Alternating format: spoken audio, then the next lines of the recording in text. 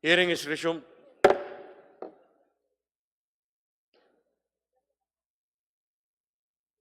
Mr. Chairman, I now move that we resume consideration of the resolution of both Houses number 7 and that the Secretary General be directed to read the title of said measure. There's a motion to resume consideration of resolution of both houses number 7. The Secretary General is directed to do so. Resolution of both Houses number 7, a resolution of both Houses of Congress proposing amendments to certain economic provisions of the 1987 Constitution of the Republic of the Philippines, particularly on Articles 12, 14, and 16. Floor leader. Mr. Chairman, I move for a few minutes suspension. Hearing is suspended.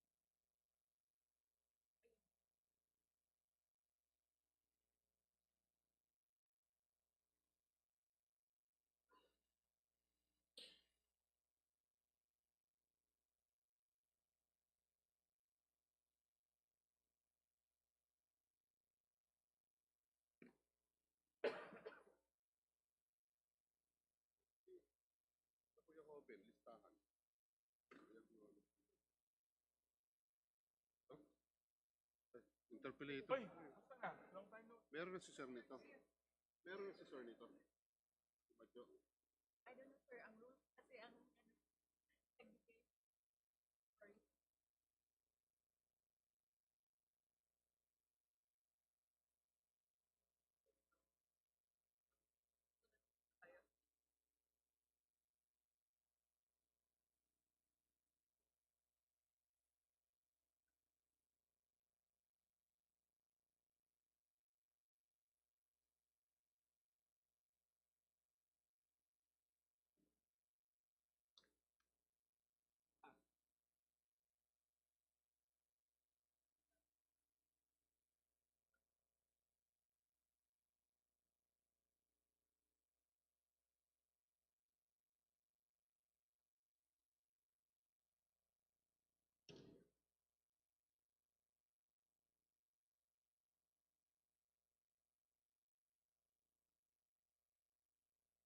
Pa-highlight naman kung sino yung nandito.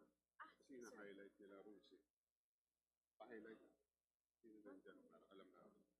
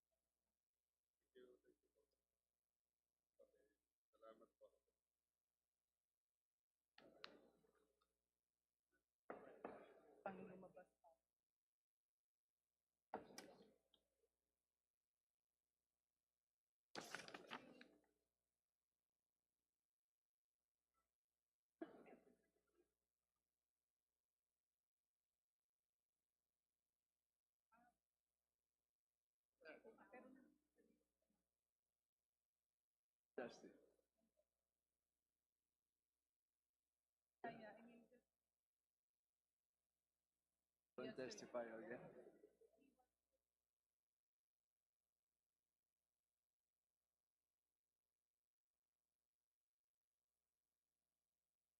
How many minutes do we have? Opening 5, 6 minutes.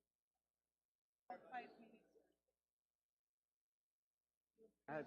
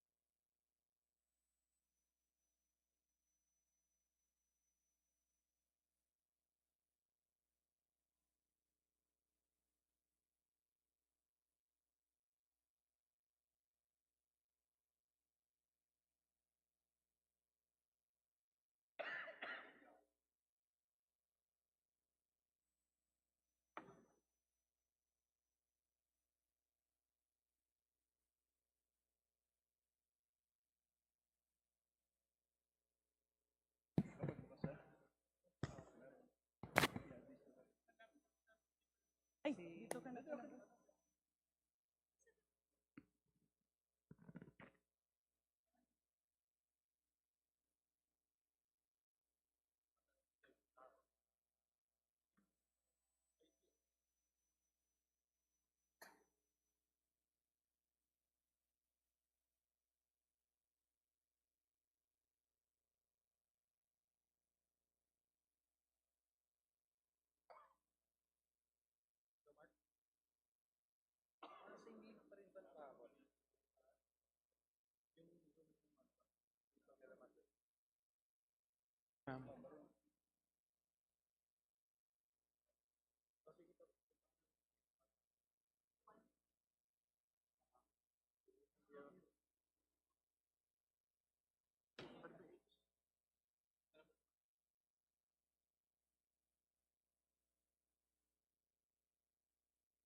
College natin ba?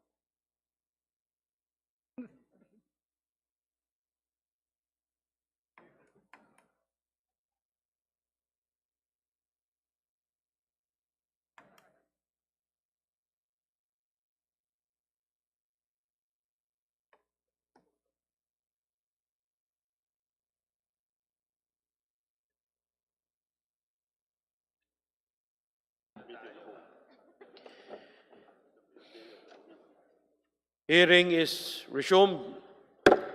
We are already on our fifth day of our deliberations of the Committee of the Whole with regards to resolution of both houses number 7. The chair would like to recognize now the floor leader for the update to our members. What is now our parliamentary status, floor leader? Mr. Chairman, the parliamentary status of this measure is that we have convened as a committee of the whole, and we are deliberating on the proposed second amendment, which pertains to Article 14, education. Mr. Chair, allow us to acknowledge guests who are here with us today.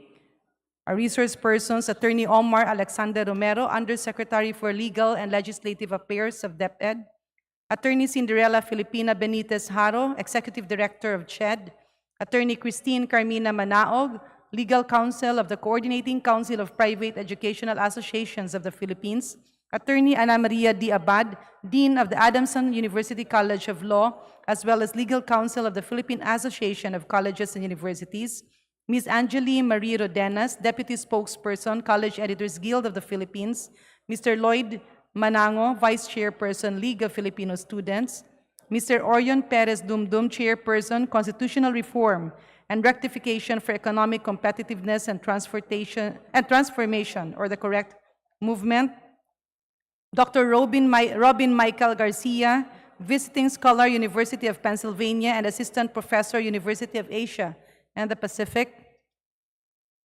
Dr. Victor Limlingan, a Fellow of the Foundation for Economic Freedom, Professor Solita Colas Monsod, Professor Emeritus of the UP School of Economics, Attorney Rudolph Reggie Hularbal, Legal Counsel of the Ad Standard Council, Mr. Yun Chong President of the Korean Chamber of Commerce, Philippines, and we have our generalist, Attorney Christian Monsod, former COMELEC Chairman, member of the 1986 Constitutional Commission, Mr. Orion Perez Dumdum, Attorney Van de la Cruz, Legal Counsel of the Parish Pastoral Council for Responsible Voting.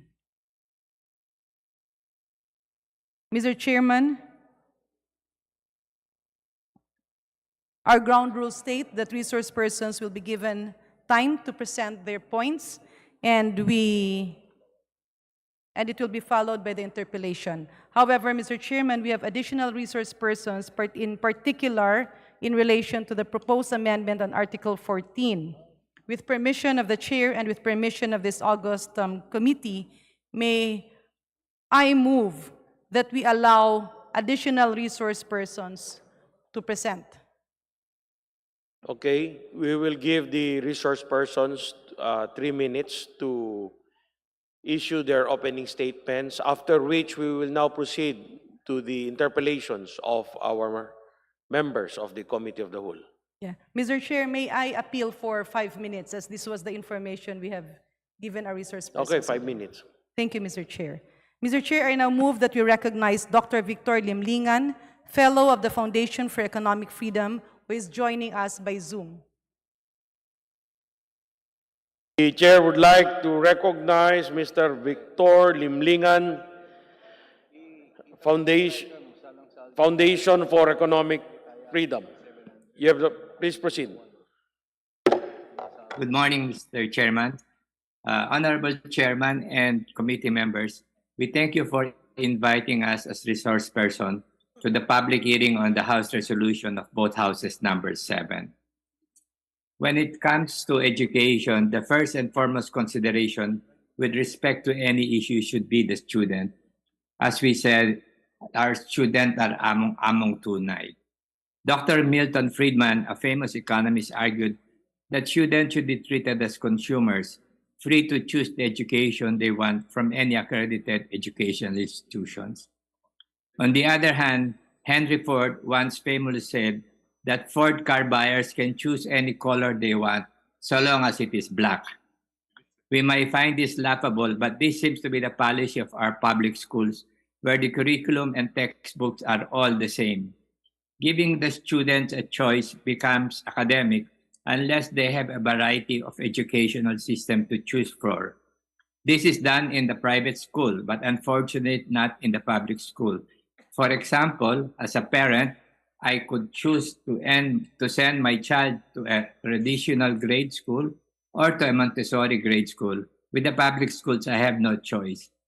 This is not the case with other educational systems in the world. In the United States, public schools are operated by school boards, which are part of the local government. Under this decentralized system, school boards provide a vast range of choices. A, the traditional public school. B, government subsidies such as school vouchers so students can study for free in different kinds of private schools. Charter schools, which are public schools managed by the private sector based on a charter of educational systems jointly agreed upon. Note that school vouchers are a critical factor in giving students a meaningful choice. If a poor student has to choose between a free public school and a for-pay private school, there really is no choice. As one private school president noted warily, it's hard to compete with free.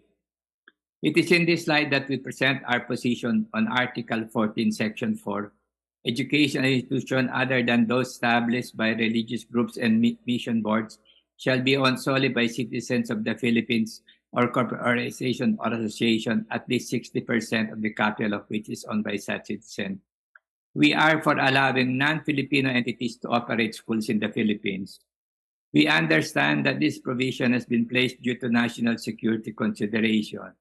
If so, other safeguards can be placed by both our educational and national security agencies to take the place of this prohibition. For allowing non-Filipino educational entities to operate in the Philippines means more choices and opportunities for our students. We may note that the National Education Policy of India of 2020 promises higher education reforms in many areas, and internationalism is prominent among them.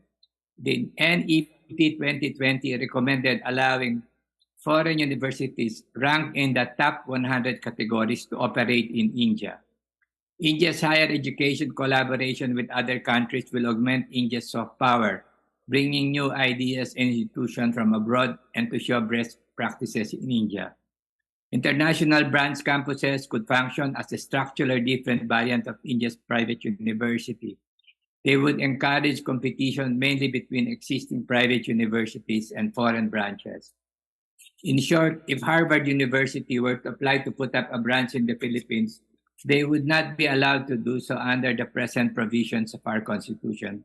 And so we must amend the provision in case our student be given the opportunity to study at the Philippine branch of the Harvard University. Thank you for giving me the opportunity to share my views with the committee. Thank you.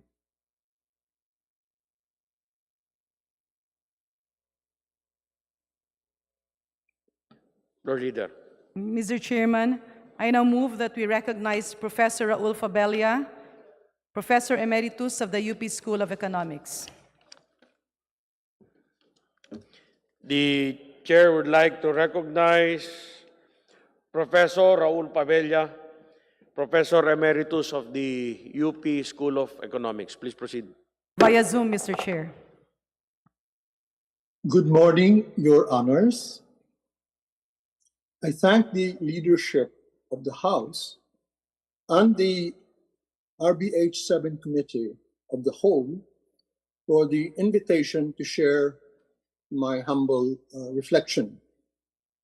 I'm sorry that I cannot be with you physically and cannot stay too long because of previous engagements. I have one simple brief about the amendment to Section 4, Article 14, proposed in RBH 7 on education. I support the amendment modality and the philosophy behind the phrase unless provided for by law. This empowers the legislature of the moment to respond to exigencies of the moment, which power to respond is absent in the original Section 4, Article 14 of the 1987 Constitution. In other words, greater resilience, which is so important in our modern world.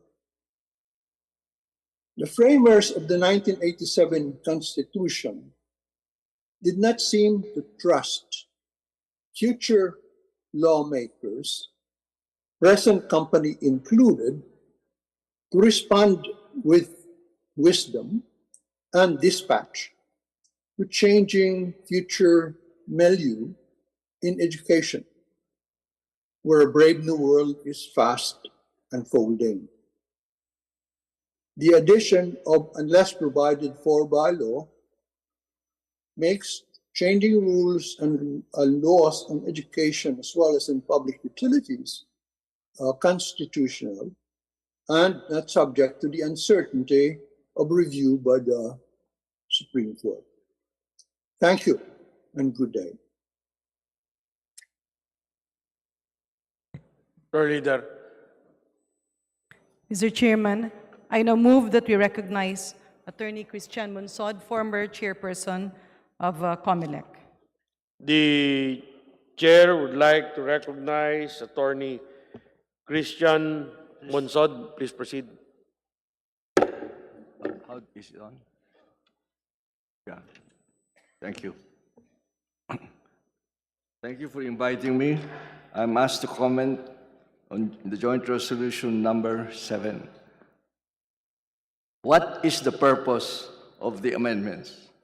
I quote the President in an interview last January 23. The 1987 Constitution was not written for a globalized world. We have to admit it.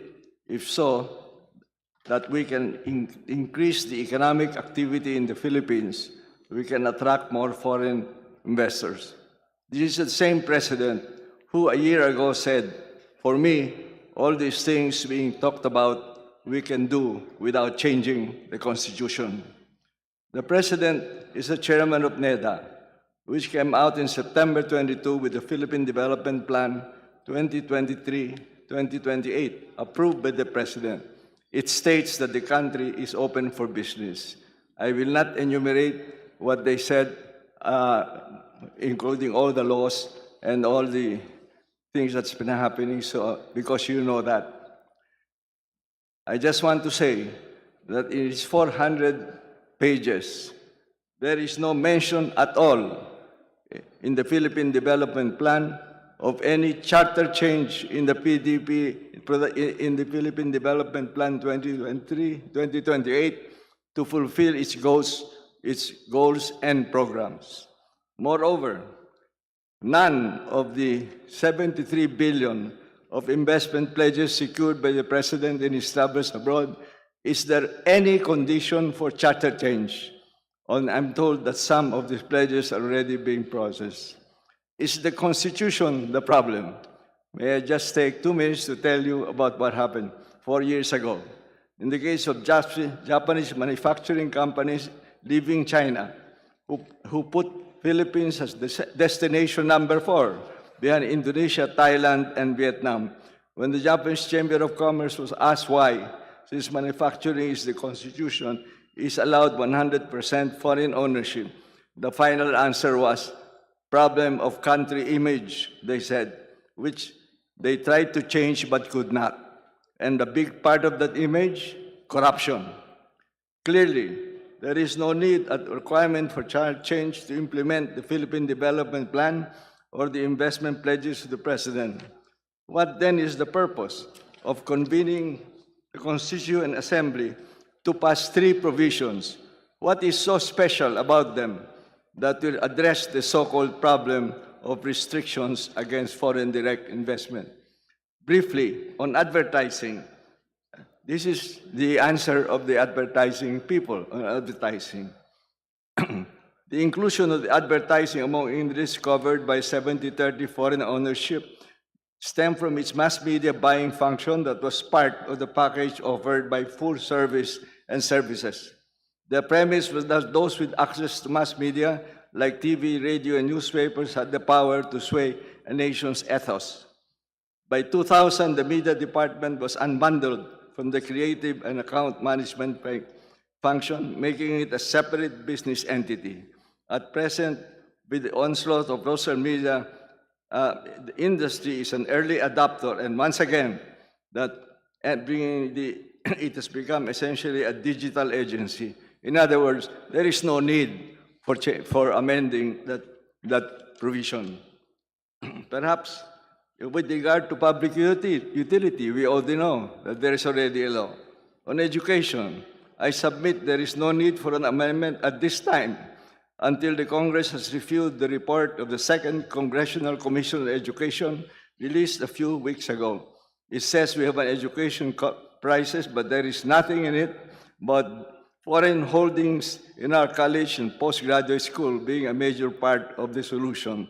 The problem is in preschool, primary and secondary. Incidentally, I am against the provision of unless otherwise provided by law provided in the proposal on Section 4, Basic 2. You might, excuse me. In view of the foregoing, why the priority and rush to amend these three economic provisions that are not that meaningful to economic growth and foreign direct investment? Is it part of a compromise between the Senate and the House with the blessing of the President for the discontinuance of the People's Initiative? Or as the saying goes, is this only the thin edge of the wedge that will later allow the real purpose to overhaul the Constitution, major revisions on the structure, and authoritarian Constitution with more powers to the incumbents of government? I trust that the Senate will not allow this to happen.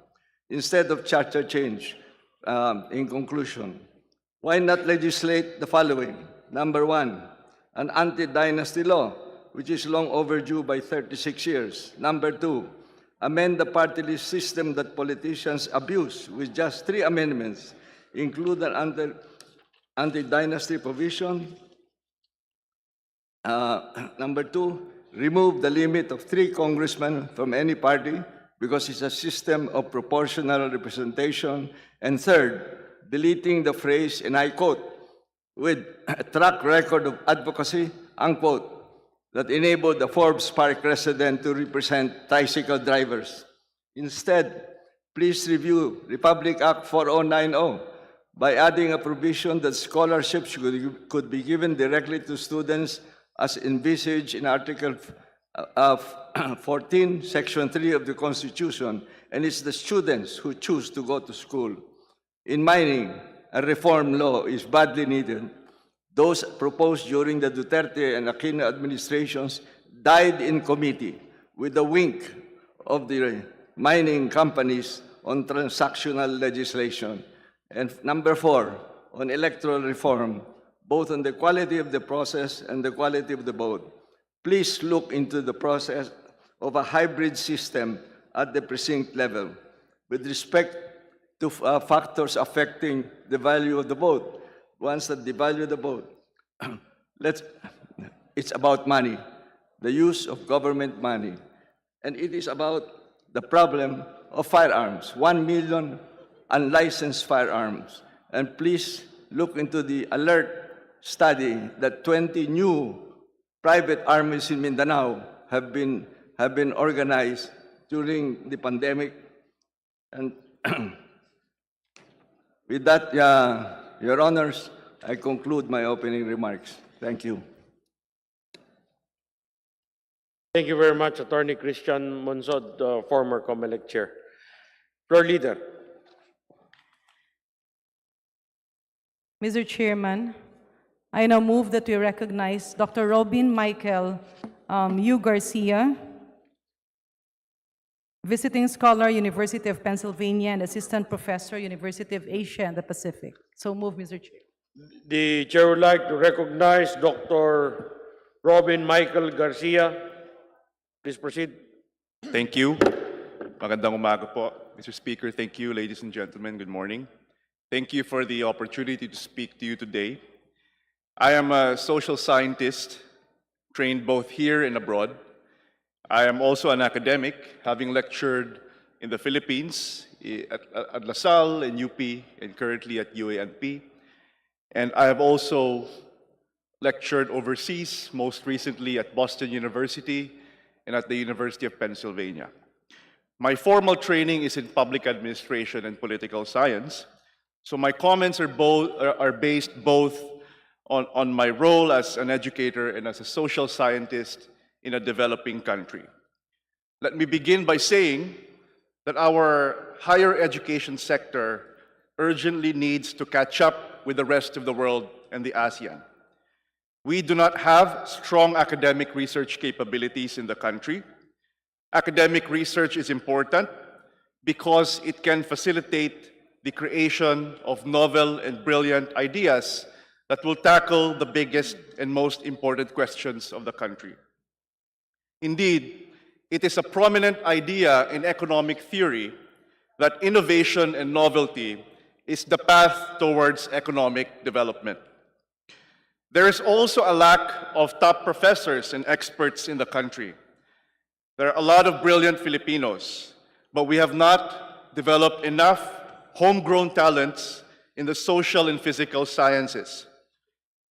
A program of successful countries like the US, Germany, or China is attracting experts and top specialists in their fields. The US is a strong country because they're able to attract the best in their universities. Our curricula and subjects that are being taught are also not updated or are incomplete. As such, the substance of the subjects and lessons are not at par globally. All of these problems are manifested in the fact that global university rankings of Filipino universities, we only have very few in the top 500, and we constantly rank at the bottom half of the 500 list, while emerging economies in Asia have surged to the top 50 and even to the top 10 of world global rankings, global university rankings. Dominant economies like the US, Japan, and Germany have concomitant strong education systems because business innovations are drawn from academic innovations. The most innovative economies in the world, therefore, have the strongest education systems. More importantly, one crucial variable in the success of a country is the creation of a strong state with a strong state capacity. And a strong state capacity includes attracting the best and the brightest in the government bureaucracy. The quality of your education system, therefore, directly affects the quality of your government. Asian countries such as Singapore and Japan have strong bureaucracies that are able to recruit the best and the brightest because they draw from their world-class universities that are consistently at the top 10 and top 20, not top 300, but top 10 and top 20 in the world. At least two founding fathers of the United States of America understood the role of education in creating a strong nation and a strong state. Benjamin Franklin, one of the foremost inventors and thinkers, is the founder of the University of Pennsylvania, one of the 8 private Ivy League universities in the US, while Thomas Jefferson founded the University of Virginia, one of the strongest public research universities in the US. Both Benjamin Franklin and Thomas Jefferson are two of the most revered founding fathers among all the founding fathers of the US. Founding fathers are those who wrote the US Constitution. And their legacy includes creating reputable higher education institutions. As such, I support, with some conditions, the proposal to liberalize the education sector in the Philippines because of the following reasons. First, the presence of reputable universities will attract the best professors and thinkers to the Philippines. Western and Asian universities have a strong reputation in supporting intellectuals, and a good education brand also enhances the prestige of the professors and therefore will invite them to come to the Philippines. The top thinkers would only want to work with top institutions.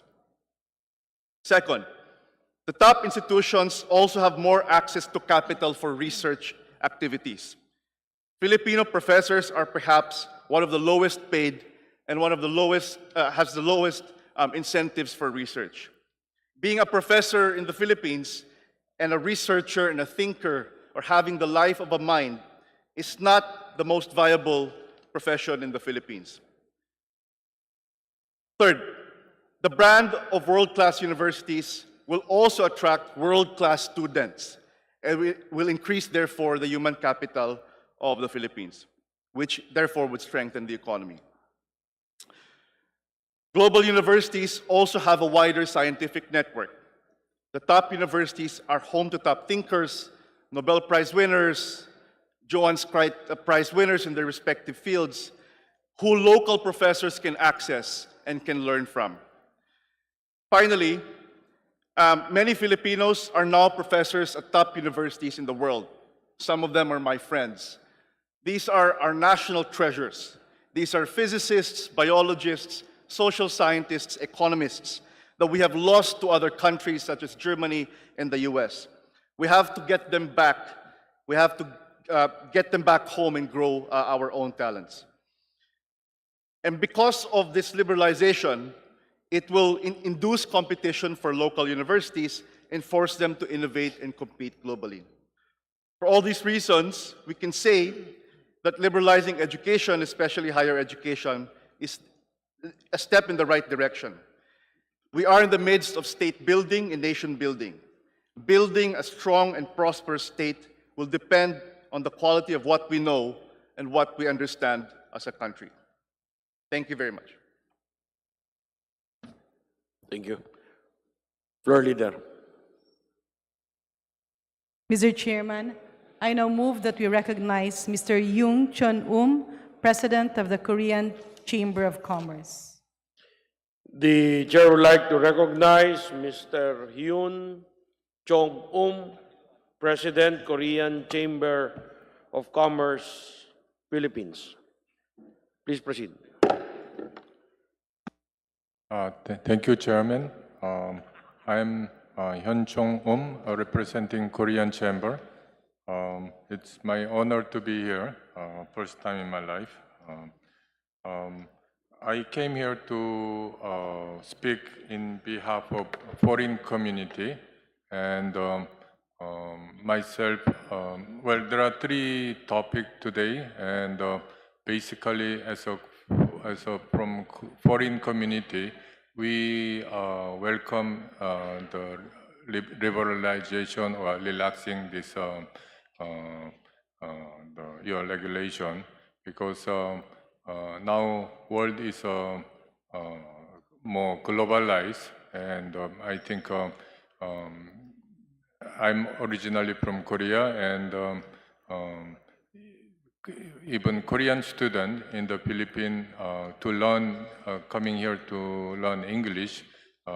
Before pandemic, it's 50,000 students, and I think in the education sector also, I think if it's more global standard and better facility and the system, together with, of course, Filipino talent teaching, and I think this will become more competitive, this country.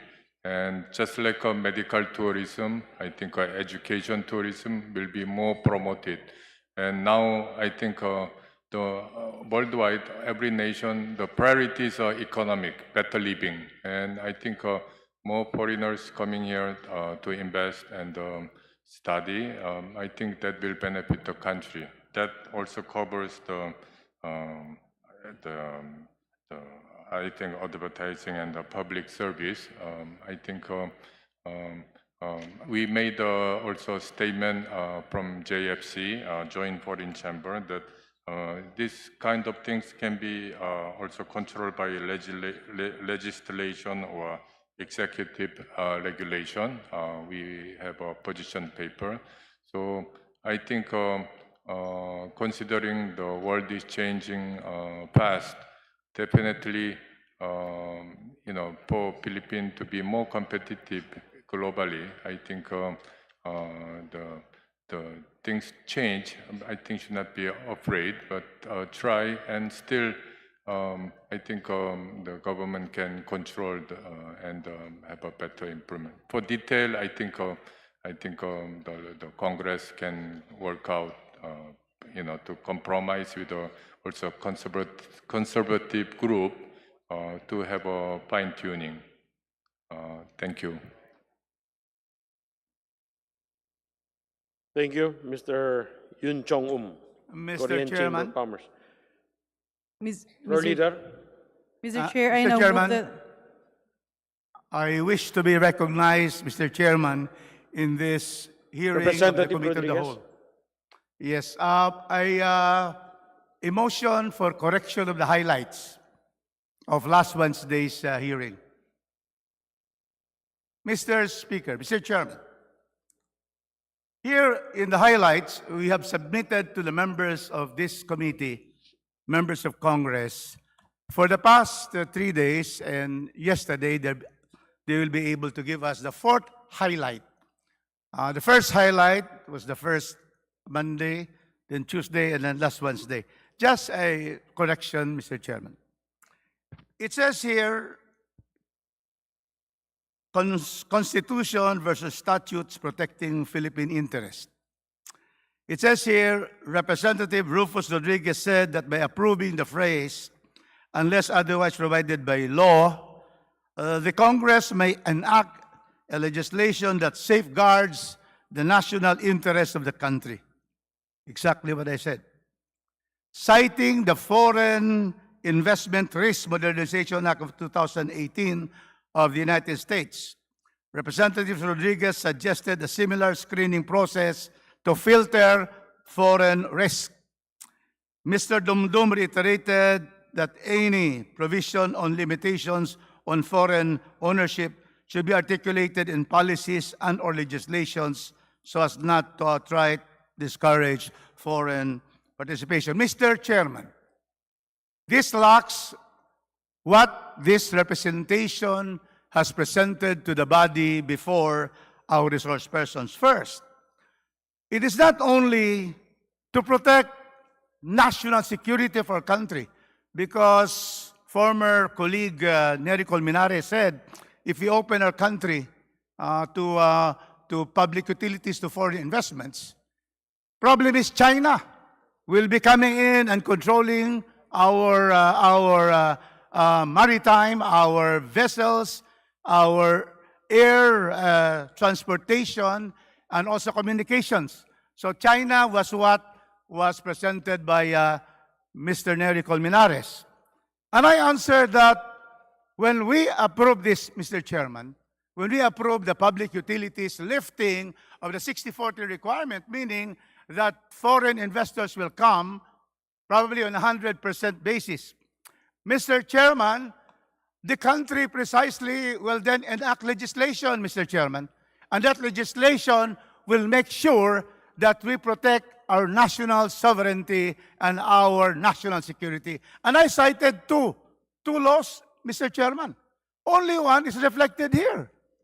First, I researched in the United States because I was there as a guest of the United States Senate, and it says, here in the United States, we have the Foreign Investment Risk Modernization Act.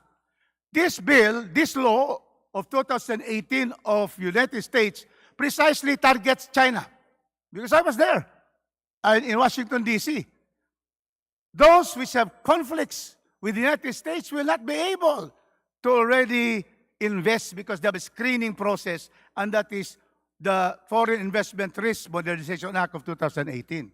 But the second one left out by these highlights, which to me is such a disappointment, because not only the United States screens investments so that countries in conflict or seemingly in conflict with the interests of the United States, another one, Mr. Chairman, is the United Kingdom. Very recent, 2021. It is called National Security and Investment Act of 2021. It should be included there because, again, the British government is screening those countries which have adverse interests with them and screen them out and not allow them in. Finally, Mr. Chairman, finally, just one more, because this is very important. That is the first part of the highlights which is lacking. So I wish that to be corrected because that is on record of what I stated.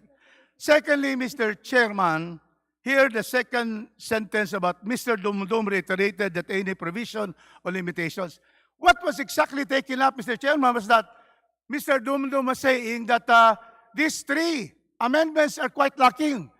We should have all the limitations and prohibitions on foreign investments lifted and repealed. And then, Mr. Chairman, I therefore asked him, and this is what I would like to include. And I said, I believe that, yes, the three are not sufficient, and so we have to add other four. What are these? First, exploitation and development of natural resources. One, It is therefore, it should be lifted. Secondly, lease of land should be lifted, public land. Third is media and then land. And so therefore, I'd like to reflect here that yes, the last Wednesday, I therefore asked Mr. Dumdum that is it not that the best way to do to open our country that only slightly, not only halfway is to open the gates for our investments, for our more job employment and more income for our government, is that I propose this, and it should be included, Mr. Chairman. Instead of reciting and stating Mr. Chair. the three, I'm finishing, Mr. Chairman. Three, it should now read, and I like this to be included. Instead of having this lifting, and unless others provided by law, we put there the First Amendment to the Constitution of 1987. It shall say, first, that all prohibitions and limitations in the 1987 Constitution are hereby lifted and repealed, period. Second sentence, last one, second sentence is, the Congress shall enact legislation to regulate foreign investments in this Mr. country. Chair. Thank you. I move that it be corrected, Mr. Chairman. Mr. So Chair, moved. just for clarification. Floor point leader. Thank you, Mr. Chair. The highlights is actually not an official document. These are the bullet points that are being given or posted in the all members chat group so that everybody can keep track. The official document will be the transcript of records in the committee. However, Mr. Chair, And the journal. and the journal, yes. However, Mr. Chair, with due courtesy to our very Yes, distinguished don't worry. colleague, may we direct the Secretariat Yes. to incorporate the proposed inclusions of the Honorable Rufus Rodriguez In the highlights. in the highlights. And most especially in the journal of the committee. No, but the journal will remain, Mr. Chair, as what it is based on the transcript That's and the why record. what the distinguished gentleman from the city of Cagayan de Oro mentioned is and will be included in the journal, Thank you very much, Mr. Chairman. Yes. Thank you very much. which is official. Yes, so thank Floor you very leader. much. Thank you very much, Mr. Chair. May we now Chair. proceed to the next Chair. resource person. I move that we recognize Attorney Anthony Abad, law professor of Mr. the Chair. Ateneo de Manila Law Mr. School Chair. and international. Just a clarification, Mr. Chair. Point of inquiry. Yes. Mr. Chair, Representative Rosas. thank you, Mr. Chair. Clarification lang, Mr. Chair, kasi we were not appraised by the highlights of the previous discussions, and we would like to know kung meron bang copy for all members. Kasi, Mr. Chair, the good gentleman, si Congressman Rufus, was talking about this document, and we were not given, ano? And, Mr. Chair, if wala pa naman yung journal, tama po ba? Yes. Wala pa yung journal para doon sa official Represent- document. Okay, Representative Rosas, I think what Representative Rodriguez was mentioning was the one posted by the Secretary General in the all members Viber group chat. So that is not yet the journal. Yes, Mr. It Chair. is just a highlight of what transpired. So Representative Rodriguez wanted to include in those highlights additional points which was mentioned during last Wednesday's hearing. But there is nothing to worry. The official document of the committee will be the journal. Yes, thank you, Mr. Chair. I would like to clarify that. Kasi, Mr. Chair, so we can react also, no, Mr. Chair, para makita namin kung ano yung mga laman yun at makapag-react kami kaugnay doon, Mr. Chair. So, Mr. Chair, just to reiterate my earlier statement, the highlights are actually bullet points of what transpired on our daily meeting as a committee of the whole. However, these are not official records. It's actually posted in the 19th Congress All Members Group together with all the position papers of all the resource persons invited, including those who submitted position papers but were not able to come here. So again, it's not an official document. The journal stands as the official document, and all that is written there are based in the transcript of records. Yes, So, Mr. thank you, Mr. Chair. Whether official or not official, Mr. Chair, we would like to have a copy of that. Thank you. Yes, Mr. Chair, it's posted in the chat group. So, Mr. Chair, allow me to reiterate my motion. Floor leader. Allow me to reiterate my motion to recognize Attorney Anthony Abad, law professor from the Ateneo de Manila Law School and international trade and investment expert. The chair would like to recognize Attorney Anthony Abad, law professor at Ateneo de Manila Law School, international trade and investment expert. Please proceed. Mr. Chair, Your Honors, thank you very much for inviting me to be a resource person here at the House of Representatives. I'm Anthony Abad. I am a professor of international economic law and competition law at the Ateneo de Manila University. I, however, do not represent the views and position of the university. These are my personal views based on my research. I'm also a panelist of the dispute settlement body of the World Trade Organization and currently engaged in a research project at the World Trade Institute. And I also I don't represent their views, but the work I'm doing at the World Trade Institute now involves the study of the impact of artificial intelligence on the legal framework for international trade and investment. And we predict a sea change in all the rules, including the WTO agreements, and particularly national laws, which include constitutions. And that's why it's, for me, it is a matter of urgency, and it's very important that Congress is now reviewing the Constitution, because the Constitution can be a very useful tool in enhancing the global competitiveness of the Philippines, as well as eradicating poverty and creating a more resilient and inclusive society. I would like to thank the House of Representatives and Congress in general for giving us this opportunity, and I hope, my wish is that within my lifetime, I will see the Constitution finally being modernized. No? So based on this study, what the phenomenon that's happening outside, no? I'm trying to take the view from outside the Philippines, is that there is a major integration of systems because of the application of AI. So as we speak, AI is being applied to different processes, business processes, you name it, trade, investment, banking, all of these processes are being driven by artificial intelligence now.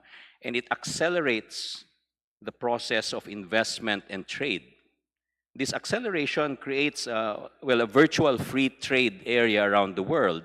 But the problem is countries that do not have legal systems that are compatible with this systems integrated economy are not going to be able to take advantage of this. There's a study by Morgan Stanley that in 2022, $6 trillion have already been allotted to education. And by 2030, this will be $8 trillion US dollars. So this is foreign investment. And educational institutions in particular are crucial to this convergence of data, technology, and artificial intelligence. In other words, the educational institutions, whether it's preschool or primary, all the way up to university and postgraduate level, will become hubs for the processing of this information and knowledge. And knowledge becomes the currency of the future. But if we are not part of that system, then we are going to be left behind. We are already left behind, no? So my position is, and I would strongly encourage that you please review the Constitution for revisions and amendments that will make us more globally competitive, that will make us compatible with this global system.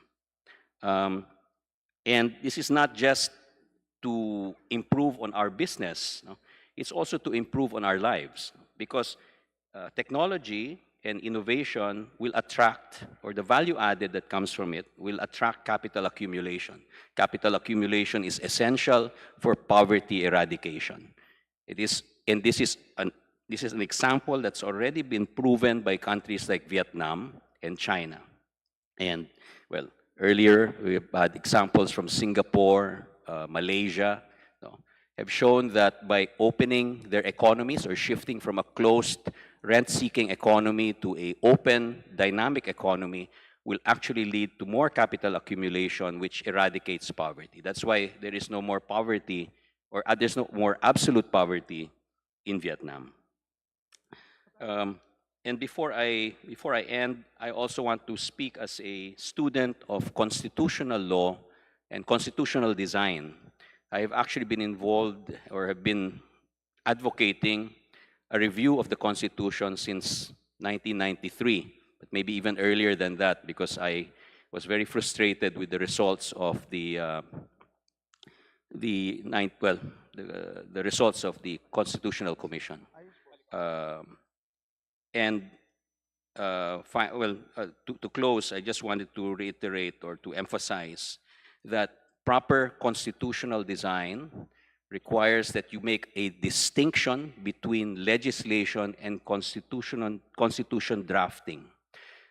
Constitution drafting cannot involve what should be properly in the purview or should be exercised by the legislature. And to put very specific provisions like 60-40 equity limits, for example, should be legislation, not constitution drafting. So a proper constitution should not have this form of legislation. So I'm not saying here that we are opening up wholesale, or 100%, but it should be Congress that makes the determination of what is the best way to restrict or limit or oversee any investment that comes into the country. With that, I will await any questions, and I will be happy also to discuss in detail my research on this topic. Thank you very much. Thank you, Attorney Anthony Abad. Mr. Floor Chair, leader. may we now resume the interpellation of the proposed measure? And for this purpose, I move that we recognize the Honorable Lani Mercado Revilla of the 2nd District of Cavite for her interpellation. Hindi mo minority. Magandang umaga po sa ating lahat, to our chairman Yes. and to our... Before that,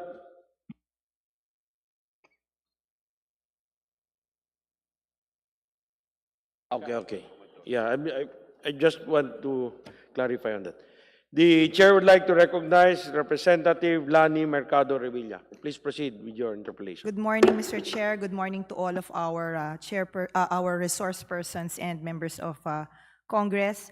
Mr. Chair, currently the entire provision of Article 14, Section 4, Paragraph 2 reads, educational institutions other than those established by religious groups and mission boards shall be owned solely by citizens of the Philippines or corporations or associations, at least 60% of the capital of which is owned by such citizens. The Congress may, however, require increased Filipino equity participation in all educational institutions. The control and administration of educational institutions shall be vested in citizens of the Philippines. No educational institution shall be established exclusively for aliens, and no groups of aliens shall comprise more than 1/3 of the enrollment in any school. The provision of this subsection shall not apply to schools established for foreign diplomatic personnel and their dependents, and unless otherwise provided by law, for other foreign temporary residents. In RBH7, the relevant proposed amendment reads this way, Section 4, basic education institutions other than those established by religious groups and missions and mission boards shall be owned solely by citizens of the Philippines, or corporations or associations at least 60% of the capital of which is owned by such citizens. The Congress may, however, require increased Filipino equity participation in all educational institutions.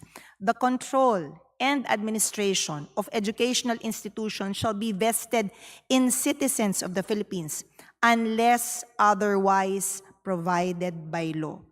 The word basic is bold and in all caps and inserted in the beginning of the paragraph before the word educational. This proposed amendment has been clarified to mean that this part, which limits ownership of educational institutions to Filipinos or up to 40% foreign equity only, is now being intended to be applicable only to basic ed, or educational institutions under the Department of Education, the elementary to high school, maybe K to 12, if I understood this correctly. And the phrase, unless otherwise provided by law, is inserted at the end of the sentence. The control and administration of educational institutions shall be vested in citizens of the Philippines, which means that the proponents want Congress to have the flexibility of enacting subsequent legislative measure to lift or otherwise determine any change in such reservation of control and supervision of our basic educational institutions to Filipino citizens only. My first question is to Dean of the Adamson College of Law, Attorney Ana Maria Abad. If and when the Filipino people will approve of this amendment via a plebiscite of the people, this would now become a political question that Supreme Court may not review under its expanded power of judicial review. What is your opinion, Dean Abad, on this? May I, May respond, Attorney Abad. maraming maraming salamat po. Magandang umaga Good din po, morning, ma'am. I do think that the Supreme Court may still consider determining whether or not the Constitution was valid, the provision was validly passed, and whether or not this was in strict conformity with the constitutional limitations provided for in the Constitution itself. The Supreme Court still has that power to determine the validity of any constitutional amendment. It can be questioned, Your Honor. Thank you very much for that clarification and sharing your opinion. Mr. Chair, the same Article 14, Section 4, currently, as I have read earlier, has a last subparagraph which says, no educational institution shall be established exclusively for aliens, and no group of aliens shall comprise more than 1/3 of the enrollment in any school. The provisions of this subsection shall not apply to schools established for foreign diplomatic personnel and their dependents, and unless otherwise provided by law, for other foreign temporary residents. In the position paper of DepEd, which was read to us yesterday by the representative of the department under Yusek Omar Romero, he mentioned that this last paragraph was deleted, and such removal may expose the department to infiltration and compromise, and to national security issues. Since without that last paragraph, there could be basic educational institutions established exclusively for aliens with up to 100% alien enrollment. In our bill-making rules, if you want a certain sentence in the paragraph being amended to be deleted, you would include the original words in the proposed bill, but have it overstricken by a line denoting that the author proposes an amendment by deletion. But in RBH7, that subparagraph was not included, and either was it stricken off. This could mean that this last paragraph of Section 4 2 not being deleted, or this part of the 1987 Constitution could be retained if RBH 7 will be passed, just like Section 4.1 and 3 and 4. Am I right, our dear sponsors? Can you please indulge this representation in clarifying whether or not you intend to delete this penultimate paragraph of Article 14, Section 4, 2? Anybody from our resource persons could answer this? Is Yes, it Dean. propounded to me? Yes, ma'am, you could answer this as Okay, well. the fact that this particular provision has been deleted implies that the sense of the Congress is to allow for 100% foreign student population. This is but in conjunction with the intention of this body now to allow for full ownership of higher educational institutions by foreign investors. Ma'am, I have a short question. If Filipinos who would wish to enroll in tertiary education funded by 100% foreigners, the quality of education that we have at present here in the Philippines is not apt for students to pass tertiary level. My question is, if my understanding of the word basic means elementary to grade 12.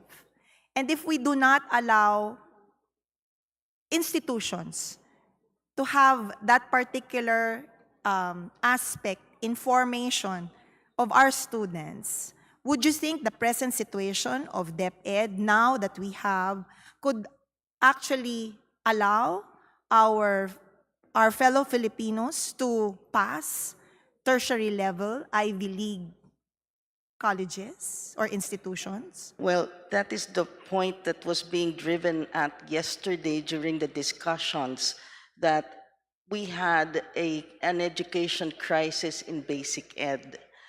But the fact that we are talking about tertiary education being opened up to foreign universities, the question now is whether or not our own Filipino students would be able to attend foreign universities here because of that particular apparent lack in sciences, math, and English.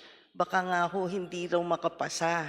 So yun din ho yung pinupunto ng mga schools, no? The problem is our basic ed really needs to be strengthened. And that is why I think DepEd, the officials are here, they are now doing the matatag curriculum.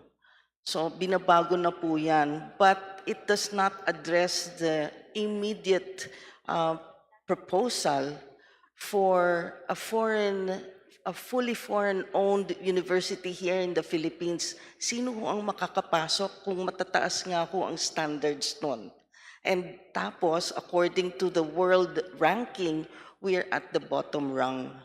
This is really unfortunate, but this is something that the educational institutions have been really trying to correct, to the credit of our local universities and colleges and the basic ed po. Thank you very much.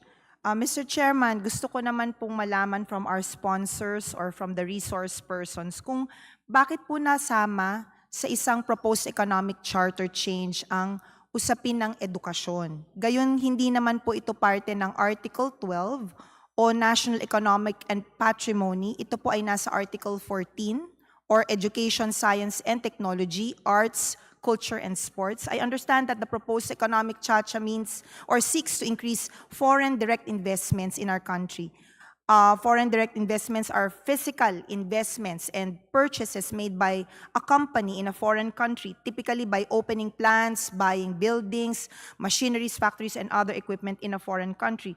Will the prospective foreign direct investor who are owners of the HEIs be allowed to buy lands, buildings, hire expat administrators, managers, and professors, and eventually enroll more alien students under a subsequent legislative measure? Mr. Chair, yes. Mr. Chair, Yes, you may respond. Kindly state your name for record my purposes. name is Paolo Tamasa. I'm an assistant professor of the College of Law of the University of the Philippines. I teach constitutional law, and the specialization I have in research is constitutional history and the history of amendments. 2 points, if I can make, Mr. Chair, to the representative. So the first, on the question of the inclusion of seemingly non-economic amendments, there is nothing from a legal perspective that prohibits Congress from a constituent assembly from considering various amendments to different portions of the Constitution in one measure. But this highlights an important point that Justice Mendoza made yesterday, which is the need for Congress to properly convene with the Senate in joint session as a constituent assembly. This is because when Congress exercises the power to amend or to propose amendments to the Constitution, it exercises a constituent power and not a legislative power. So that means that Congress considers the entirety of the long term of the Constitution and the effect of various provisions that may potentially conflict with each other with the rest of the basic structure. And this is why the proposal was made. And Mr. Chair, if I can return to the previous question regarding the phrasing of Section 2, subparagraph, Article 14, Section 4, subparagraph 2. I understand that the representative's question is what would be the effect of the drafting of the inclusion of unless provided by law without the necessary crossing off. In Philippine constitutional history and the history of amendments, there have been two types of amendments. One type is a codification amendment, where we basically replace portions of the constitutional text. The other is an amendment by, or appended amendment. So the example would be the Parity Rights Amendment. So because this looks like it is a codification amendment, then it would erase the entirety of subsection 2, which currently includes a saving clause for schools run by diplomatic personnel and their dependents. So the removal of the saving clause, which is subparagraph 3, in subparagraph 3 of the educational provision, may also result in basic educational institutions that are established for foreign diplomatic personnel and their dependents now being subject to 60% Filipino ownership requirement. Because currently, that saving clause, which was inserted in the 1987 Constitution, exempts these types of international schools from foreign ownership restrictions. So just pointing that out, Mr. Chair, for the consideration of the body. Clarificatory question to the gentleman, Mr. Chair. So now, since the penultimate paragraph of Article 14, Section 4 is more or less retained, as you have mentioned, which says no educational institution shall be established exclusively for aliens and no group of aliens shall comprise more than 1/3 of the enrollment in any school. Does this mean that this particular restriction would still apply to tertiary level educational institutions? And in case of the establishment of fully foreign-owned HEI, therefore, we are going to impose on them that such foreign HEI can only enroll up to 1/3 or 33% alien students, or that they cannot be established exclusively for aliens. Hindi sila makakapag-establish ng ganitong klaseng enrollment. Mr. Chair. Mr. Chair, may I ask again from the representative what the subsection concerned is?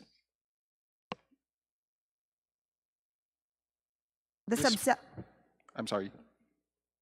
I will repeat. you made mention that this particular item will be retained. Ito pong section na basic will be retained. Oh, Mr. Chair, if I can explain quickly. So if the representative can look at the current subsection 2 of the Constitution, I think the original question pertained to what would be the effect of the lack of crossing off. So the effect would be to replace paragraph 2 of resolution of both houses number 7, to use that to replace the current text, the entire text of the current Article 14, Section 4, subsection 2 of the Constitution. So one of the effects of that, Mr. Chair, would be to potentially remove the saving clause that is currently there for schools established for foreign diplomatic personnel and their dependents. In the 1986 Constitutional Commission, when this was being drafted, the original draft actually did not contain that third paragraph of subsection 2. In the drafting, it was inserted to account for the schools of run for diplomatic personnel and their children.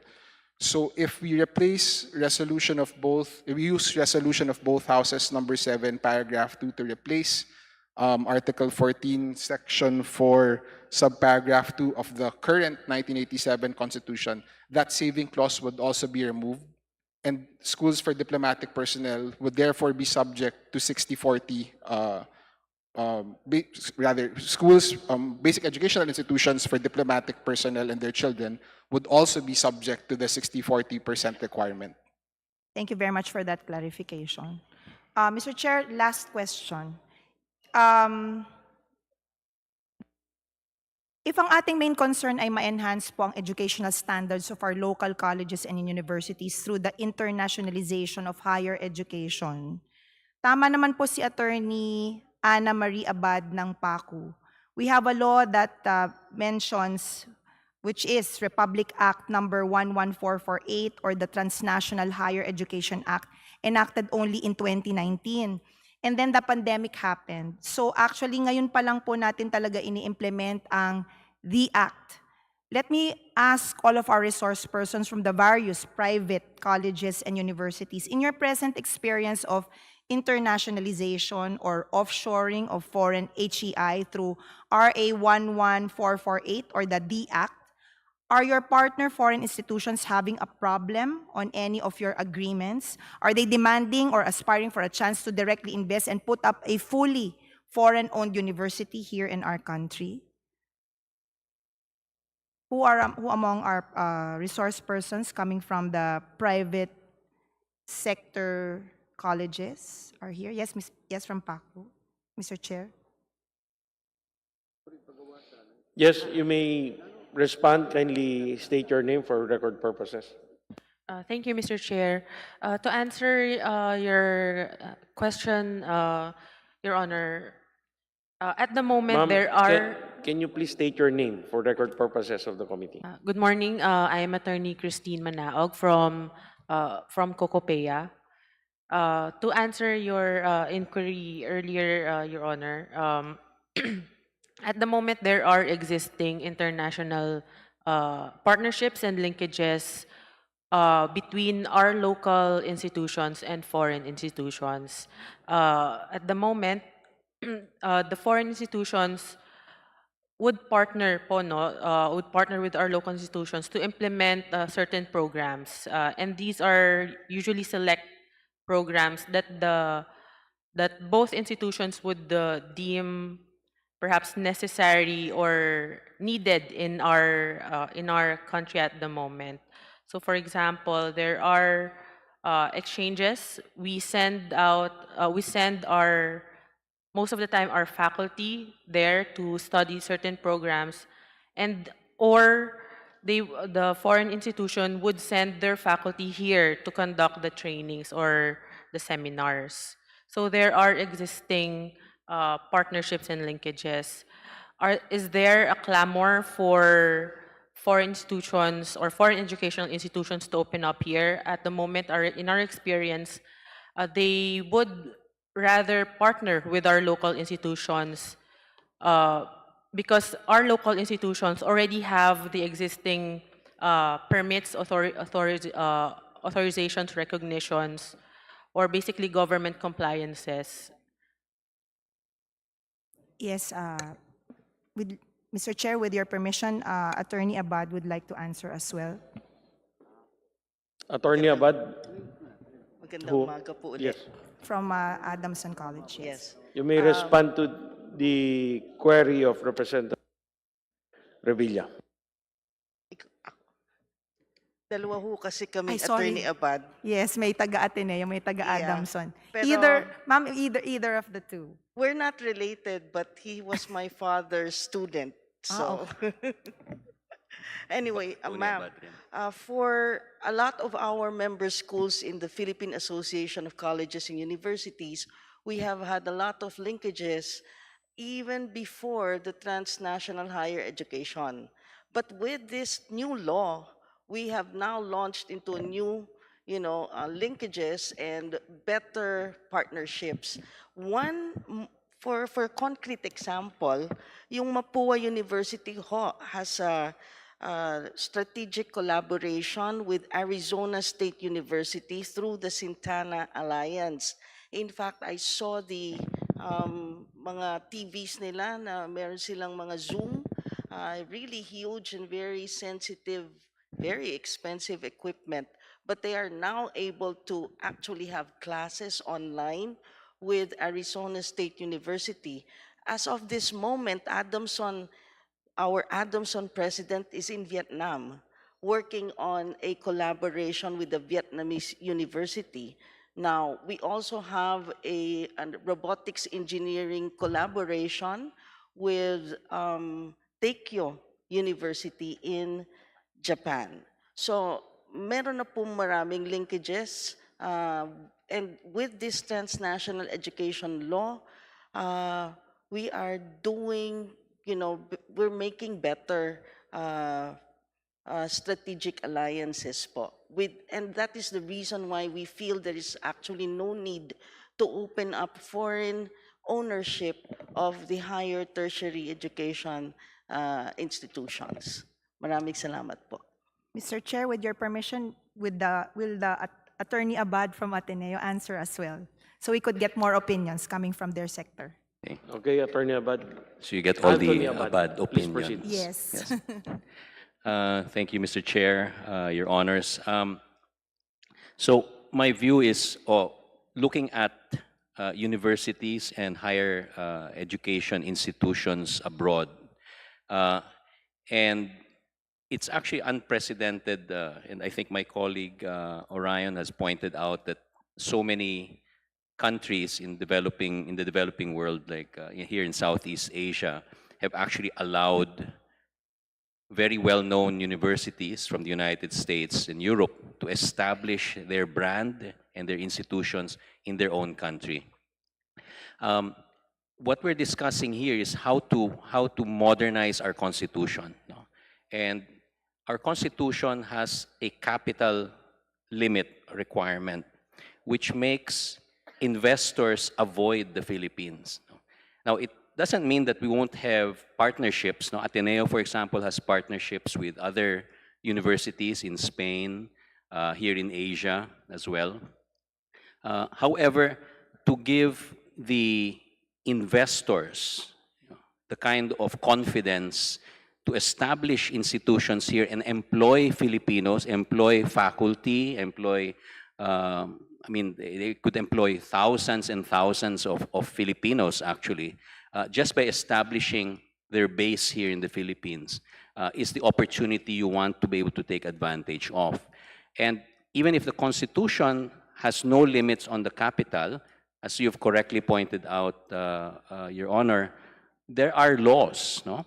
And then you can pass more laws that will restrict, that will supervise, that will oversee education in the Philippines. So if you need to protect our studentry, our faculty, and also protect the provisions of the Constitution that talk about the sort of the patriotic content of our education, it can be done by law. But it should not be, you should not put the capital requirement in the Constitution. And then allow for this opportunity to happen because it's happening in other countries. But I cannot see that Vietnam, Singapore would allow foreign investors to take advantage of Singaporeans and Vietnamese. No? They are well supervised, but the capital is accumulating. I mean, we're talking about billions and billions of US dollars that are pouring into these countries just because they allow the foreign investment to take place. Thank you. Thank you very much, Mr. Chair, and to our resource persons. Thank you very much for your enlightening answers. I wish I had more time, but I know there are other members of Congress who would like to ask questions. Thank you very much, Mr. Chair. Mabuhay po kayong lahat. Thank you.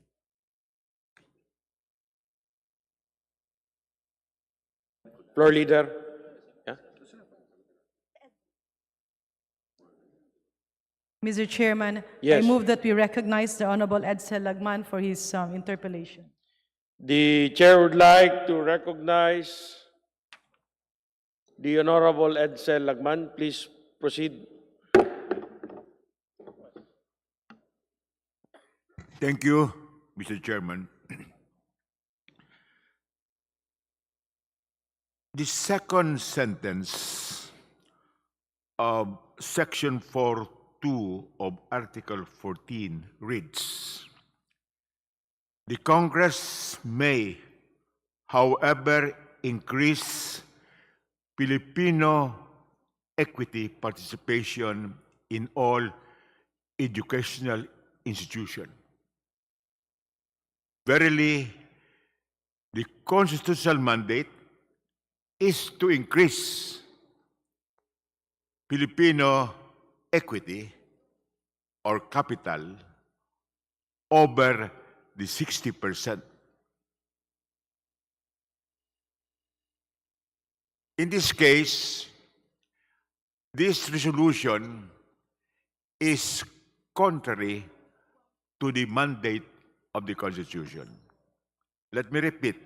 The mandate of the Constitution is for Congress. Congress may increase Filipino equity over the 60% as prescribed in the current Constitution. Can we get a confirmation of this mandate from any of the resource persons?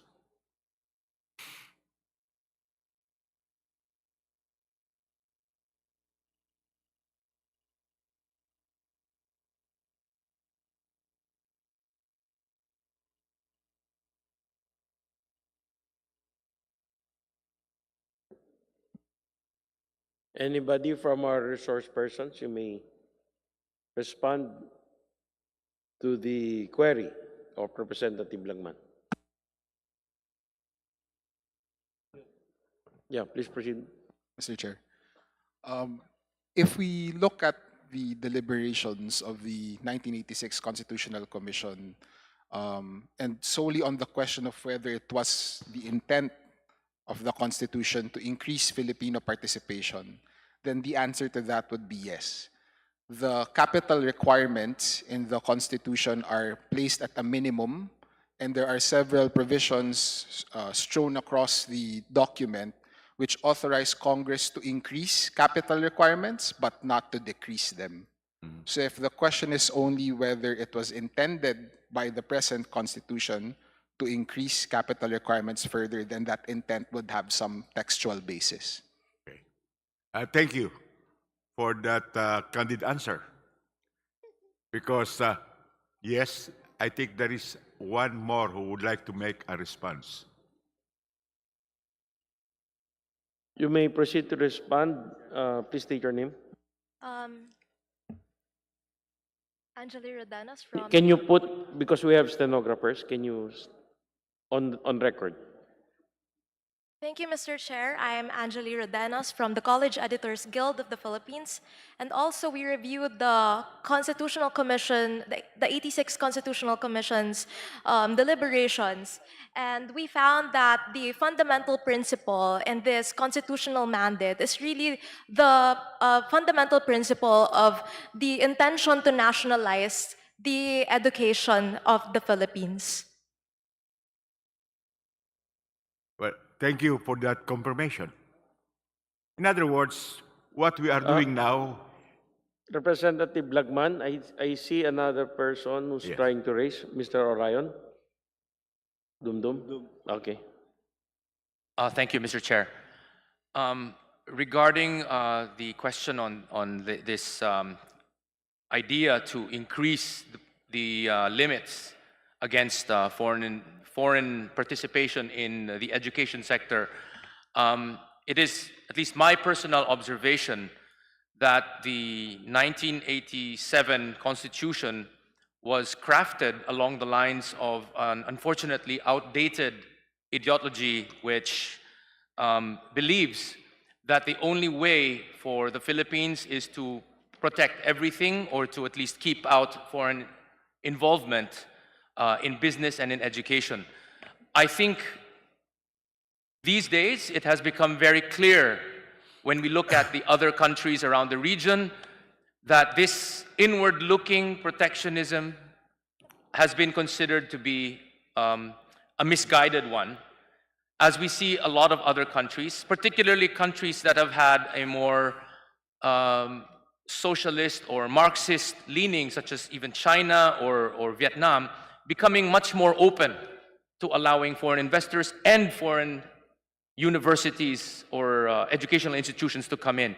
So I think in line with the times, the Philippines should also do the same in being much more open, and that we should also recognize that equity restrictions are not the only way for us to control the manner by which these foreign entrants come into our country.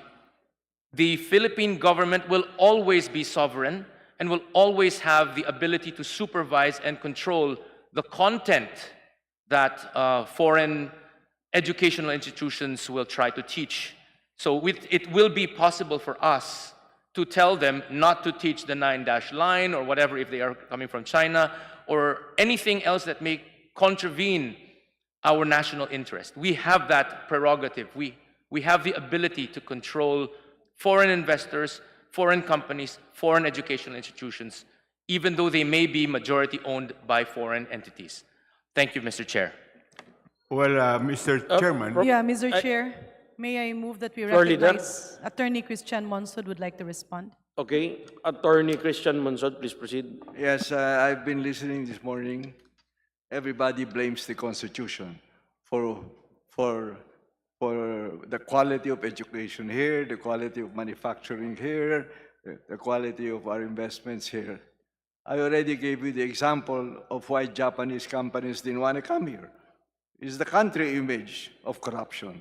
On education, this paper that was written by Ms. Cynthia Bautista, who is an advisory council of the Congressional Committee, talked about foreign investments here, like in other countries. And he said, compared to the more economically developed ASEAN countries, the Philippines is perceived as less attractive, reputable foreign education suppliers. Several factors contribute to this perception. One, there may be potentially low demand for foreign education providers due to the limited segment of upper, middle to upper class Filipinos who prefer studying abroad. There is a perception of uneven quality in higher education outside the country. Corruption poses challenges. Ensuring ease of doing business may be problematic. The key number of foreign students, not solely due to the 33% constitutional ceiling, is a factor. The seeming reluctance of the Philippine government to invest in strategic partnerships may deter reputable universities from considering joint ventures with Philippine higher education institutions, even up to 40% partnership. let alone seeking 100% ownership. The reluctance could result in attracting lower-tier providers, potentially further diminishing the higher education sector's quality. Despite the lack of interest in establishing offshore campuses, reputable foreign universities and higher education, including top global universities, have forged partnership with several Filipino universities. That's true, there are. And one of the best examples is FINMA, that has grown so much and well in the past years. It now has the highest student enrollment, higher even than Ateneo at 145,000. And they have 2 foreign partners, investors. But they're doing very well, and they are 70% of their students receive scholarships because they come from the poor. There are ways to solve this problem. Please stop blaming the Constitution. Floor Leader. The Honorable Edsa Lagman, Mr. Chair, would pursue his... Yes, I will pursue. Okay. Representative Lagman, please proceed. Well, the editorializing of Mr. Dondon does not deny the fact that the intent of the Constitution is to increase, not to decrease, Filipino equity in educational institutions. Let me also underscore again that the proposed amendment is limited to basic educational institutions and does not include higher education. Let me read verbatim the proposed amendment. Section 4, 2, basic educational institutions other than those established by religious groups and mission boards shall be owned solely by citizens of the Philippines or corporations or associations, at least 60% of the capital of which is owned by such citizens. The Congress may, however, require increased Filipino equity participation in all educational institutions. The control and administration of educational institutions shall be vested in citizens of the Philippines, unless otherwise provided by law. In other words, the proposed amendment with respect to Filipino equity and foreign participation is limited to basic education. And many of the resource persons were talking about higher education. Because if you read this very simply, it's actually like this. Basic educational institutions shall be owned solely by citizens of the Philippines or corporations or associations, at least 60% of the capital of which is owned by such citizens, unless otherwise provided by law. So the reference is only with respect to basic education. Now, it is said that the Philippine education is in crisis. And this is true. For example, we have shortages in classrooms in basic education. The Department of Education admitted the shortage of 159,000 classrooms in the country today. May we know if we allow foreign equity in educational institutions, will this inflow of foreign capital solve the shortage of 159,000 classrooms in the Philippines, let me get first the reaction of the representative of the Department of Education. Thank you, Mr. Chair. The question of on the floor is if we allow foreign-owned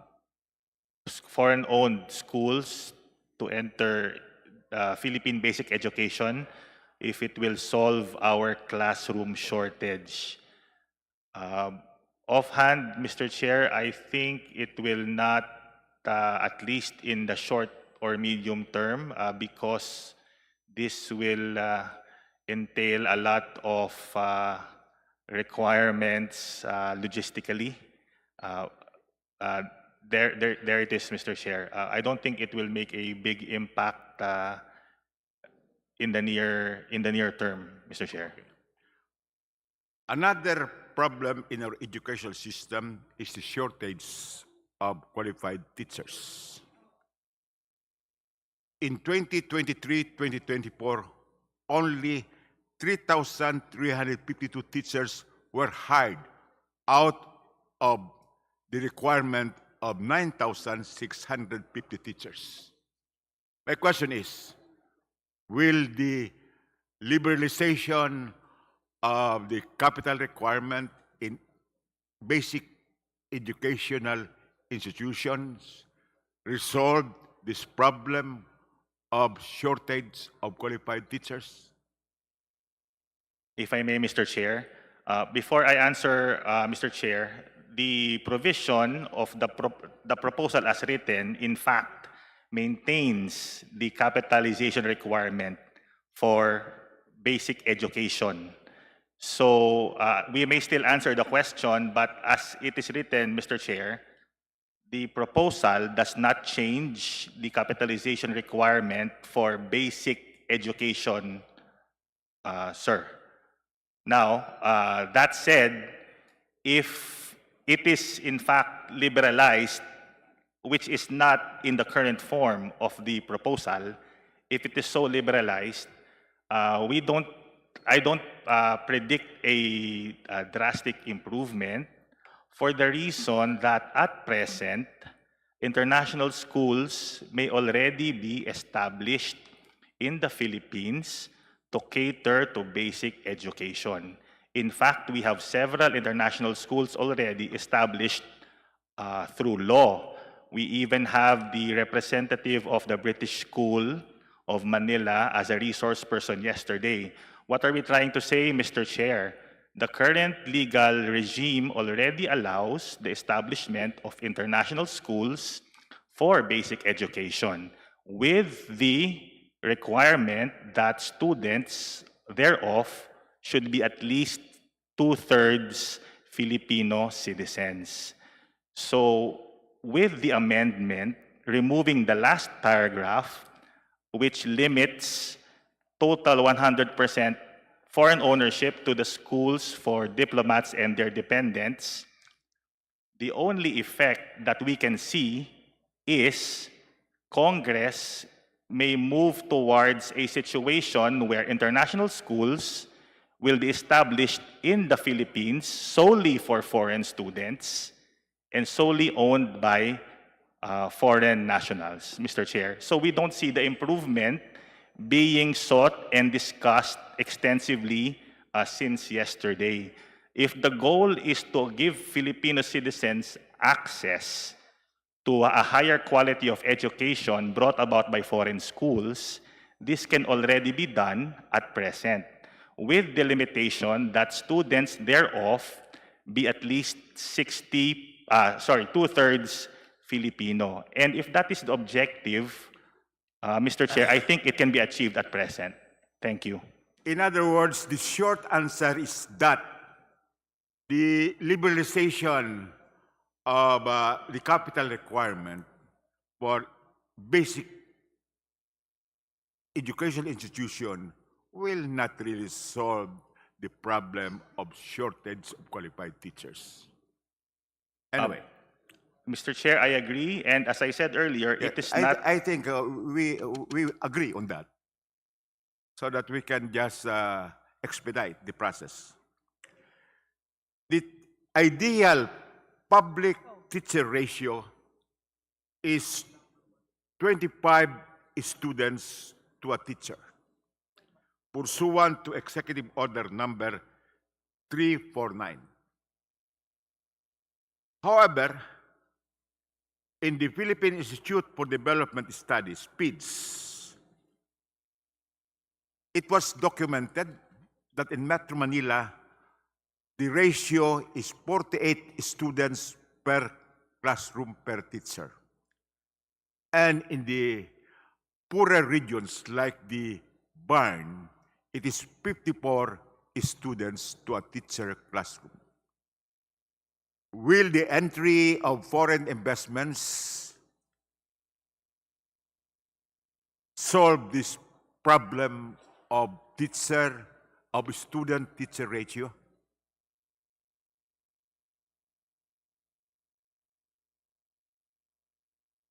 Again, Mr. Chair, it would really depend. It would really depend on the rate of entry of foreign schools. Should it be allowed? But to reiterate, Mr. Chair, it is already allowed at present. So in other words, it will not. I would like to contain my answer, Mr. Chair.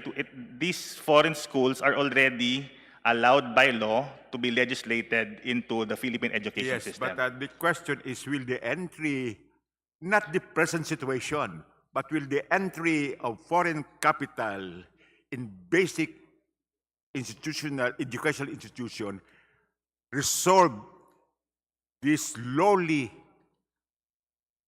student-pupil classroom ratio? It will not. Would you agree? Yeah, Mr. Chair, we see no direct connection. Why don't you see any direct connection? Mr. Because Chair, it will not. The it will not. entry It will not, Mr. Chair. It will not, Mr. Chair. Will not resolve this problem of a very poor student teacher / classroom ratio. The teachers have been demanding for increase in their salaries. Now, could you tell us how much is the current demand for an increase in teachers' salaries?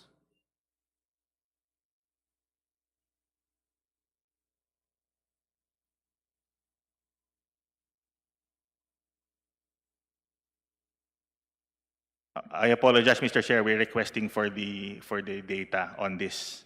But anyway, the question is, will the entry of foreign direct investments in the basic educational sector resolve this problem of the need to increase salaries of teachers? It will not. Would you agree? Your silence means yes. You agree?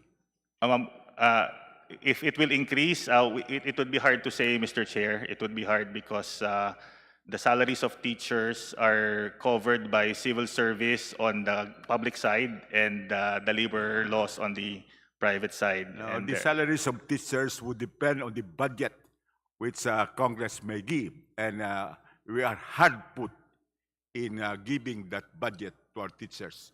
And this problem cannot be resolved by the entry of foreign investments.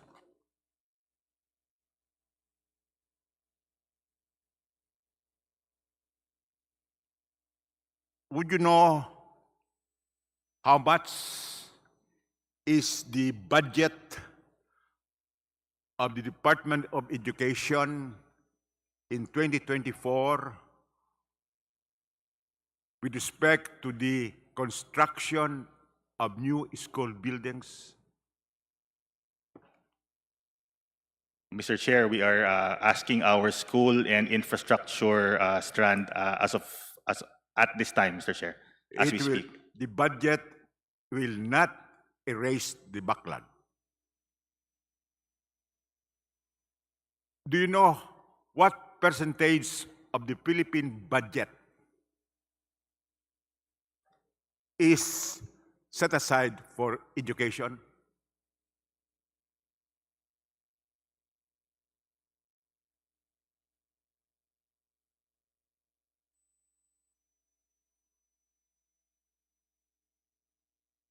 Yes?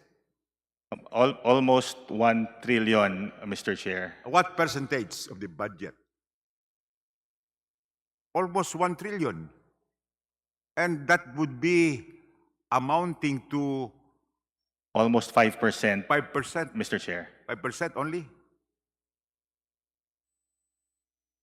And for basic education, how much is appropriated for the Department of Education in the 2024 national budget?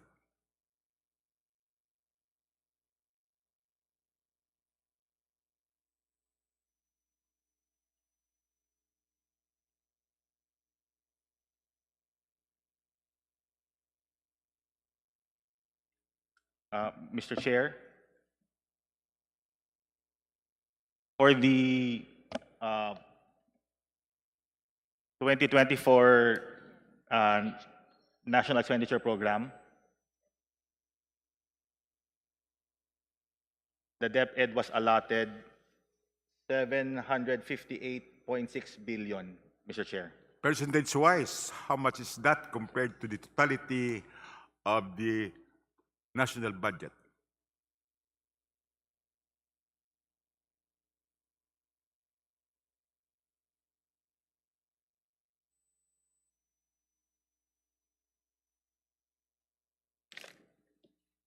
So, Mr. Chair, the total allocation for education, the whole education sector, is 16% of the NEP, which is 924.7 billion. But 758.6 billion of which is for the Department of Education. And so how much percentage would go to the Department of Education for basic education? Slightly below 16%, Mr. Chair. Slightly below 16%. Oh, do you know that the Constitution of Indonesia provides that no less than 20% of the national budget should go to education? Yes, Mr. Chair. Now, there are many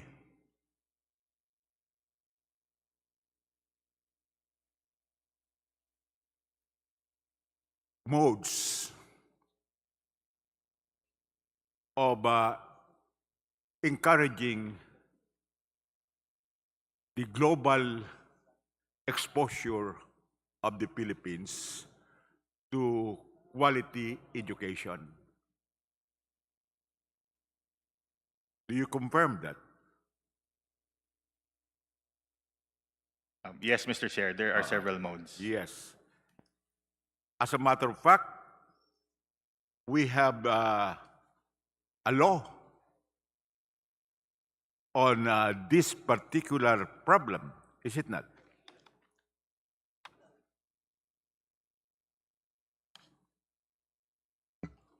That's Republic Act 11448 or the Transnational Higher Education Act.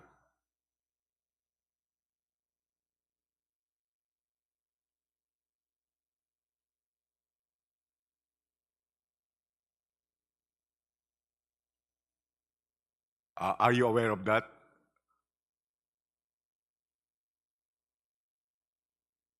Mr. Chair, yes, we are aware, but under the Department of Education, it does not affect us So directly. can we ask the representative of CHED? Good morning, Mr. Chair. Yes, Mr. Chair, there is a law, the Transnational Education, which encourages internationalization, and that includes several approaches in internationalization, such as dual degree, branch campuses, academic franchising, Mr. Chair, as part of the concept of internationalization. Has there been a study on how effective this law has been implemented?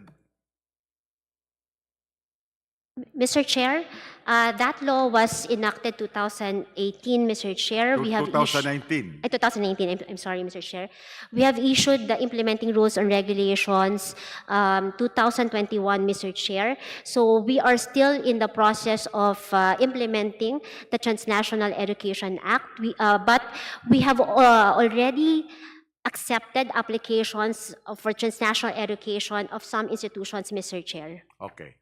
In other words, we have to make this law effective and see the results rather than pending any review of the success of this Transnational Higher Education Act. We are now trying to amend the Constitution. Of course, this is not actually an issue because, as I have said, the amendment proposed by the House as well as the Senate is with respect to basic education only.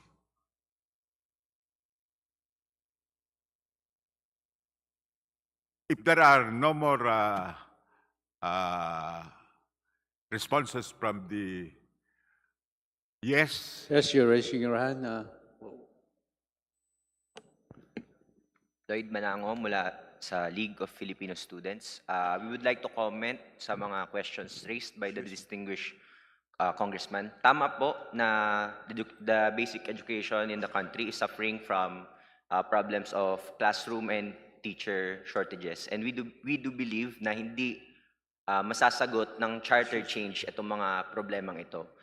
Sa mga discussions kahapon and today, madalas na nababanggit yung pangangailangan na mag-keep up sa international standards. Pero ito po, yung international standard ng United Nations for education budgeting is 6% of the country's GDP. Sa kasalukuyan po, although yung budget ng Department of Education ay around 16% ng total budget, ito ay wala pang kalahati or around 2% lamang po ng GDP. So, naniniwala po kami na hindi pa nagagawa ng lahat ng gobyerno natin, hindi pa niya nagagawa lahat ng kaya niyang gawin para suportahan yung education system. So, kung gusto nating sumunod sa international standards, unahin natin itong standards on budgeting na dapat 6% ng GDP ang ibigay sa education sector. Thank you po.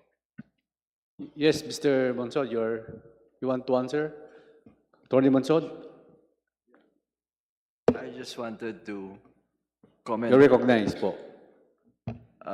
Sometimes it's very difficult for us to answer questions about issues and policies because surveys show that 73% of Filipinos know nothing or very little of the Constitution. With respect to education, I was asking some of our friends here if they have already read the Second Congressional Commission on Education report. And it seems not very many have. I have asked some people involved in it, and I'm told that the internationalization of schools is one of the 28 priorities of EDCON 2, and its substanding Committee on Higher Education will pursue the studies related to 2024, the second year. Why not await the results of the studies? For now, the priorities are lack of budget, misuse of the budget, the need for early childhood care. Although I am glad to hear that there is now a budget of 300 million for the nutrition of children up to 5 years old when their minds are at the most absorptive, because our students after high school don't have the health, learning, and capability to enter college. May I suggest that that the Congress and the schools read that report and also await the reports of the substanding committees to be able to answer some of the questions that have been raised today. Thank you. Thank you, Attorney Monsod. Congressman Lagman.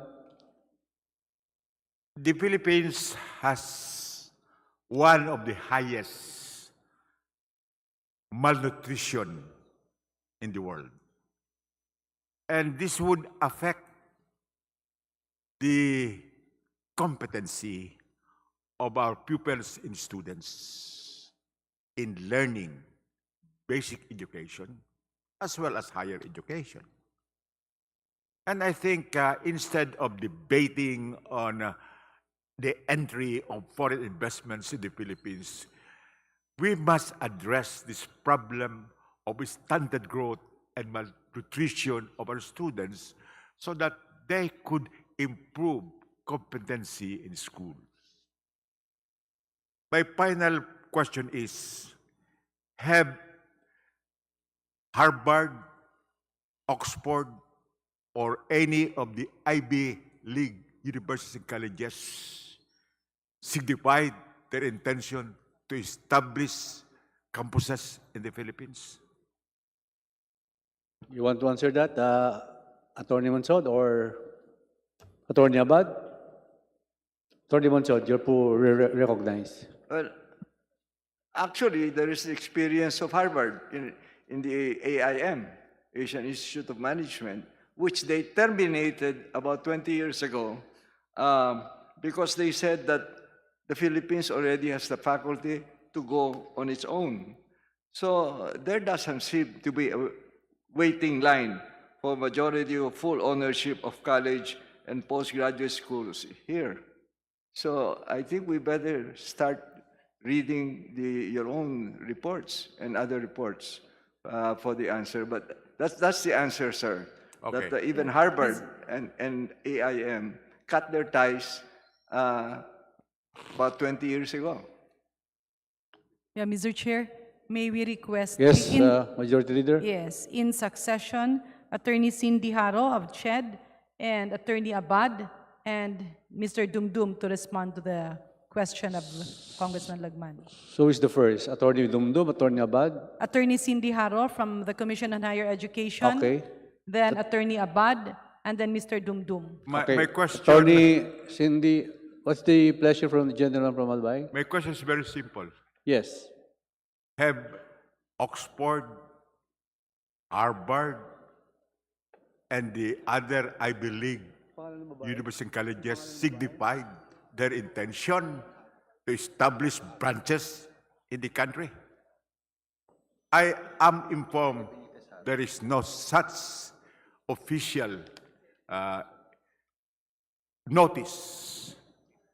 In other words, let me end my, without waiting for the answers, let me end my interpretation by saying that, Mr. Chairman, we should not be more popist than the Pope. Thank you. Thank you, Congressman Lagman. You want to answer, Congressman, Attorney Haro, Cindy? Thank you, Mr. Chair. I would just like to put a context lang po, Mr. Chair, before I answer po directly the question. In one country which have opened their free trade economic zone, which is South Korea, Mr. Chair, they were able to attract the top 10 of the world's leading universities, and that led to an investment of 1 billion in the case of Korea, Mr. Chair. As to the answer to the question of whether there was, based on our documents, Mr. Chair, there is none yet.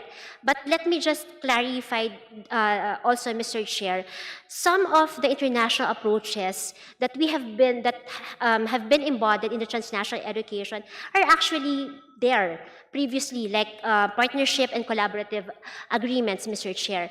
But one area which I think the transnational is also prioritizing is the international branch campus. But so far, Mr. Chair, there is no direct application for international branch campus. One area that might be a challenge on the international branch campus area, Mr. Chair, is that under the transnational education law, it provides that the administration of educational institution shall still be governed by the Constitution of the Philippines, which now provides that it shall be vested with the citizens of the Philippines. So that is also a limitation on the international or the foreign higher education institutions which would want to establish branch campuses here because, of course, as branch campuses, they might want to establish their own administration, which is now restricted by the Constitution, Mr. Chair. So to answer the question directly, no such application yet, Mr. Chair. Thank you, Attorney Aro. Attorney Abad? Thank you, Mr. Chair. Well, I am personally not aware, or I have not received word from Harvard or Oxford that they want to come here. However, when I do look at best practice in other countries, as correctly pointed out by Ched and my colleague here, or Orion, that many Southeast Asian countries already and East Asian countries already host major universities. So I would not be surprised if the major universities would also want to come here where we are very intelligent and we speak good English. There's a big opportunity for us. No? And there's also in the nature of the cross-fertilization of educational institutions. When you get to mix them up, when you form deeper partnerships, you're actually exchanging many of the techniques, many of the information, the data, access to laboratories, access to literature, to copyrighted information that belongs to these major universities. No, but this won't happen, this cross-fertilization won't happen unless you really give them a more welcome and more investment-friendly atmosphere to work in. Now, regarding the intent of the Constitution, well, that's why my appeal is that after, well, 37 years, is it? It's 1980, it's 2024.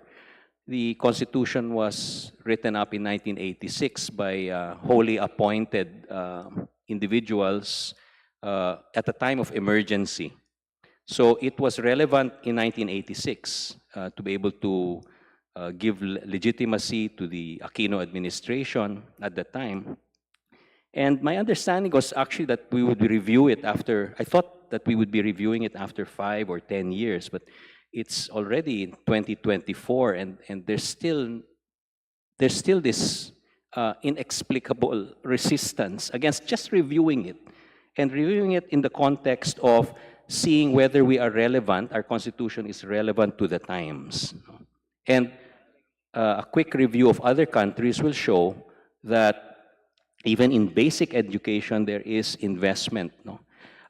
And the other point about teachers, well, the sad story about many of our teachers have actually left because of the lack of capitalization in the Philippines. They've left and they're now working as domestic helpers. No? And I'm sure they would want to come back if the opportunity for higher pay and a better life in their own country was given to them by opening up and allowing investment and allowing capital accumulation. Capital does not really have a nationality. It is seeking a return on investment. It's a practical thing, no? And Korea, Japan, all these countries, they think in a practical way and have allowed, they pragmatically allowed investment while also still maintaining a measure of control and supervision over institutions. Finally, education is going hand in hand with manufacturing because of artificial intelligence. Educational institutions should actually be considered as part of the global value chains. And that means that we're talking about the most basic education to the most sophisticated education level that should be subject to this cross-fertilization, this convergence that's happening in the world today. Thank you. Mr. Dumdum. Thank you, Mr. Chair. To answer the congressman from Albay, I would say that I am unaware myself of any intention of Oxford, Cambridge, or Harvard to set up in the Philippines. But what I do know is that in many cases, these prestigious foreign universities have a tendency to have an interest, firstly, when they know that they are welcome in a particular country, and secondly, sometimes it happens when they receive an explicit invitation to come in. Such was the case, and I'll use the example of RMIT, the Royal Melbourne Institute of Technology, which is from Melbourne in Australia, which set up in Vietnam. They were explicitly invited by the Vietnamese government, largely because Vietnam was at that time wanting to improve the availability of English-based education and to provide certain technical university degrees that hitherto did not exist in Vietnam at the time. So the government itself took the initiative to make that invitation, and the RMIT responded by setting up a campus in Vietnam in the year 2000. So similarly, in Malaysia, it was, I think, in 1998 where there was an act, a parliamentary act that was set up, which also allowed a lot of private foreign higher education institutions to come in. And again, this made it possible for the first campus of Monash University, also from Australia, to come into Malaysia in 1998. So I think it's like if we open up, if we open up and remove the restrictions, we set up a signal, we send a signal internationally to the business and educational providers all around the world to tell them that we are open and that we are welcoming. And by that, many of them will have an interest in coming here. At the moment, there is probably no interest because they are aware that we are a closed economy, and that is the reason for the lack of interest in these institutions. Thank you very much, Mr. Chair. Majority Leader. Mr. Chairman, I now move that we recognize the Honorable Stella Luz Kimbo of the 2nd District of Marikina City for her interpellation. The Honorable Representative from Marikina City, Stella Kimbo, you are now recognized. Salamat, Mr. Chair. Magandang tanghali sa lahat. Mr. Chair, I had wanted to propound questions to our EDCOM representative. However, he had to appear before the Senate. So I will just ask my questions and perhaps just show some information from the EDCOM report. So yesterday, sinabi ng EDCOM to representative na sinusuportahan nila ang RBH7 at ang gusto ko sanang tanungin sa kanila ay bakit? What's the reason for supporting the lifting of restrictions for foreign ownership on educational institutions? Ano ba ang mga problema sa ating education sector ang tinutugunan ng RBH7? Is it the lack of spending on education? Kasi kahapon nabanggit ng ating leader kabataan na it's the lack of spending ang problema natin. I believe it was our LFS representative who said napakaliit ng ginagastos natin sa edukasyon. But I believe in the EDCOM2 report, it was noted that it's not really a lack of spending, but it was really in effect, a misspending, meaning a misallocation of spending. So, if I may show some slides here, So this was from the EDCOM 2. As can be seen here, Vietnam has a cumulative spending of about 13,800. And this is lower than Malaysia. But note that math, reading, and science scores are higher than Malaysia scores.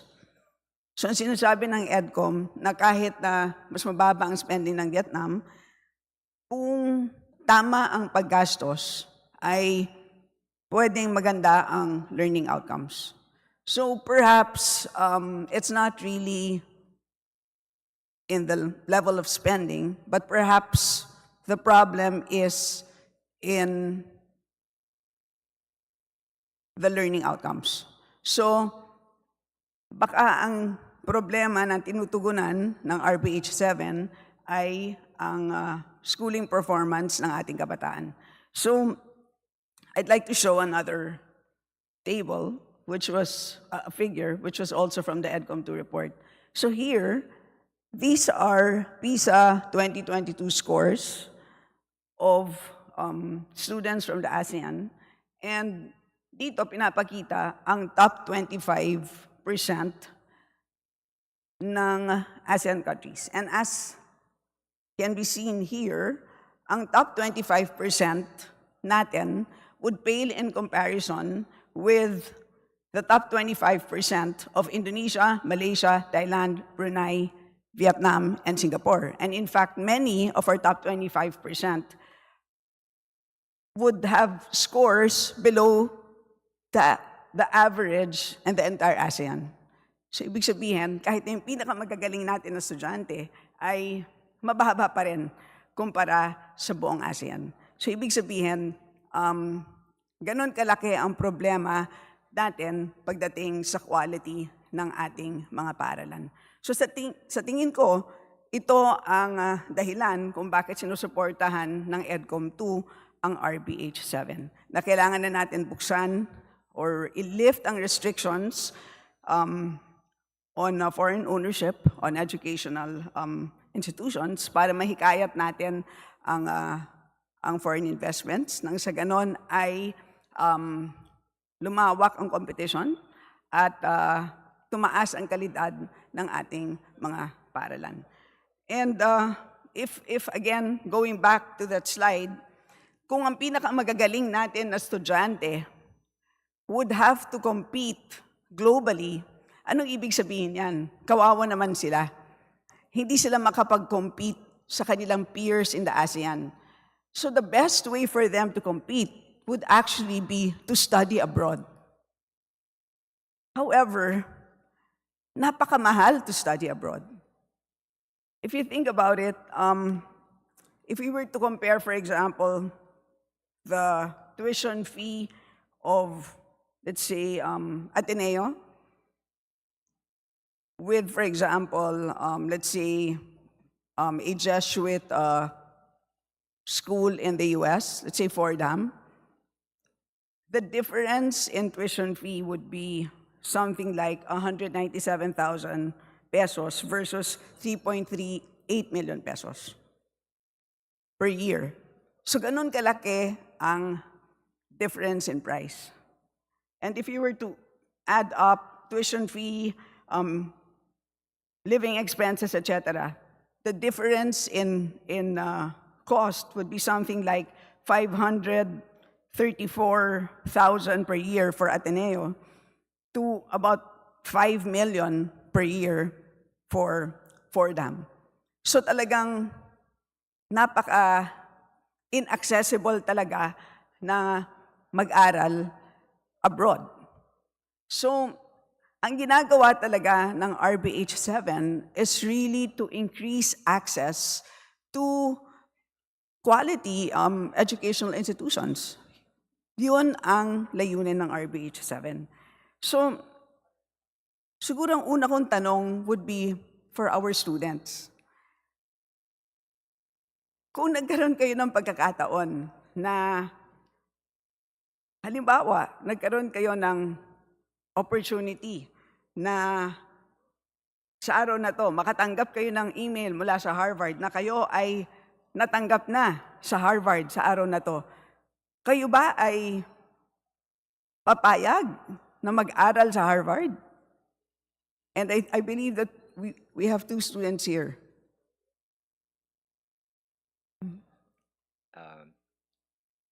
Good morning po. Personally, yes, I will go to Harvard, but I don't think may guarantee po na yun ang mangyayari dito sa RBH7. Also, dun po sa usapin po ng access, we find it hard to believe na kayang i-provide yung affordable na education sa mga international schools because sa mga Filipino-owned na private schools currently ay napakataas na ng tuition fees at almost yearly po nagtataas. So, ano po yung guarantees or we cannot say na may guarantees na kayang pigilan ng gobyerno yung similar case pag napapasok na natin yung foreign institutions dito sa bansa natin. Thank you. And maybe to our CGP representative. So again, malamang isa kang manunulat. So sa iyong trabaho, you will have to most likely compete globally. So ibig sabihin, kung ang hinaharap mo ay global competition at nakita mo the odds against you. So nakatanggap ka ng email ngayon, hindi ba tatanggapin mo ang opportunity na yan? Mr. Chair, actually, it's not global competition that we students want. It is the access to education. It is the same reason why hundreds of students every year do the admission test to enter our state universities and colleges, right? And only about 10% or less than that are able to get in because we have limited capacity. Well, We want Mr. Chair, thank you na lang. Mukhang hindi responsive ang ating mga estudyante. But anyway, so my point being that sa ngayon, mababa ang kalidad ng ating mga paaralan. Our students need to compete globally. Ang problema natin ngayon ay paano natin patataasin ang kalidad ng ating mga institutions. Yan ang sinasagot ng RBH7. So ngayon, tatanungin ko ngayon ang CHED. So, sa ngayon, I'd like to show another slide, which would be the world rankings of our top 3 universities, ang UP, Ateneo, at LaSalle. So sa ngayon, ito ang, can you show this slide, please? Yan. So, yung red line, UP, ang blue line is Ateneo, the green line is LaSalle. Medyo mababa siya kumpara sa Royal Melbourne Institute of Technology, which is an Australian-owned university in Vietnam, and Curtin University, which is also a foreign-owned university in Vietnam. So hindi sila Ivy League universities, okay? Pinapakita ko ang dalawang ehemplo na hindi natin masyadong kilala. But they are foreign-owned universities, much higher ranked than our best universities, and they are based in Vietnam. So nakikita natin, they are much higher ranked than our best universities. So, gusto kong tanungin ang CHED.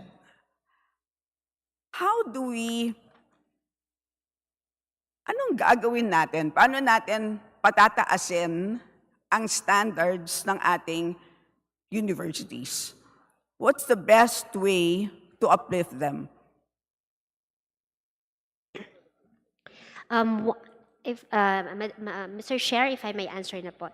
One area, Mr. Chair, that we might increase the level of recognition and the level of reputation of our higher education institutions is like the one that was mentioned by Attorney Abad, attracting top professors, especially in niche areas, niche programs, because if you will be able to attract professors in these areas, especially in those programs that are niche, you will be leveling up, of course, the competition and the quality of higher education institutions. For instance, Mr. Chair, there are some areas in which we don't have professors such as railway management, esports, renewable energy.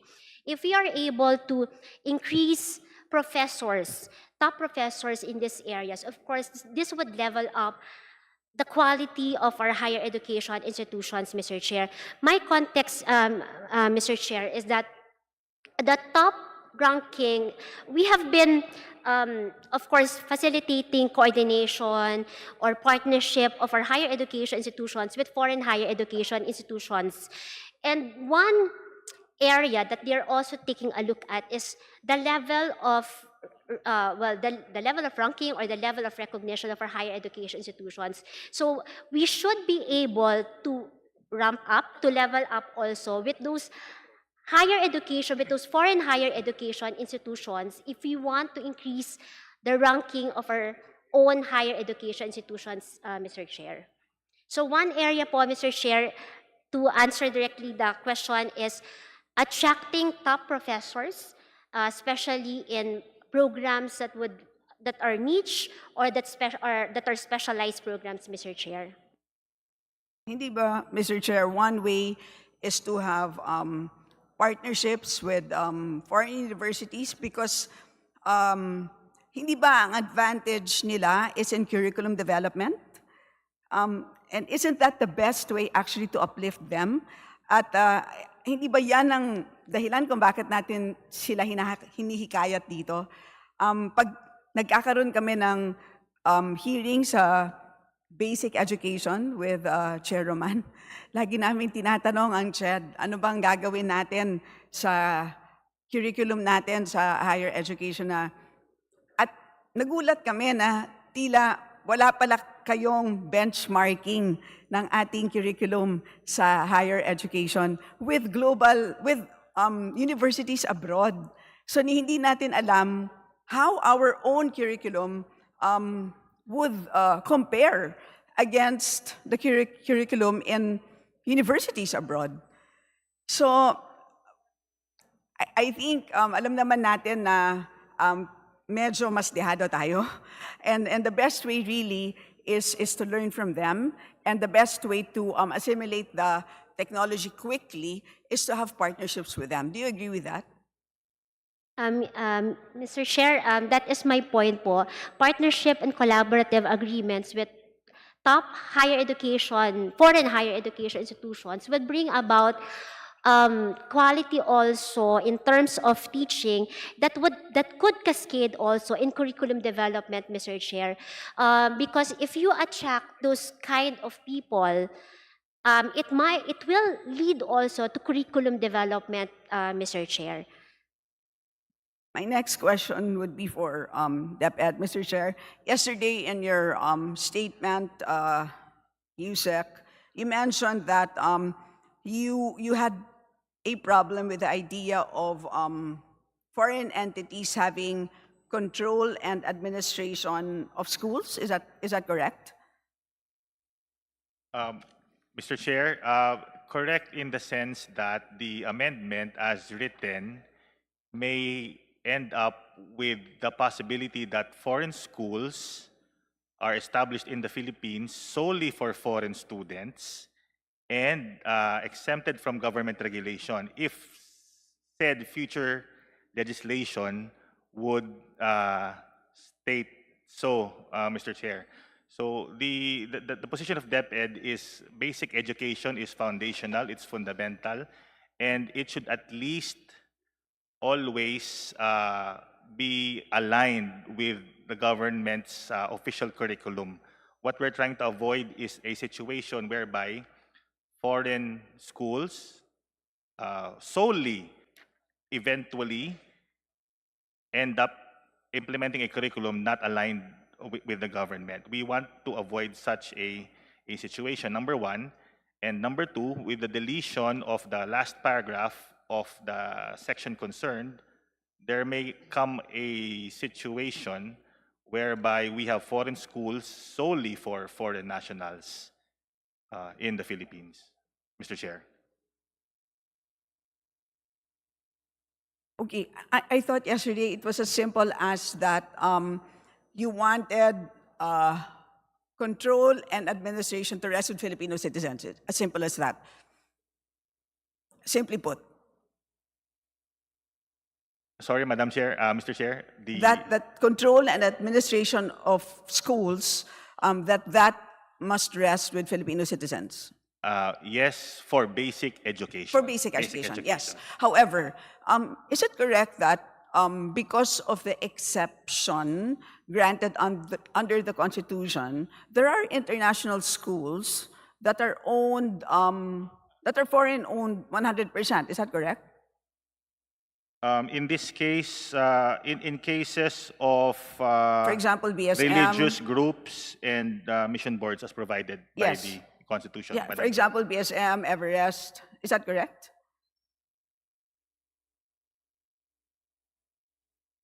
So there are situations where there are schools that are 100% foreign-owned, right? The Yes, right?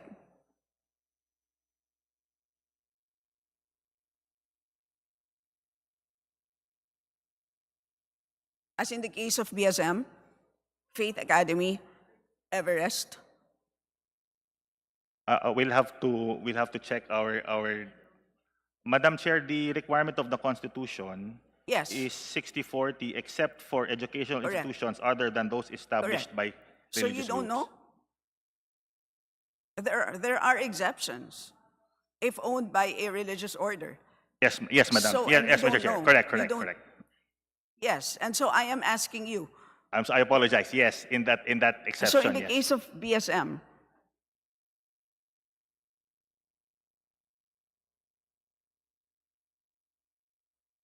I apologize, Mr. Chair. I don't know the particular circumstance for British. Is it British School Manila BSM that is being asked about? and Faith Academy, and Everest, which would have legislation.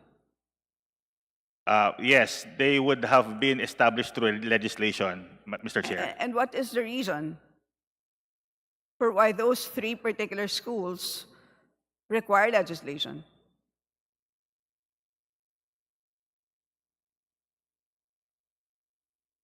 The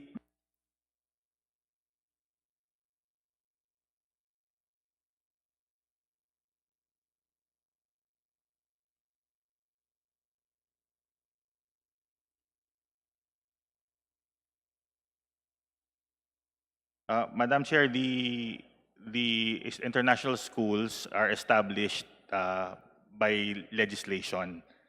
But not all. So why in particular these three schools? Madam Chair, Mr. Chair, the British School Manila, I think, was established by legislation. But there are other schools. There are other international schools. But why not by legislation?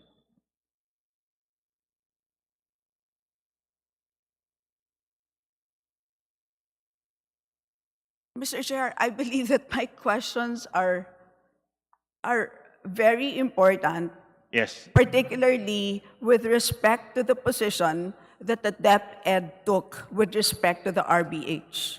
Yes. They expressed strong opposition and cited the fact that they had problems with situations where control and administration of schools may not rest with Filipino citizens. However, there are situations, I believe, that there are schools today where they are owned by foreign entities and control and administration rest, I believe, with foreign entities. And so I ask, why do you accord special treatment If I to may, these incumbents?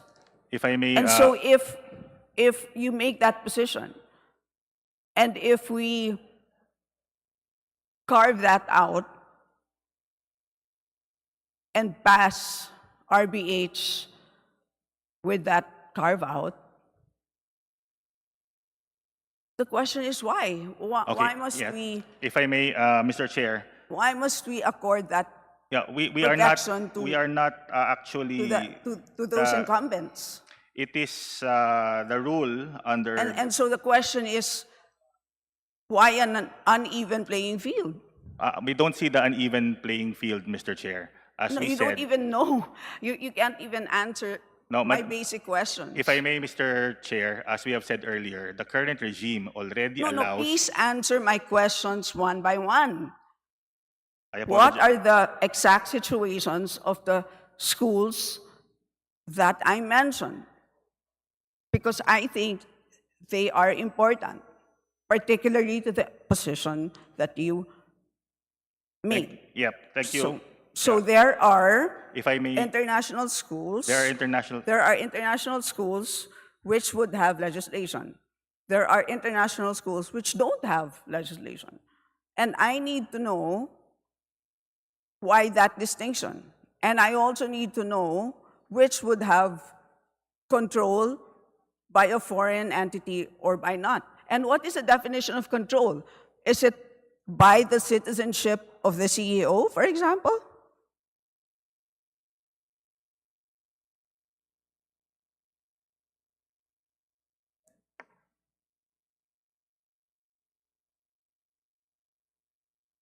Mr. Chair, if DepEd is not prepared, If we may answer. I can go for a second round, but I will ask the same questions, but please, I will ask the same questions. I'll give you sufficient time to prepare. Yep. So I'll yield to the next one, Mr. Chair. Thank you. Okay. Thank you very much, Representative Kimbo. Floor Leader. Mr. Chair, I move that we recognize the gentle lady from Gabriela Party List, the Honorable Arlene Brosas. Representative Brosas, please proceed with your interpellation.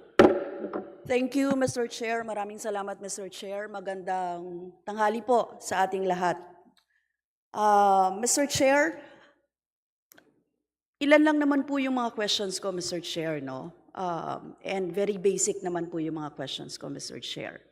Tungkol po ito sa kaalaman o sa awareness ng reason behind the Constitution's strict restriction on educational institution ownership. So siguro yung first kong tawagin para dito, ano ba yung reason behind the Constitution's strict restriction on educational institution ownership? Siguro yung nagsalita kanina na ibukas natin, baka yun muna yung una kong tanungin, si Dr. Robin B. Garcia. Then followed by DepEd sana, Mr. Chair. Then I would like to ask Attorney Monsod also. And of course, si Dean Abad. You can just tell us what is the reason behind the Constitution's strict restriction on educational institution sa inyo pong palagay.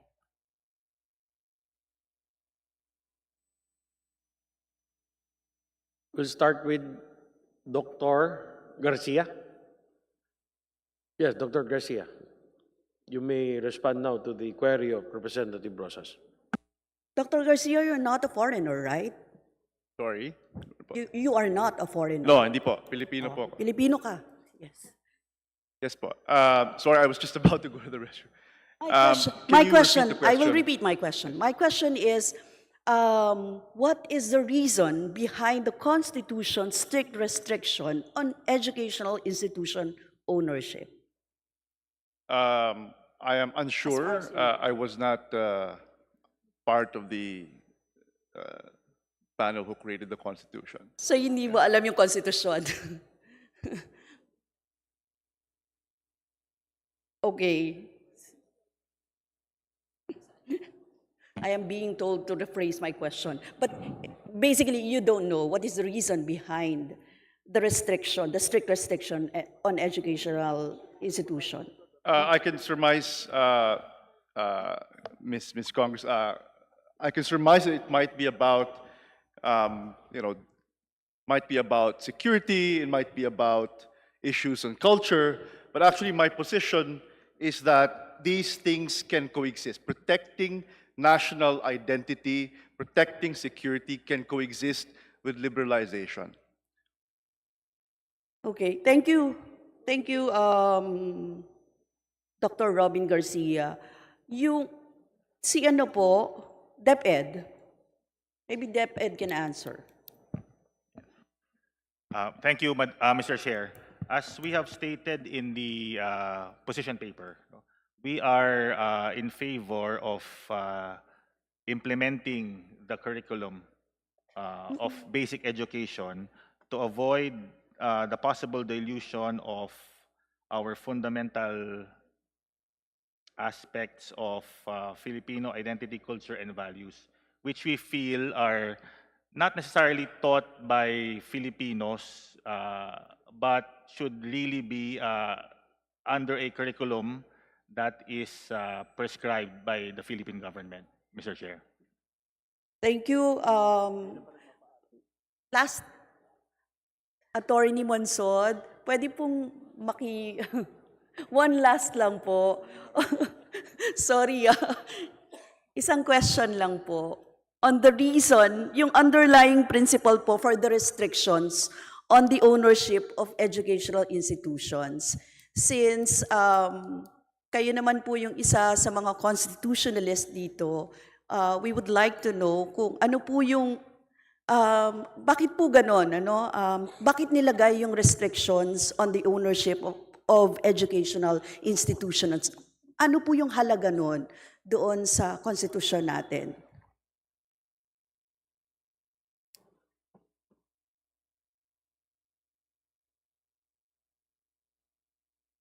I think the limitations on ownerships, not only in education but in other areas, was done by the Constitution because we knew what the problems have been, not just during martial law, but through centuries of colonial rule. And it's about time we change our ways. And people are saying Constitution is only about EDSA. That's wrong. The Constitution is about centuries of colonial rule and 16, 18 years of a dictatorship that we don't want repeated. In the case of education, for example, in other countries, Japan, Taiwan, what do you call this, the most successful countries, right? What do they teach their children from the beginning? Love of country. What do we teach our children in our families? Family first, correct? Or God? The educational system in our country is a heritage of centuries. That's why there is pork barrel in Congress. They say, is there enough money for education? Well, take it from the pockets of congressmen and senators in the pork barrel. I have to be frank here. When I'm asked if we made mistakes in writing the Constitution, I said, of course we did, because we are imperfect individuals. But if we made two big mistakes, there are two that we made. Number one, we overestimated the spirit of EDSA. And number two, we underestimated the greed of politicians for power and of the rich for more wealth. And that is why the center of our Constitution is social justice. And all the provisions of the Constitution on social justice are not being implemented. Now you ask about education, of course, we want our people to have the best education. But the ones who get it are the rich who go abroad.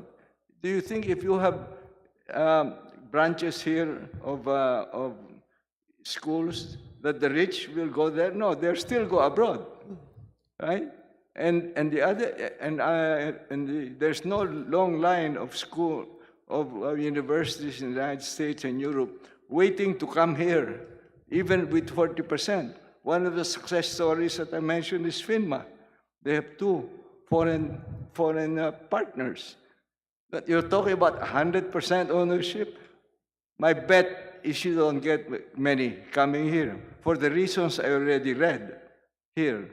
So there is a reason why we want our people to look at ourselves and say, what do we do to change things in this country that's been going on for centuries, and with the accompaniment of a feudalistic system of dynastic lines, and what goes with it, corruption. That's how we solve the problems. I have a long talk about this, if it's in another time, because this is not the time for it. But we have worked on it, on how do we get out, or how do we fulfill the promise of a new social order that every administration since EDSA has not fulfilled. And people like me, who have our stints in government, I always tell the poor, the farmers I work with, and the urban poor, I apologize, because I had my turn in government, and those of us, and we failed. And that's what we're trying to do to change now.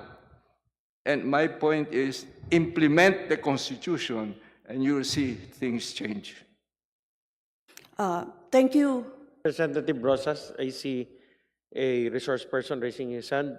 You may respond to the question. Thank you, Mr. Chair. I still have a follow-up with Attorney Monsod kasi I'm limiting my time, Mr. Chair, kasi limited din yung time ni Attorney Monsod. So, tanong ko lang, Attorney Monsod, again. Sige, Ano po? for your follow-up. On the, kasi I was asking for the underlying principle, di ba? And well, sinabi naman ni Dr. Garcia, national identity, nationalism.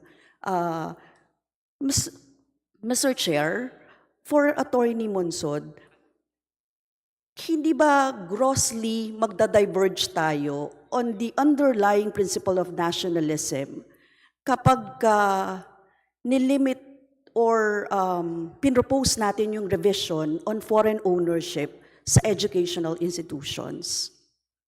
Kasi yun nga yung gustong i-instill nung sa education system natin ng Constitutional Commission at that time, no? So, can you expound on this? I think what I'm saying is, even today, if some of the hindrances to their coming in, and I enumerated them earlier, they will come in. I don't think that, if they get 51% or 80%, there will be a deluge of schools coming here. The ownership, I think, issue is far from the hindrances, the real hindrances, why they don't want to come here. And I already mentioned them earlier. It's the same with business, correct? Why don't they come in? Why don't manufacturing companies come in when they're allowed 100%? Look at the situation, the country image, the things we do, the dynastic system of rule in our country that has to be dismantled if you want change in this country. So my point is, it's not necessary to change that. If we do all the other things that are needed for them to attract coming to the Philippines working with us, you'll find that they'll come anyway. The ownership factor is not the main factor for them to come in. And I think we're correct. If the Constitution is, I like this section where basic education is exempted, and then there's a big argument whether that last sentence applies to basic education on the administration of schools. I agree with my here that no, it does not apply to basic education. It's not an exception. Follow up doon, Mr. Chair, yung hindi ba parang commodification of education ang mangyayari kung papayagan din natin na napakaraming papasok na foreign ownership dito sa ating bansa? Say it again, I'm sorry. Commodification of education, pag-alter sa curriculum, di ba yun naman yung mga issues, Mr. Chair? Halimbawa, if it's a foreign institution, foreign owner at ma-alter yung curriculum, then magbabago din, or curriculum nila yung gagamitin, Mr. Chair. Example lang ito, no? Parang halimbawa, sa comfort women, malalaman pa ba ng mga mamamayan natin ngayon na during the Philippine-Japanese War ay may nangyaring atrocities on our women na sila ay ni-rape at sila ay, di ba? Kasi part of our history is that. At kapag merong foreign school na nandito at may altering of curriculum na mangyari, hindi maituturo sa mga mamamayan natin yung part of history natin na yun. Or dahil lang mga lolas ng comfort women natin, matagal na eh. Ngayon nga lang hindi na alam nung iba eh. So, hindi ba may effect yon kapag pinayagan natin ang foreign ownership dito sa ating bansa? Well, the wrong schools might come in, and I think it's also, you're correct, that this historical revisionism should not be allowed. And I think that it's important for us at this point to make sure that the students are given what really happened in those days. And if it takes private sector and the church to do that because the government doesn't want to do it, because they have other agenda, then we have to do it. But there is one thing that the pandemic showed us, which should be a lesson to us. What was that? That communities can change regardless of who is in power. Where those many communities, where those who have the means help those who need them. So what's the lesson there? We go down to the level of the barangays and try and help and really give them the history of what's happening and all that on what's happening in the past. Because transformation should start from down up rather than up down. Don't ask who's running for president in 2028. Don't run for who's running for Senate 2025. Let's ask, are the poor in control of our barangays? Have we helped them control our barangays? And that's the start of change. And that's where we can tell them the truth of what's going on. I've tried it. I've worked with the urban poor and farmers and tell them this was the situation and this is the situations today. Today, we're on a slippery slope already of authoritarianism, correct? Do the people realize that? It's happening, and it's up to us. And as I said, change can start from the bottom up. Transformation is possible regardless of who is in power. And that's what we should be doing. Following up on what you're saying, Mr. Chair, yung, kasi ang pinag-uusapan dito yung education eh, will there be a chance for the poor, no, na talagang makapag-aral sa ganitong mga institutions when the motive of some, not all siguro, but some of the institutions na foreign-owned na pupunta dito, of course gusto nila ng tubo. Hindi naman sila pupunta dito para magpaaral lang, di ba? Gusto nilang kumita, gusto nilang magkaroon ng financial surpluses, di ba, Mr. Chair? So parang kaugnay po doon sa pag-educate sa mga mahihirap natin, kung babaguhin natin yung konstitusyon, totoo ba na there will be a chance for our poor people sa ating mga naghihirap na estudyante o hindi makapag-aral nga sa ngayon na magkaroon ng chance dito sa mga eskwelahan na ito. Kung ganon ang motive ng mga foreign-owned and controlled na mga educational institutions na ito. Yes, you know, already in the studies, they already showed we have to be careful also about this because the wrong schools might come with the wrong agenda. That's why it's important for the government and civil society to make sure that the schools coming in are doing what's right. But we have to be careful because, you know, there are other people who want to have their own agenda and they may use the schools as a means for their own agenda in our country. I agree with you that, that we have to, what do you call it, make sure that the schools we are approving. And today, it's not a question of 40% or 50%. You can get good schools to come in, even, no, it's 40%. I talked about the success story of FINMA that I'm following all the time. They have 2 foreign partners. They're doing very well. And they're helping the poor with all kinds of subsidies and scholarships. That's what we should encourage. Yes, thank you. Thank you po thank you, Mr. Chair, sa mga sagot ni Attorney Monsod. Ano? Kasi that is why I am very particular on the provision na ito. No? Kasi binasa ko po yung pertinent passages from the Volume 4 of the proceedings of the Constitutional Commission para po ma-enlighten ang lahat why we need to keep this provision as it is. Kasi yun po ang position namin. First, the underlying principle for restrictions on the ownership of educational institutions is the belief that the Philippines, as a sovereign nation, should have an educational system that inculcates nationalism and Filipino values. And this can only be done when schools are administered and owned by Filipinos themselves. So isa po sa mga quotation nung Constitutional Commission proceeding was done by Ms. Minda Luz Quesada. Siya po yung nag-raise ng fundamental principle for the formulation of the provision of education.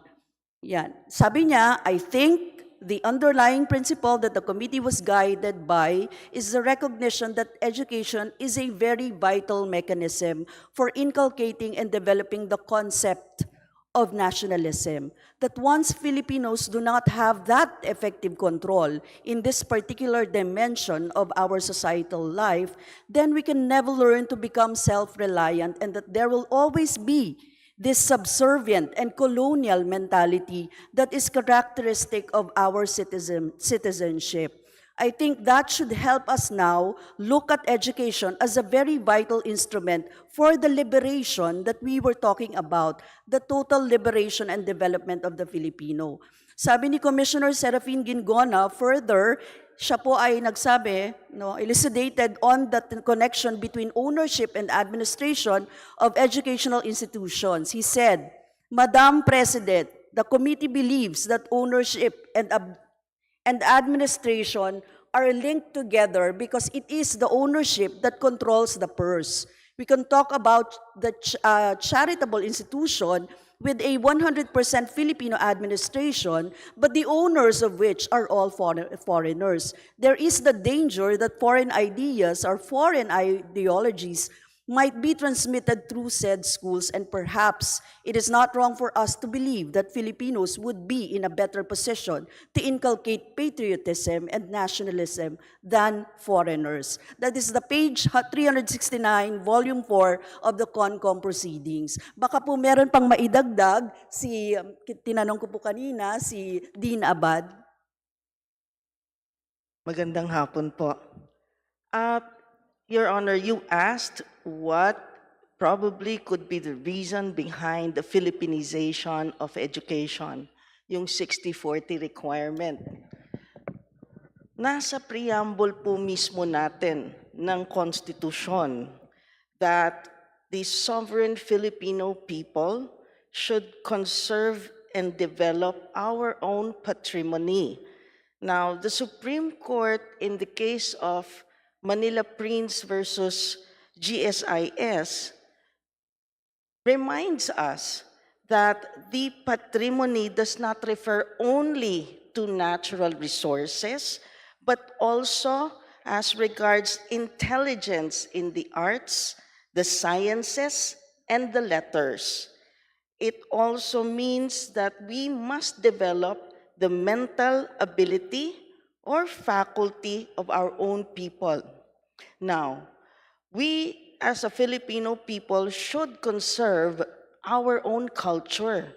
And nobody can teach that better than our own Filipino people, our own Filipino education, our own Filipino universities. Hindi ho matuturo ng Amerikano ang kultura ng Pilipino. Hindi ho nila maiintindihan ang bayanihan, hindi nila maiintindihan ang pakikisama, ang pakikipagkapwa, at kung ano-ano pang values na tunay na nakakasabi kung ano ang pagka-Pilipino. So yun po ang rason kung bakit there is a need for a 60-40 Filipinization of our education. Maraming salamat po. Thank you, Mr. Chair. Mr. Chair, mula naman po sa hanay no ng mga estudyante, si Ms. Angeli Rodenas, Mr. Chair, can you allow her to speak? Yes, please proceed. Thank you, Mr. Chair. We're compelled to answer to this question because we forward the same nationalist stance, right? Because we see that the point of the protectionist policy on education is really to develop a truly nationalist education.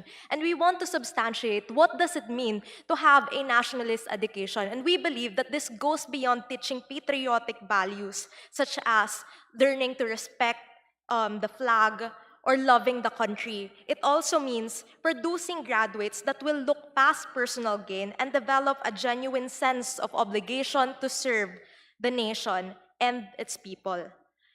So by that, we mean that we want to produce nationalist leaders who won't be so complacent, so trusting of foreign agenda, such as those that actually want to forward and allow the total foreign ownership of schools, right?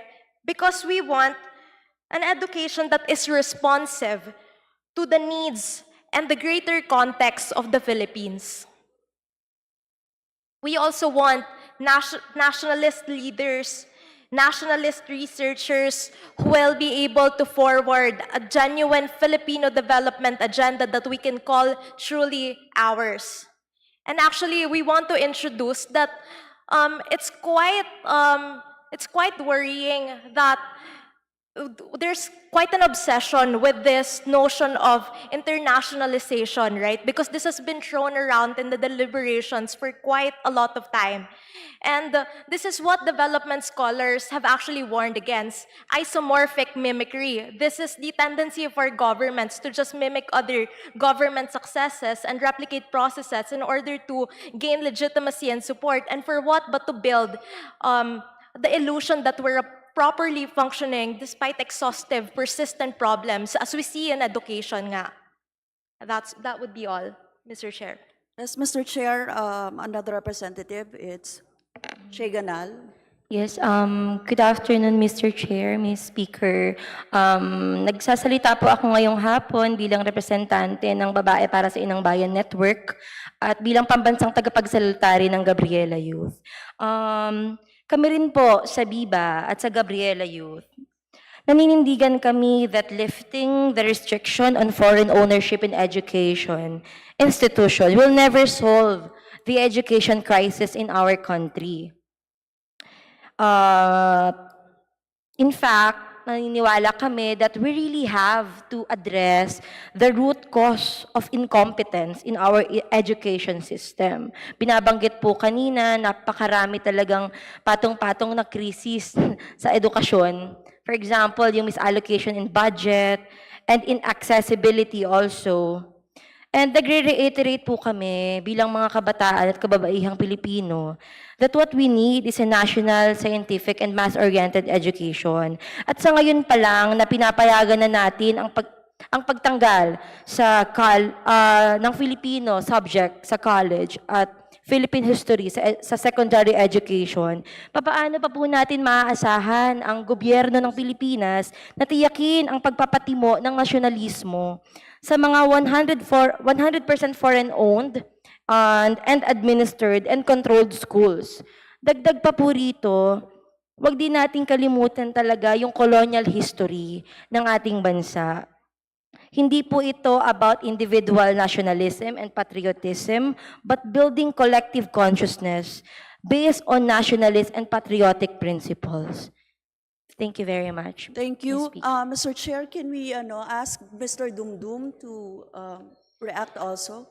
Yes, Mr. Dumdum? Or is it Mr. Garcia? Okay. To respond first, Mr. Dumdum. Please proceed. Okay. Maraming salamat, Ginoong Tagapangulo. Sasagutin ko lang po ang sinabi ang tanong ng ni Congresswoman Rosas kung bakit nalagyan po ng limitasyon sa pagmamay-ari ng mga dayuhan ng ating mga paaralan. Ako po ay naniniwala na nagkaroon po ng pagkakamali noong isinulat ang ating saligang batas noong 1986 dahil sa nakapako po dati ang mayoriya, ang karamihan po sa mga nagsulat at nagbalangkas ng saligang batas na ito sa isang makalumang ideolohiya na naniniwalang kinakailangan lagyan ng limita ang pagmamay-ari ng mga negosyo at ng mga paaralan. Nakalimutan po ng mga nagsulat na ito na ang gobyerno ng Pilipinas pa rin ay nangingibabaw sa lahat ng mga entidad na nasa loob ng Pilipinas, kasama ang mga negosyo at mga paaralan. Kaya kahit na ba pagmamay-ari ang mga ito ng mga dayuhan o ang mayoriya ng pagmamay-ari nito ay nasa kamay ng mga dayuhan, maaari pa rin silang kontrolin o bigyan ng payo ng gobyerno kung ano ang mga tamang gawin sa loob ng Pilipinas. Kumbaga pwede pa rin ipagbawal ang pagtuturo ng mga taliwas sa anumang kagustuhan natin sa Pilipinas. Kung magkakaroon man ng pamantasan na ang nagmamay-ari o ang mayoriya nagmamay-ari ng paaralan na ito o pamantasang ito ay China, maaari po nating magawan ng lehislasyon ng batas na nagsasabing bawal pong pag-usapan ang 9-dash line. Pwede po yun. Maaari pong mangyari yan. Kaya ang akin lang po, gusto ko pong sabihin sa ating lahat na hindi po karapat-dapat nating gawin itong makalumang paraan ng pagkokontrol. Dahil meron naman po tayong gobyernong nangingibabaw pa rin. At gawin po natin kung ano yung tamang ginagawa ng ibang mga bansang mauunlad. Mga bansang dating mas mahirap sa atin na ngayon ay mas maunlad na. Ang ginagawa nilang tama ay binubuksan po nila ang kanilang ekonomiya para makuha po nila ang tinatawag nating mga global best practices. Yun lang po. Maraming salamat. Next, Dr. Garcia. Congresswoman Brosas, maraming salamat po for the question kanina. I was on my way out when you asked me, kaya hindi ko narinig masyado. First of all, Mr. Chair, after Dr. Garcia, right? Yes, may I ask Attorney Christian Monsod mamaya? Sige Thank you. po. Thank you, Congresswoman. So I understand the concerns about nationalism and liberalization, but as I said kanina, the qualified support for liberalization is based on the idea that when we liberalize, we don't necessarily remove government regulation. So we don't remove state intervention. The state will still be involved in oversight and supervision. So CHED will still be involved, the DepEd will still be involved. So hindi po kasi black and white that when you liberalize, you remove the state, pababayaan na lang lahat ng pwedeng gawin ng mga dayuhan. So therefore, you will not remove history. You will, in fact, you might want to increase nationalistic subjects, pwede naman po yun, no? As an additional regulation to liberalization. But the economic argument of liberalization should be separate from the political argument of liberalization. Pwede po tayong magdagdag ng nationalistic subjects, pwede po natin increase yung subjects on, against the 9-dash line or increase subjects on colonialism. Hindi po yan mutually exclusive. Hindi po black and white. And actually, that's also mirroring yung sinasabi ni Orion, the previous speaker before me. So yun po. So we don't remove the state. In fact, we can increase state intervention pa doon sa mga doon sa kinakabahan po tayong matanggalan ng nationalism and identity ng Pilipinas po. Yes, thank you, Dr. Garcia. May I go back to Attorney Christian Monsod? I think that when we talk about the hindrances in the Constitution, we should talk about the context in which it is happening. And I'm sorry to say that our Congress has on many occasions engaged in transactional legislation. Sure, you can say, well, let's be liberalized and so on and so forth. But can we trust the Congress to do the right things? I'm sorry to say. What happened to the mining reform law? Transactional legislation. It died in the committees of Congress. So you have good intentions, and you say, well, theoretically, this can be done. But what is the context today in our country?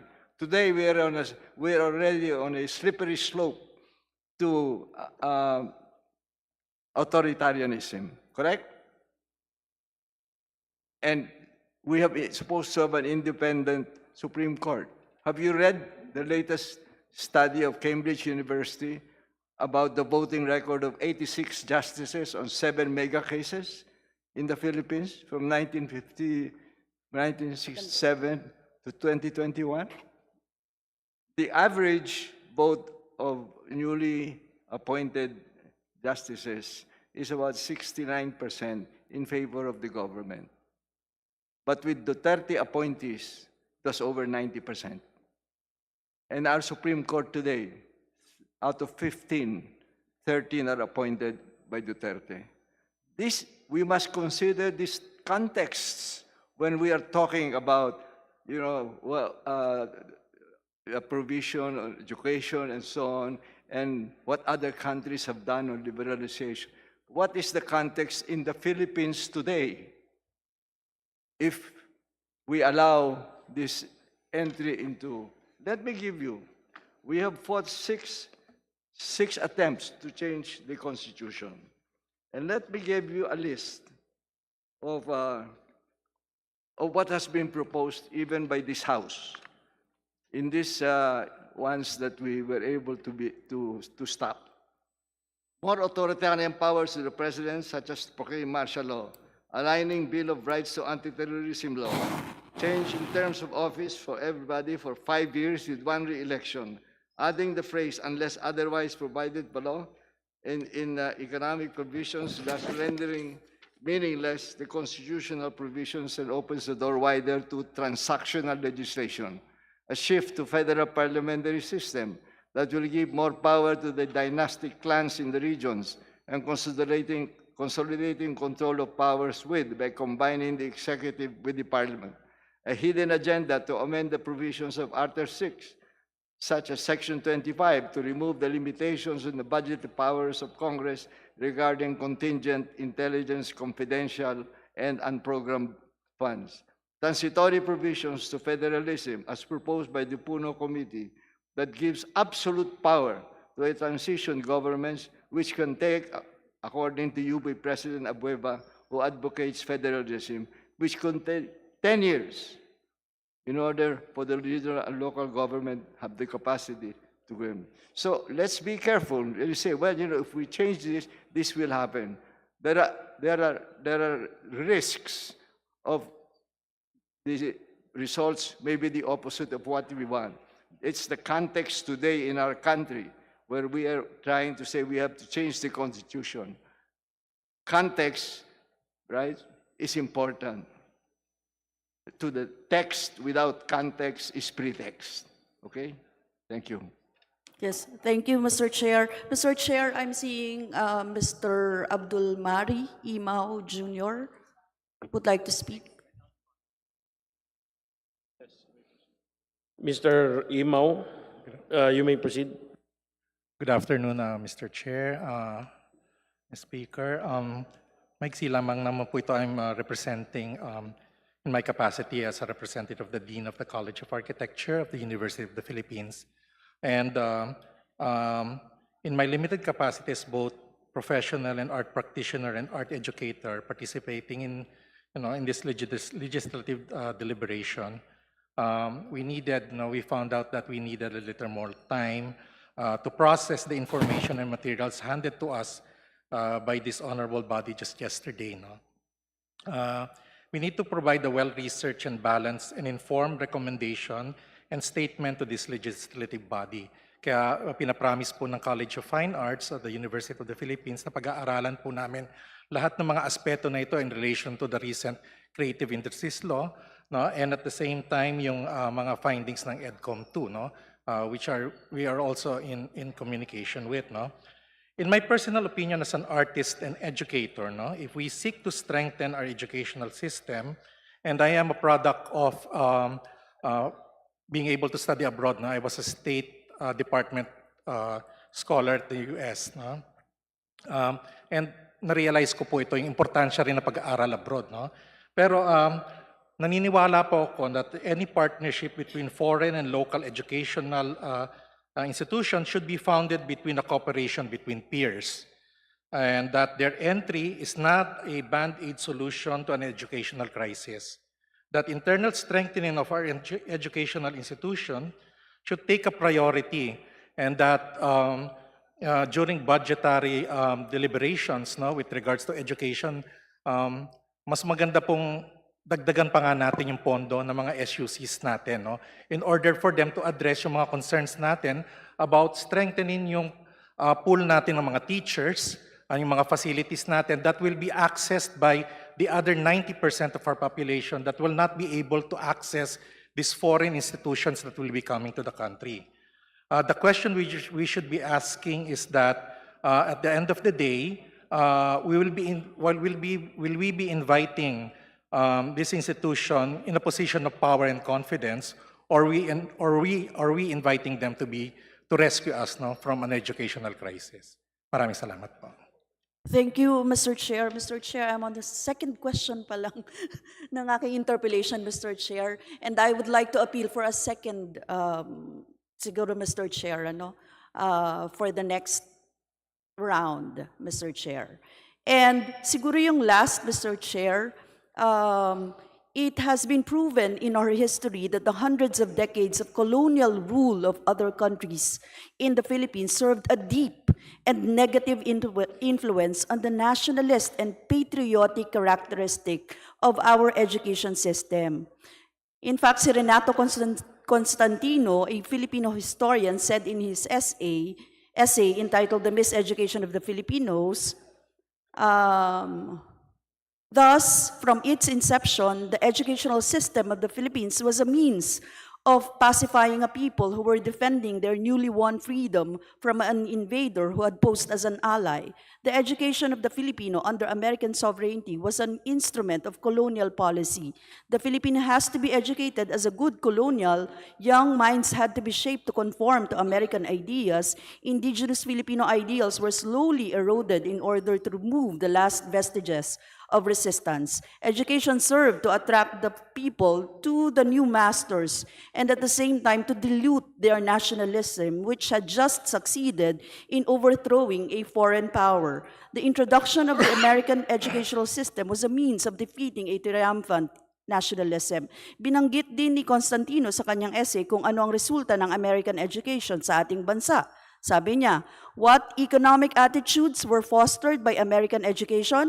It is interesting to note that during the times that the school attempts to inculcate in appreciation for things Philippine, the picture that is presented for the child's admiration is an idealized picture of a rural Philippines as pretty and as unreal as an Amorsolo painting with its carabao, its smiling healthy farmer, the winsome barrio lass in the bright clean patajong, and the sweet nipa hut. That is the portrait of the Filipino that our education leaves in the minds of the young, and it hurts in two ways. First, it strengthens the belief And we see this in adults, that the Philippines is essentially meant to be an agricultural country, and we cannot and should not change that. Second, this idealized picture of farm life never emphasizes the poverty, the disease, the cultural vacuum, the sheer boredom, the superstition, and ignorance of backward from communities. With American education, the Filipinos were not only learning a new language, they were not only forgetting their own language, they were starting to become a new type of American. Mr. Chair, sa pagpapapasok ng foreign ownership sa sektor ng edukasyon, hindi ba't ibinubukas muli nito ang espasyo para ipasok at palalain ang colonial education system sa ating bansa? So that's my second question, Mr. Chair. Siguro, Mr. Chair, pwede bang tanungin si former Representative Kapaeng Mariano, no? Doon since nandito na po siya, Mr. Chair. Okay, so that will be the last question for the first round of Representative Rosas. The chair would like to recognize former Representative Mariano. Please proceed. Thank you, Mr. Chairman. Magandang hapon po, Your Honors.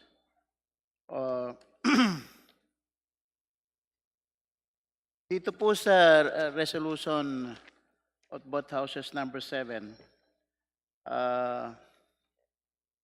at bilang pagtugon na rin sa katanungan ng kagalang-galang Arlene Brosas, sa second whereas clause po ay it reads, the nation's economic policy must be reframed under the demands of this increasingly globalized age, while still protecting the general policy of Filipino First that guides the economic provisions of the Constitution. Dito po, kung pag-uusapan natin yung ating national economy, talaga pong naka-integra na sa kaayusang global o globalized order. Dahil na rin dun sa mga international treaties, agreements, particular trade agreements, economic cooperation agreements, na pinasukan ng Pilipinas bilang miyembro.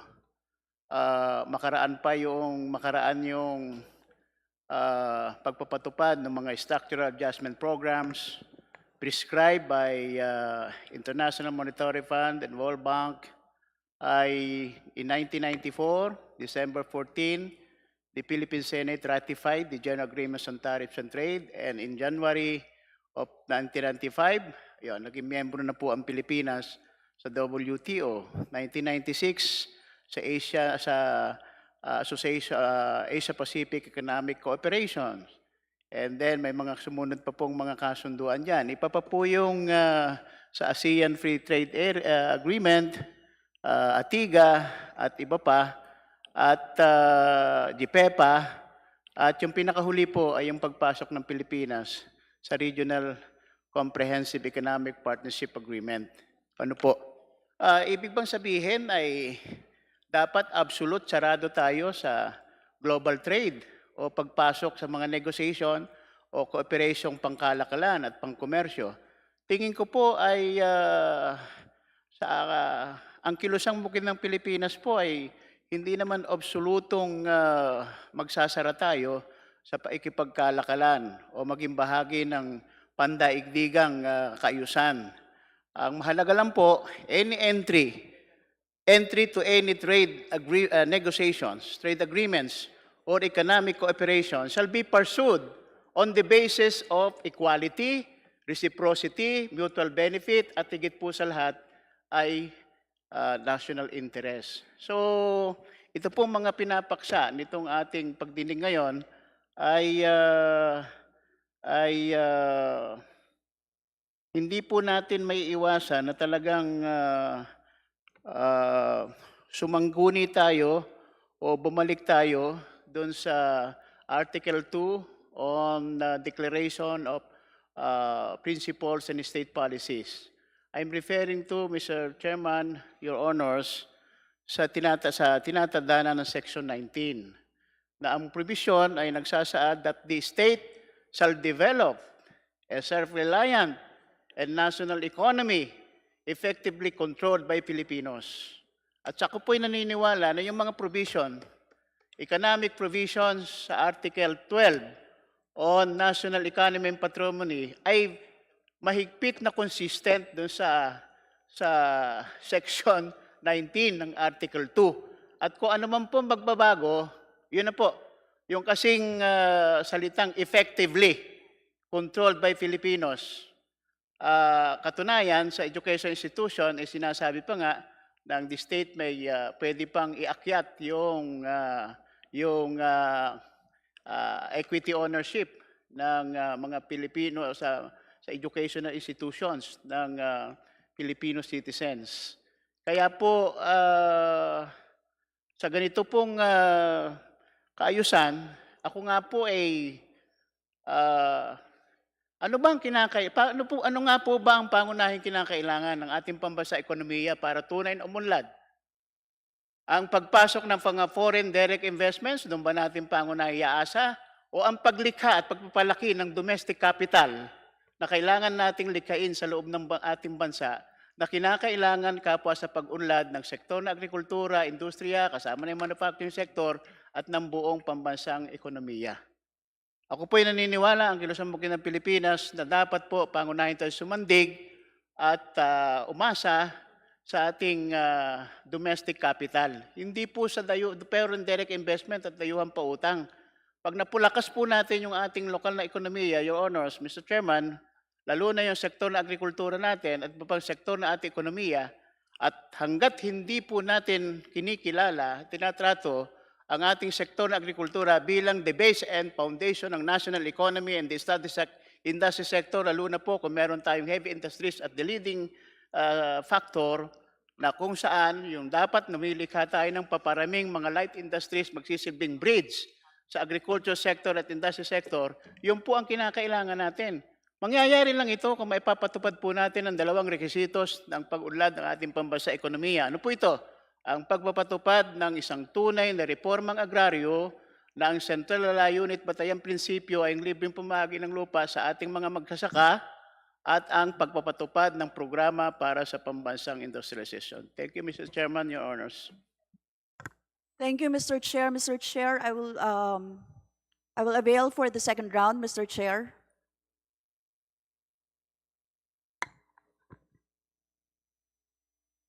Floor Leader, next. We now go on to the next interpellator.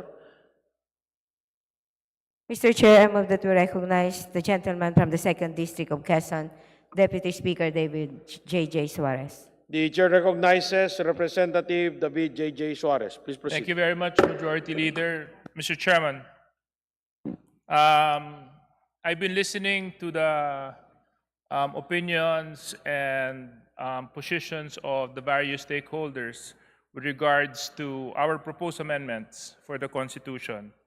And a lot of their concern is based on patriotism and nationalism. Ang sinasabi po nila na pag pinayagan po natin na buksan ang ating edukasyon sa pagpasok ng mga foreign players ay baka mawala ang nasyonalismo at pagmamahal sa bansa.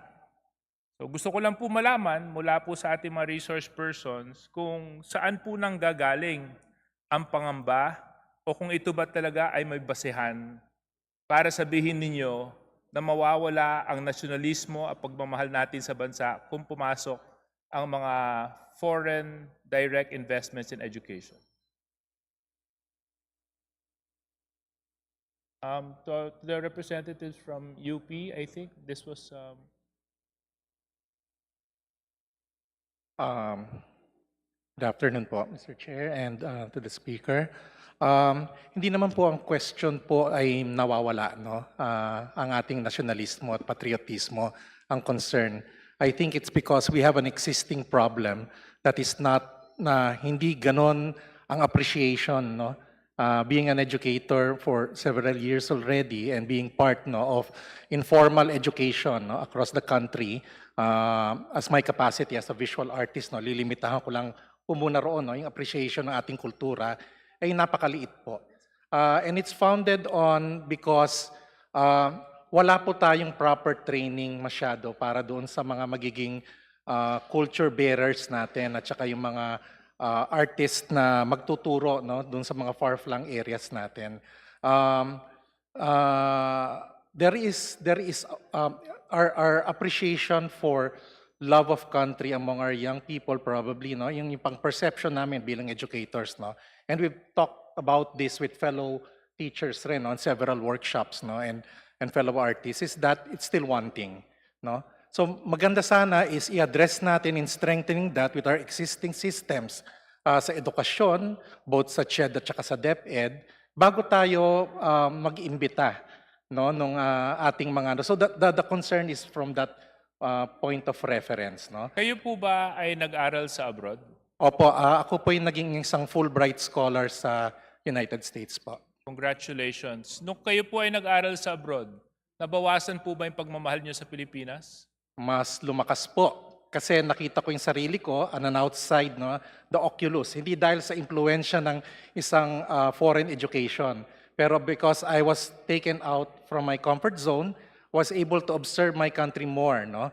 Nagkaroon ako ng mga metrics in which to measure or probably compare other educational system from us. No? Hindi dahil sa inilalagay ko, kumbaga nirarank ko yung Pilipinas. Meron tayong unique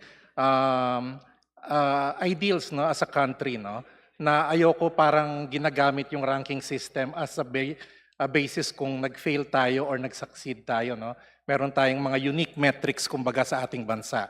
Pero naroon po, nagkaroon ako ng pagkakataon na pag-aralan muli, no, kung ano yung mga kinakailangan nating gawin para ma-improve nating appreciation sa ating art, sa ating culture at ating appreciation sa mga nationalist ideals ng ating bansa. So maraming salamat. So yung position po is may pangamba na kung pumasok po ang foreign influence in education, we might lose nationalism. We have evidence right here that just said, sir, you studied abroad and yet you didn't lose your nationalism. In fact, your love for your country was even strengthened by the fact that you were schooled abroad. So, maraming salamat. Would the other resource persons like to expound on this point? Yes, thank you, Mr. Chair. Yeah, in my case, I do believe that the fear of losing nationalism and patriotism is founded upon a thought process or an ideology where people think that you need to enforce it in school, and the school needs to be owned, majority owned by Filipinos for this to be enforced. However, I've found that historically, people naturally become more patriotic the moment their economy actually becomes a better performing one. The case of Japan during the Meiji Restoration is a very important thing that needs to be noted. Under the Meiji Restoration of Japan, the Japanese aggressively sought to westernize themselves, to turn themselves into Europeans and Americans in many ways by copying and learning the ways of doing things done by Westerners, learning technologies from the West, and even dressing like Westerners. Worse than that, they even really got their top students to learn foreign languages, and they even thought of changing their own official language in Japan to either English, German, or French. This is known as the Kokugo no Mondai. So they thought this before. However, as a result of their efforts at modernizing themselves through westernization, Japan became a powerful country in terms of their economy and their military. And they won several wars against the Russians and the Chinese. And this actually strengthened their pride, such that by the time World War I ended, the Japanese were invited to the signing of the Treaty of Versailles, as if they were among the top nations of the world, sitting and standing side by side with the European and American colonial powers. And as a result of this, the Japanese actually ended up becoming much more nationalistic because of the results of their success. I believe that if we focus on becoming a successful country economically and in many other things, technologically and in terms of education, we will naturally become very patriotic and nationalistic. Thank you, Mr. Chair. Shabad. Thank you, Mr. Chair. Your Honor, there's this old book by John Naisbitt, Global Paradox. Based on this study, the more countries get integrated into the world economy, actually they start becoming more patriotic. That tends to be, but even to the extent that regions, meaning smaller cultural groups within countries, also start becoming more patriotic about their cultural identity, their language, and their history and heritage. No? That is because it reacts to the integration process. Now, I wanted to say, sir, yung pangamba tungkol sa 60-40, yung pagtanggal ng 60-40. Actually, as a corporate lawyer, I wanted to emphasize that the 60-40, 70-30, or any equity restriction or percentage restriction is actually a faulty and it's a wrong technique for controlling an economy or controlling a sector. There are better ways to control and prevent control by the foreign devils, and it is really through legislation that targets national or particular public interest targets, no? But not through equity restrictions, because equity restrictions tend to be, they has too many loopholes, no? And we end up actually allowing more capital under the radar and in a less transparent way by forcing them to go through this 60-40 process. The best option will be to remove any reference to any equity restriction, transfer this to Congress, where Congress can impose the necessary restrictions and necessary control measures to ensure public interest. Thank you very much, Attorney Abad. Dr. Garcia? Okay, on to my next point, Mr. Chair. Would you know of any countries that have opened up their education to foreign ownership? Can you cite a few examples? Yes, whoever feels free. Yes, thank you, Mr. Chair. I would say, yeah, that we have Vietnam, Malaysia, Singapore. So many other countries in Southeast Asia actually don't even have restrictions against foreign ownership of educational institutions at least within their constitution. They don't have them. Yeah. Okay, let's focus on Vietnam. You mentioned Vietnam. Has the Vietnamese lost their culture? No, they have not. I think they're a very proud race. They're very, very proud of who They're they very are. proud of their tourism. I've seen a lot of their ads where they promote a lot of their history and how they became Vietnam now. I don't see them losing their identity, and yet they have opened. Is that correct? That is correct. And how has the Vietnamese economy fared so far compared to that of the Philippines? They are actually a shining star. They are like a star player in ASEAN. So they are actually one of the more successful, I'd say, success stories of the region. So they are doing very well economically. Yes. And would you attribute that education plays a major role to the success of Vietnam? Yes, Your Honor, it does. I would say the education sectors opening up to foreign universities and other higher education institutions helped to equip many Vietnamese citizens to be able to meet the needs of many of the incoming foreign companies that have been coming in droves into Vietnam. Dr. Garcia, I understand that you have studied abroad in a lot of universities, schools, and taught as well. Um, with what has Mr. Orion Dum shared in Vietnam, do you see some sort of similarity in other countries that you have visited and taught in? The most advanced Southeast Asian countries, those that have industrialized, have very strong education sectors. And these education sectors have also been liberalized. Uh, as I was saying earlier, strengthening history and Filipino identity can be pursued at the same time that we liberalize the education sector. In fact, it sharpens, as was argued, it sharpens the nationalism of a lot of the Filipinos who study abroad, including Jose Rizal. No, a lot of the most nationalistic Filipinos, a lot of them actually studied abroad. And they brought with them that a stronger nationalism, stronger than, in fact, the people who have stayed just in the Philippines. And that's something that we've seen in history as well. Thank you very much for sharing. Can I just ask the DepEd, in terms of competitiveness, how have Filipinos fared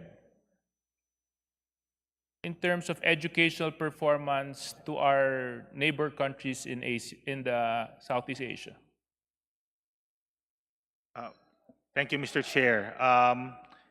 The recent assessments that were undertaken revealed that the Philippines is not doing so well relative to its ASEAN neighbors.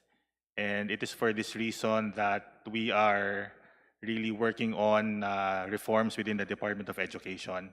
So you would agree when I say that we are lagging behind? That's correct. That's correct, Mr. Chair. And as we lag behind, it is right for me to say that the other countries are moving forward. In terms of the assessments that we referred to earlier, yes, they tend to have higher scores, Mr. Chair. So therefore, there is an existing gap.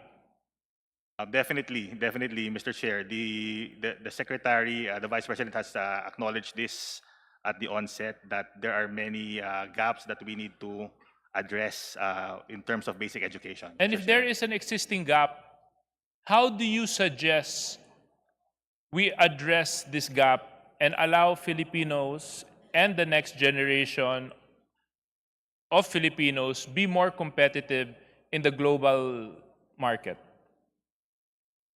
Thank you, Mr. Chair.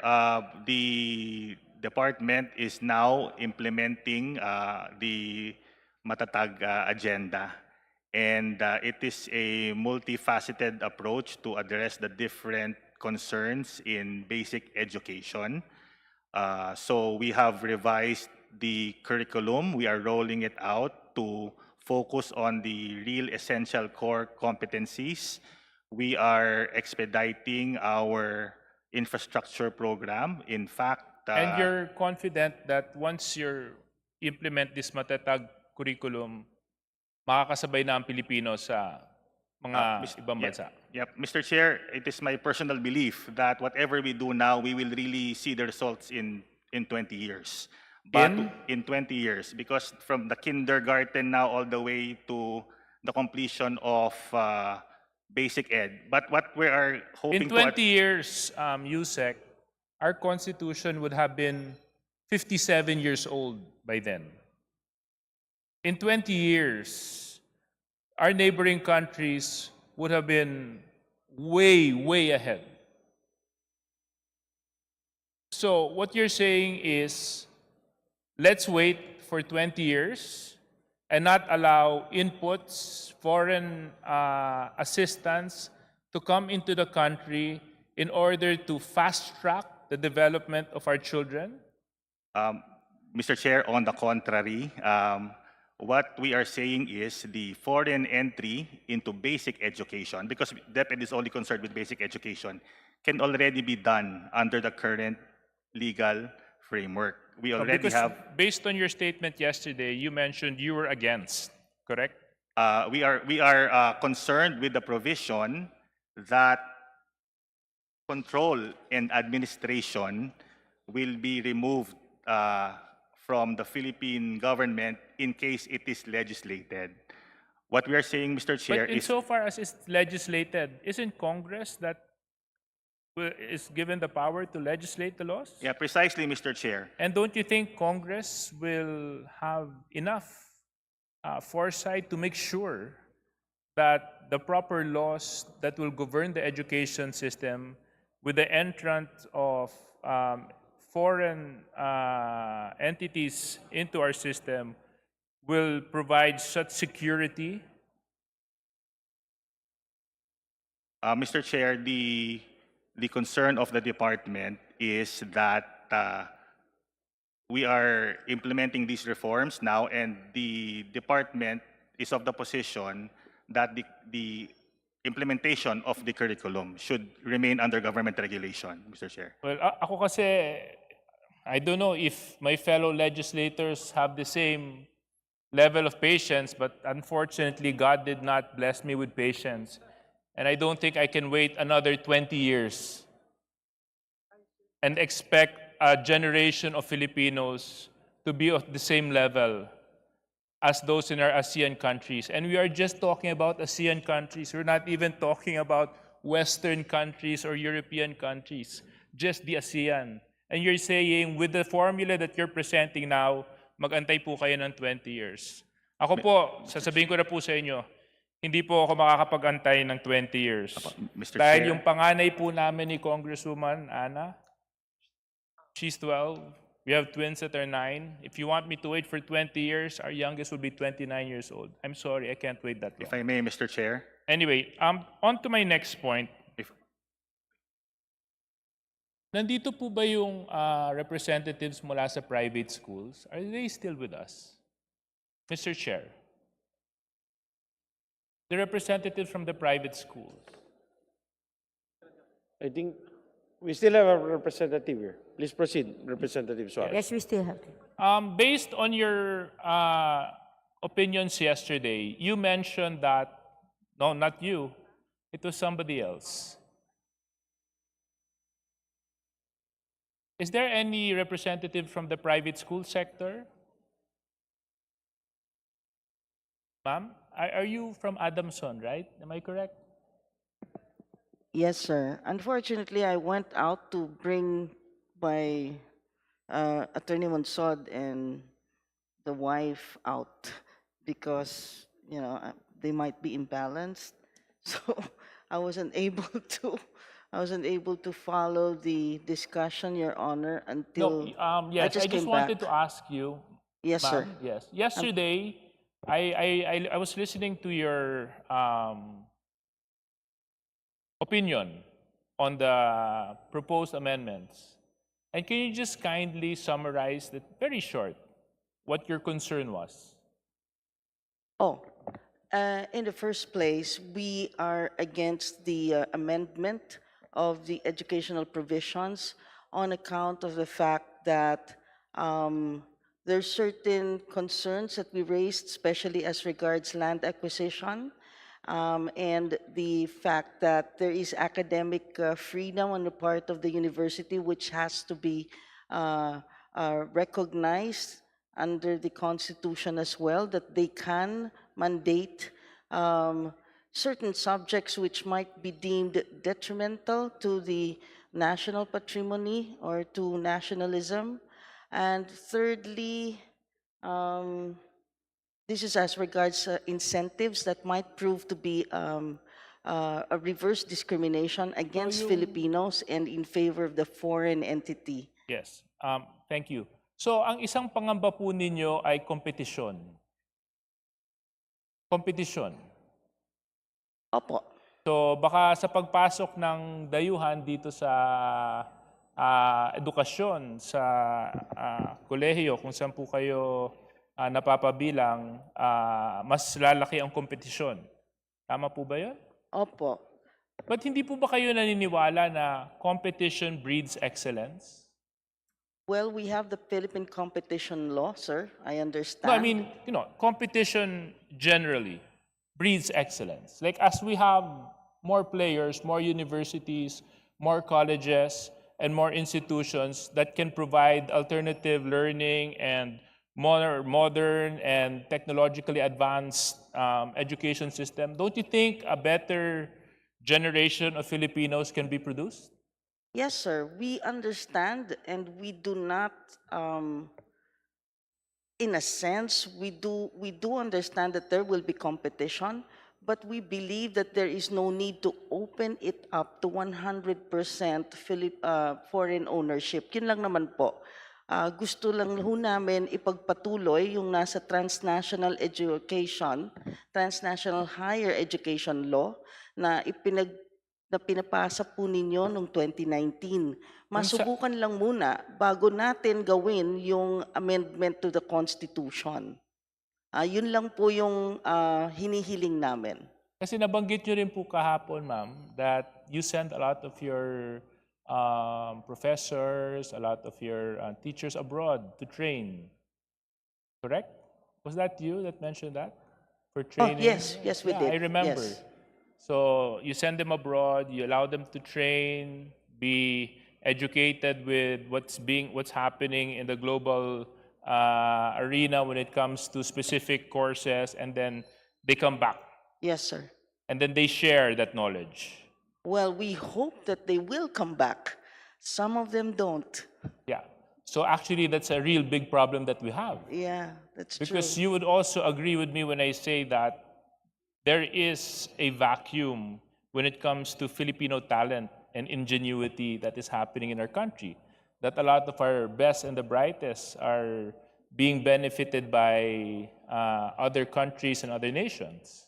Well, that is also true, sir. This is a sad reality that we face, but it is more a question of better Opportunities. compensation. Yes, Now, better compensation. I would like to think it is more of compensation than anything else, because if I were to receive better compensation here, why would I leave for abroad and leave my family?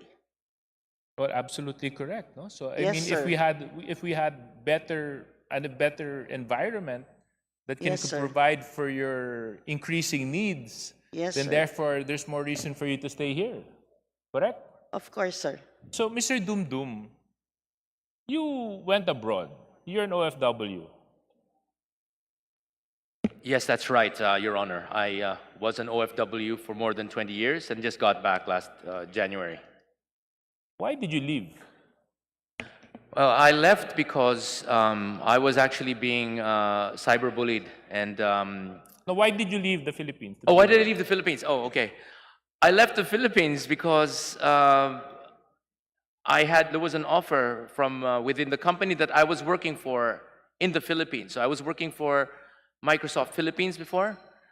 I was earning quite a good salary, but then there was an offer from the Microsoft Singapore office, which was going for like, I guess, 4 times the gross amount, which if we look at the net amount, was actually 5 times what my net was in the Philippines. So it was a no-brainer. But I'm sure you weren't the only Filipino abroad, no? No, there were so many of us.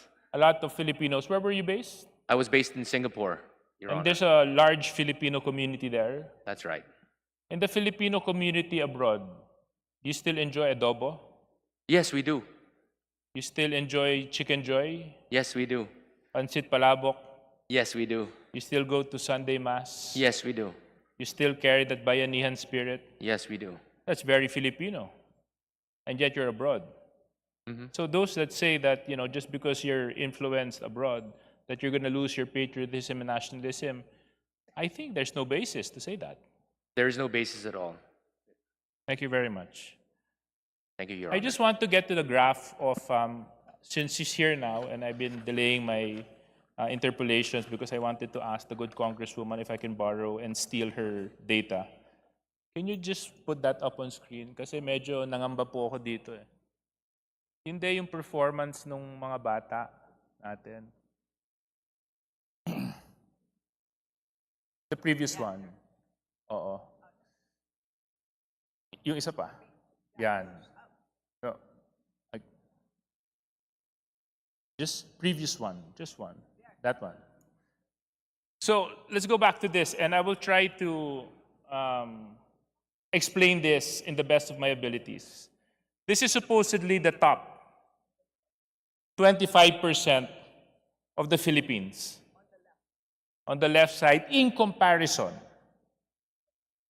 to the top 25 of the other countries. And you can see clearly, based on the review by the EDCOM 2 report, that Philippines to Cambodia, Philippines to Indonesia, to Malaysia, to Thailand, to Brunei, to Vietnam, and Singapore, we fail. Unfortunately, we fail. And this graph will not change if we don't change the system. It will get worse. If we follow what the good USEC has said and wait for another 20 years before they can implement fully the Matatag, unfortunately, that gap will increase. And the question is, what will happen to the generation of Filipinos? We will be stealing the opportunity from them to have a better life. And we will be stealing from them the opportunity to have gainful employment. We'll be stealing from them the opportunity for them to attain their dreams when they were a child. And I think, and I am in the position, that is the most anti-nationalistic position that you can have. I think that is the most unpatriotic position anybody can have, is to deprive the Filipinos of a better opportunity and to decide what is good for them. To tell them that this is what you can do when you can have something better is anti-Filipino. When you tell them na hanggang dito lang kayo kasi ito sa palagay namin ang mas nararapat, kaso lang meron palang mas maganda na nag-aantay kung pupunta tayo dito, I think that is unpatriotic. And if you truly love the Philippines and the Filipinos, let the Filipinos blossom in every opportunity available in the world, regardless of boundaries and borders. So, Mr. Chairman, thank you very much. That is my short interpolation. Maraming salamat. Thank you, Representative Suarez, Floor Leader. Mr. Chairman, I move that we recognize the honorable gentleman from APIC Party List, the Honorable Sergio Daguo. Representative Dagoc, please proceed with your interpellation. Thank you, Mr. Chair. Good afternoon, everyone. Do we have online Dr. Araral? Nandyan? Mr. Chair, can I ask the good doctor for some clarificatory questions with regards to his presentation yesterday morning?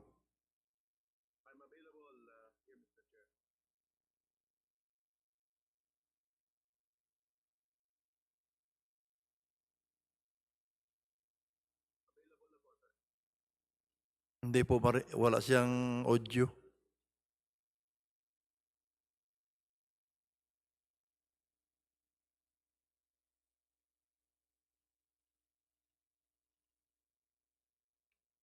Pati siguro sa Congress, papasukan na natin ng foreign direct investment kasi ganito palagi.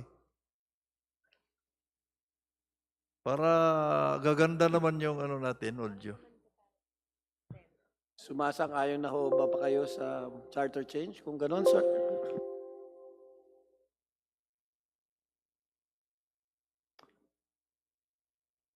Sir, can Yes, sir, I'm you hear available. me, sir? Can you hear me, Congressman? I can hear you. Yes, Thank you. Please Thank- proceed. Thank you, Mr. Chair. May I ask, respectfully ask, Mr. Chair, Dr. Edward, based on your presentation, it is stated that removing the restrictive economic provisions of the Constitution, no, one, necessary but not sufficient condition. Ano po yung other conditions? Bakit po by just amending or removing this the present provisions of the Constitution not sufficient? Thank you, Mr. Chair. In the example I gave yesterday about Vietnam, Vietnam does not have the constitutional restrictions, and they have a lot of liberal policies when it comes to foreign direct investments. So wala pong legal restrictions, but it's not enough. As indicated yesterday, in order for them to attract a lot of foreign investments to the tune of $24 billion, they need to have very good infrastructure, special economic zones, ports, cheap electricity, which is 50% lower than the Philippines, very competitive salaries and wages, very low inflation, average of 3%, very low taxes at 20% corporate income tax rate compared to 30% in the Philippines in the past. Yun po yung mga additional conditions in addition to removing the legal restrictions, Your Honor. Thank you, Doctor. Isn't it if those are some of the other conditions, isn't it that this will become an issue of chicken and egg? Ano pong uunahin ng Pilipinas? In my humble view, no, I am not an economist. Yung pong, for example, inflation, para bababa siya, kailangan ma-improve yung ating economy. So, kung wala po tayong, based on the premise of this exercise na ginagawa natin ngayon, kailangan po nating magpapasok ng foreign direct investment para nga bababa yung inflation, magkaroon ng trabaho, at kung ano-ano pa. So, for me, this is an issue of chicken and egg. Pwede po bang mauna yung inflation pagpababa para wala tayong gagawin muna na FDI? Mr. Chair. Thank you, Your Honor. Sa tingin ko po ay hindi ito kailangan chicken and egg. Hindi ito sequential. Mauna muna isa over the other. Pwede naman pagsabayin. For example, marami na rin ginawa ang Congress to lower the tax through CREATE. Meron na diyang infrastructure, maraming infrastructure projects in the pipeline. So marami na pong ginagawa na nasa kondisyon. Ang problema po sa Pilipinas, Your Honor, ang reputasyon po ng Pilipinas among investors sa ngayon ay para po tayong Philippine Airlines. Ang Philippine Airlines pinagtatawanan na plane always late. Pero pag titignan natin ngayon, number one na Philippine Airlines sa being the timeliest airline in the whole of Asia. So we suffer from a very bad press, very bad reputation. So kinakailangan po isama na talaga yan that the Philippines really is open for business. Talo po tayo sa reputation building, brand building kasi matagal po tayo nakilala na very high tax, very very protectionist, at marami tayong mga problema. Kailangan na pong sabihin sa buong mundo na we are open for business. Thank you. Dito po sa isang parameters o factor in Vietnam na lower power cost. Ano po yung nakikita ninyong dahilan? Bakit mababa po yung singil ng kuryente sa Vietnam, Mr. Chair? Mr. Chair, sa Vietnam po, 75% ng kanilang energy source ay galing sa dalawang sources. Number one is coal and number two is hydropower. 75% po yan. So mura po, halos walang cost, walang additional cost ang kanilang hydropower, which is about 25%. At yung coal nila, mixture po ito ng imported as well as local. Ang Pilipinas po, ang coal natin is about 30% if I'm not mistaken. Tapos marami tayong ini-import na na oil and gas. Malaki din yung renewable natin pero hindi tayo we're not as close to them So in other countries po, Malaysia and Thailand and Indonesia, subsidized po ang kanilang electricity. Kasi they are oil and gas producing countries. Kaya mas mababa sa kanila. Sa atin po, walang subsidy. Kaya mas mataas tayo. Sa Vietnam po ba, Mr. Chair, walang government subsidy? Wala po. Anong porsyento, Mr. Chair, yung part ng generation mix sa Vietnam ang coal? 50 plus po, 52-53%. Alam po ba ng ating resource person na dito sa Pilipinas ay we are now in the energy transition. So, ibig sabihin, repurpose na po natin yung mga coal-fired power plants natin at esara. Because we are no longer supporting additional construction of fossil fuel power plant. So, paano po natin makopya yung sa Vietnam kung ganun po yung direksyon ng ating gobyerno, Mr. Chair? I'm familiar with energy transition, Your Honor, because I work in Saudi Arabia. I consult for the government of Saudi Arabia and UAE and Kazakhstan as well. So in the short term, Your Honor, although I'm not a deep expert as you are, Your Honor, you represent the electric cooperatives. In the transition literature, darating po ang panahon na tataas pa ang presyo ng oil and gas and coal sapagkat wala nang investments pumapasok sa oil and gas. Mga majors po hindi na sila nag-i-invest. At isama mo na diyan ang continuing war sa Ukraine at saka yung problema sa Panama Canal, problema sa Suez Canal. So structurally tataas po ang presyo ng oil and gas. So pero ang problema po sa Pilipinas, Your Honor, is not just yung presyo ng source ng electricity natin kasi tayo ay archipelago, yung mga island provinces po natin ay dehado. I work in Mindoro, wala pong planta ng electricity sa Mindoro. We use barge. Kaya pa Christmas light po ang sa Mindoro, siguro alam niyo yan, and other island provinces. Mas mahal ang presyo ng island provinces kasi dependent po sila sa mga generator, mga diesel. Alam niyo ng mga kasama natin sa Mindanao, sa Tawi-Tawi. Kaya mas mahal po ang ating kuryente dahil mga generator po ang ginagamit sa kanila. Kung ako po ninyo tatanungin, hindi naman po kalayuan sa Pilipinas ay yung Bakun Dam dyan sa Malaysia. Excess capacity po yan. Mura lang po electricity, hydropower. Namimili na po ang Singapore sa Bakun Dam. Hindi naman po malayo yan sa Palawan. So bakit hindi tayo bumili ng Bakun electricity sa Malaysia? So alam ko pong mahirap itulak ngayon ang coal power plant kasi marami tayong batas that is against coal power plant. But in other countries, they have more enlightened policies, Your Honor. That is, pinayagan nilang coal power plant pero may mga scrubber po, may carbon capture at kailangan ng carbon offset. Pag magtayo ka ng coal power plant, kailangan mayroong carbon capture yan and mga scrubber. At kailangan mo ng carbon offset.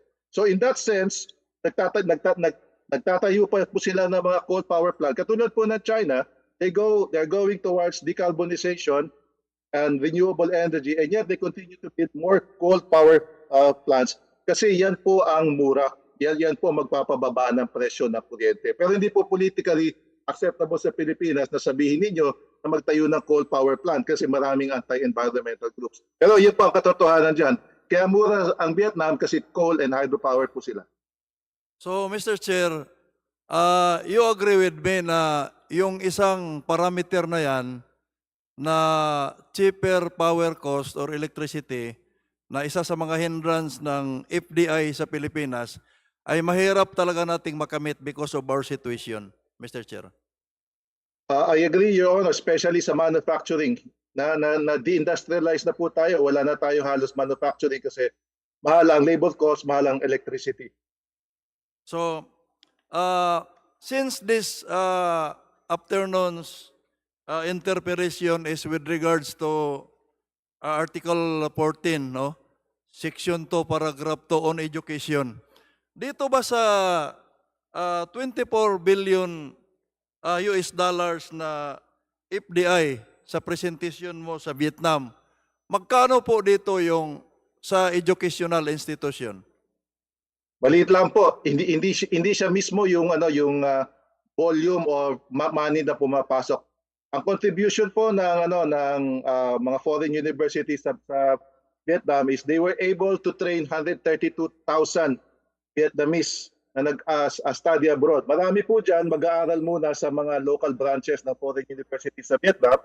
At pagkatapos ng kanilang third year, fourth year, lalabas po sila, mag-aaral po sila sa Australia, sa US. And so affordable po sa kanila, mag-aaral sila sa Vietnam. They save 3 years and then 1 year po sa abroad.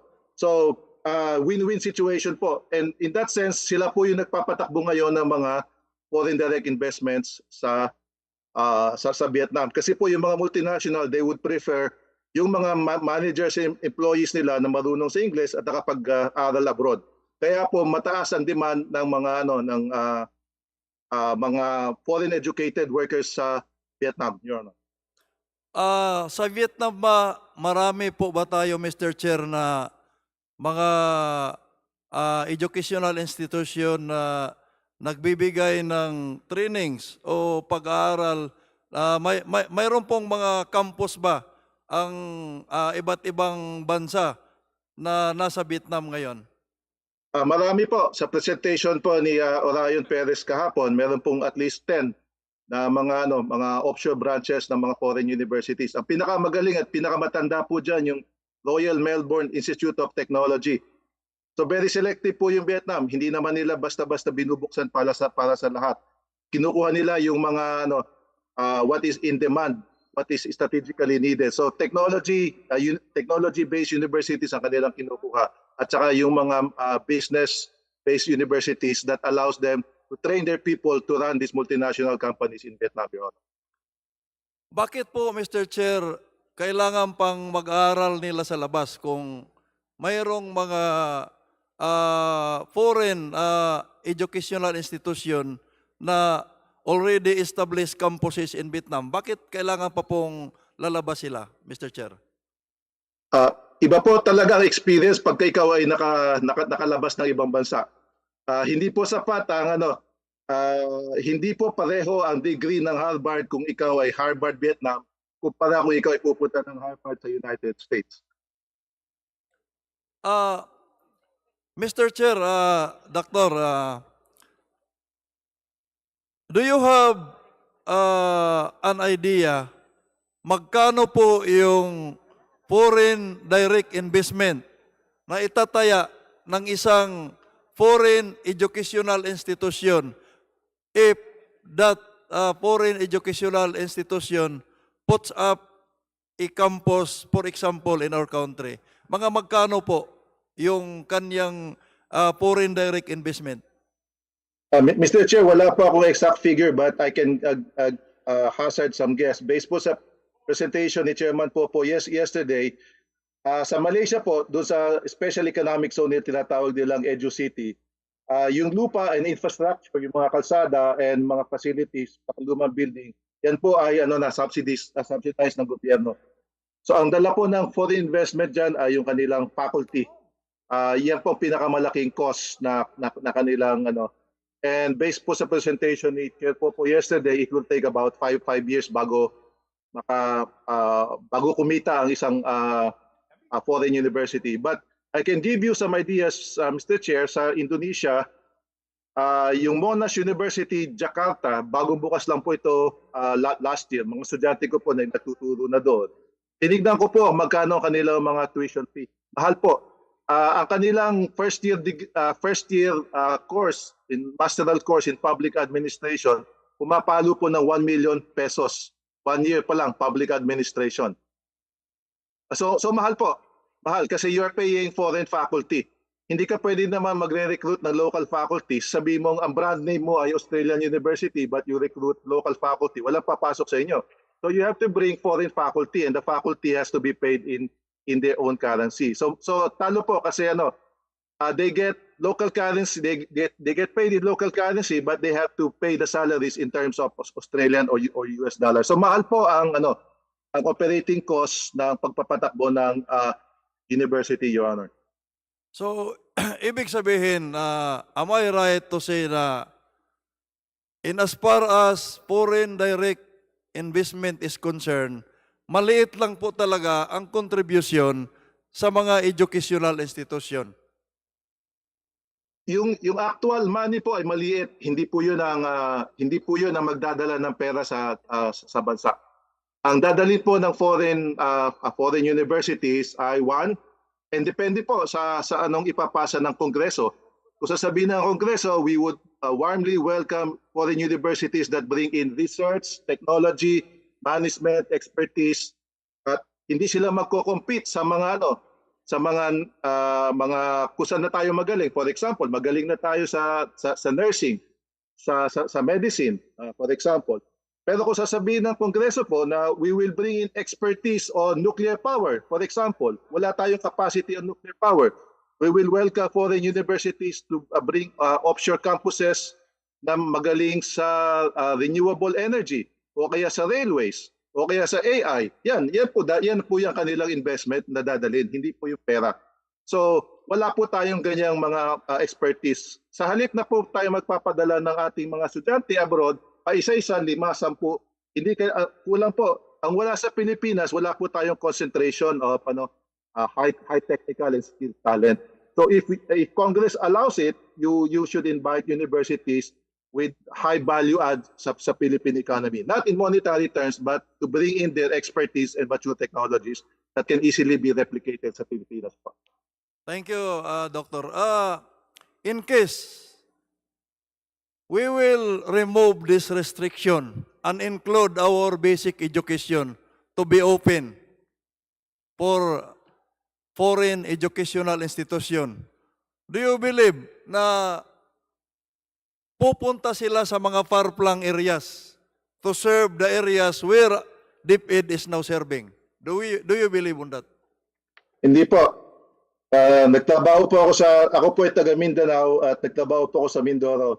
So yung mga foreign investors, of course hindi sila pupunta sa mga far-flung areas kasi they need a lot of capital. And the truth, Your Honor, is that in ASEAN countries, hindi naman nila ino-open ang kanilang basic education sa foreign investments. Binubuksan po nila sa higher education. So, in the case of Vietnam, Mr. Chair, tertiary lang ang kanilang ino-open, not the basic education. Am I Correct. right, Mr. Chair? You're correct, Mr. Chair. So, thank you for that. No? Final question, Doctor. Doon po sa other parameters, no, that hinders the entry of foreign direct investment in as far as Vietnam is concerned, anong porsyento po yung cost of electricity? Anong porsyento siya? Well, kung ang company po ay nag-ooperate siya sa manufacturing, malaking pong porsyento 'yan kasi malaking kakainin ng electricity. Kasi po sa Vietnam, karamihan ng kanilang foreign investments ay nandoon sa electronics industry po. So yan po ay automated. Yan po ay high energy consumption. Tapos mababa lang po ang component ng low wage labor dyan. High skilled workers po yan. I don't have the exact percentage, Your Honor, but suffice it to say na malaki ang component cost ng electricity para sa automated manufacturing sa Vietnam, Your Honor. Mr. Chair, in the case of Vietnam, Doctor, nauna po ba yung pagpasok ng foreign direct investment on educational institution sa tertiary, then after they acquire the expertise, the skills, and the knowledge, saka lang po ba nagkaroon ng massive industrialization? Ganun po ba nangyari, Mr. Chair? Nagsimula po sila, Mr. Chair, sa low-skilled jobs, garments and shoes. Nung nagbukas po sila nung late 1980s. Yung pagpasok po ng mga foreign universities, nangyari po yan the last 15-20 years. Nung tumaas na po ang purchasing power ng mga Vietnamese at tumaas na rin ang demand for English speaking and business management courses. Marami po mga Pilipino nagtatrabaho sa Vietnam 20 years ago. because yung mga multinationals katulad ng mga Taiwanese, Japanese, South Korean, familiar po sila sa mga manager ng mga Pilipino. So, mga Pilipino hinahire nila, pero mas mahal po ang sweldo ng mga Pilipino. At saka nung dumami po ang foreign investment sa Vietnam, tumaas din po ang demand ng mga managers. Kaya tumaas ang demand for foreign universities na pumasok po sa Vietnam. So nauna po muna ang kanilang industrialization, sumunod po ang pagpasok ng mga foreign universities, Your Honor. Mr. Chair, nung marami na pong mga campuses yung mga foreign educational institutions, wala po bang other effects doon sa kanilang kultura? Like for example, palagi ko pong nababasa sa dyaryo at nakikita sa mga news na in the US, uso po yung shooting, no? Yung shooting inside the school campus. Wala po bang mga ganong pangyayari sa Vietnam nung marami nang pumasok na foreign educational institutions? Wala po, Your Honor. I can safely walk sa gabi sa Hanoi. Galing lang po ako doon 3 months ago. Very safe po ang Vietnam. And ang Vietnam po, yung pagpasok ng mga foreign educational institutions did not even lower the sense of patriotism and nationalism ng mga Vietnamese. Very nationalistic po ang mga Vietnamese. They were able to beat the French, the Americans, and they fought the Chinese. And yet they are the most welcoming among the ASEAN countries without diluting their sense of patriotism. Kasi po ang kanilang brand of nationalism, Mr. Chair, is a confident, outward-looking nationalism. Hindi po sa ibang bansa na takot and inward-looking nationalism. So, in short, kahit may pumasok na tagalabas, wala pong nagbago, walang mga sabihin na natin na mga negative implications doon sa kanilang kultura at iba pang sa lipunan. I've been there for 18 years now, Mr. Chair, so I can confidently say ang nagbago lang yumaman ng Vietnam. Pero sa kultura nila, they're still very patriotic and nationalistic despite opening up to globalization. Thank you, Mr. Chair. Hindi ko na uubusin yung 10 minutes ko kasi marami pang magtatanong. At least naliwanagan lang ako tungkol sa issue. So, to summarize, medyo hindi po siguro tama yung isama natin yung basic education. Thank you, Mr. Chair. Thank you, Doctor. Thank you.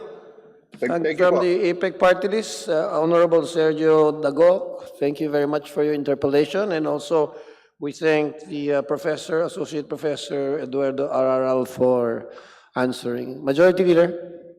Mr. Chairman, with the permission of the Chair and the members of this Committee of the Whole, may I move that we recognize Dr. Leonardo Lanzona, Jr., Professor, Department of Economics at Ateneo de Manila University, to state their inputs with regards to RBH7. The Professor of the Department of Economics at Ateneo de Manila University, Dr. Leonardo A. Lanzona, Jr. is hereby recognized. Thank you, Mr. Chair, and thank you to the other people who are in this particular plenary. I'd like to talk about basically the experience of Asian countries in terms of their development. And the literature has provided enough evidence that there are significant technological spillovers coming from developed countries to the low-income countries.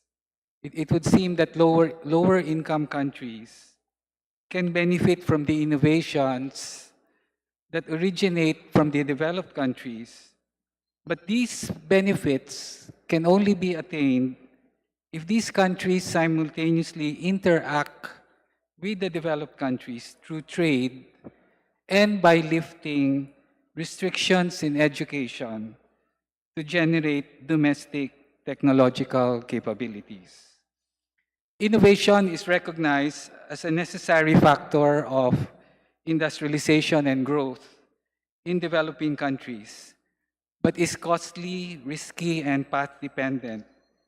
And even now, groundbreaking innovation is highly concentrated in rich countries, linked with specific forms of university research, science, capacity, and amongst a small number of firms.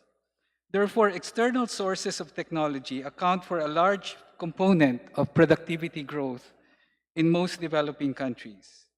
If foreign technologies were easy to diffuse and adopt, a country with meager technological capacity could follow a catch-up strategy and more rapidly deploy the advanced technologies. Currently, this positive association between innovation and growth is one of the emerging consensus, ranging from broad diffusion and impacts of mobile technologies to associated value-added financial and health services. Many studies have shown that optimal investment in innovation does not really depend on economic conditions, but on incentives and non-economic restrictions that prevent countries from having the capacity to take advantage of the current technology. In the case of the Philippines, this lack of capacity originates from the restriction of allowing for more foreign participation in the educational sector. The Philippine Constitution restricts foreign ownership of education institutions to 40% and prohibits them entirely from teaching except in exceptional cases. In other Asian countries, however, universities paid more attention to research in recent decades, prompted by government incentives in these countries, so that firms could collaborate with the industrial sector or educational systems can collaborate with the industrial sector to assimilate the transfer of foreign technology and make adaptations necessary for foreign technology to fit within the local, technical, economic, and social context. By allowing more foreign participation in the educational system, in terms of investment and labor, the country is expected to experience the following. First, greater efficiency in the production of quality education. Less qualified educators and lower standard institutions will be weeded out by the competition process. Along with adequate regulation, the lower quality inputs from abroad will presumably not be allowed to enter the country.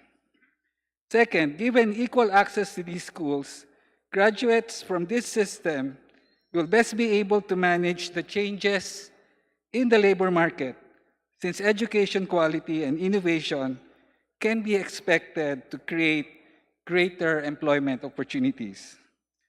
Empirical evidence suggests that innovation tends to create rather than destroy jobs.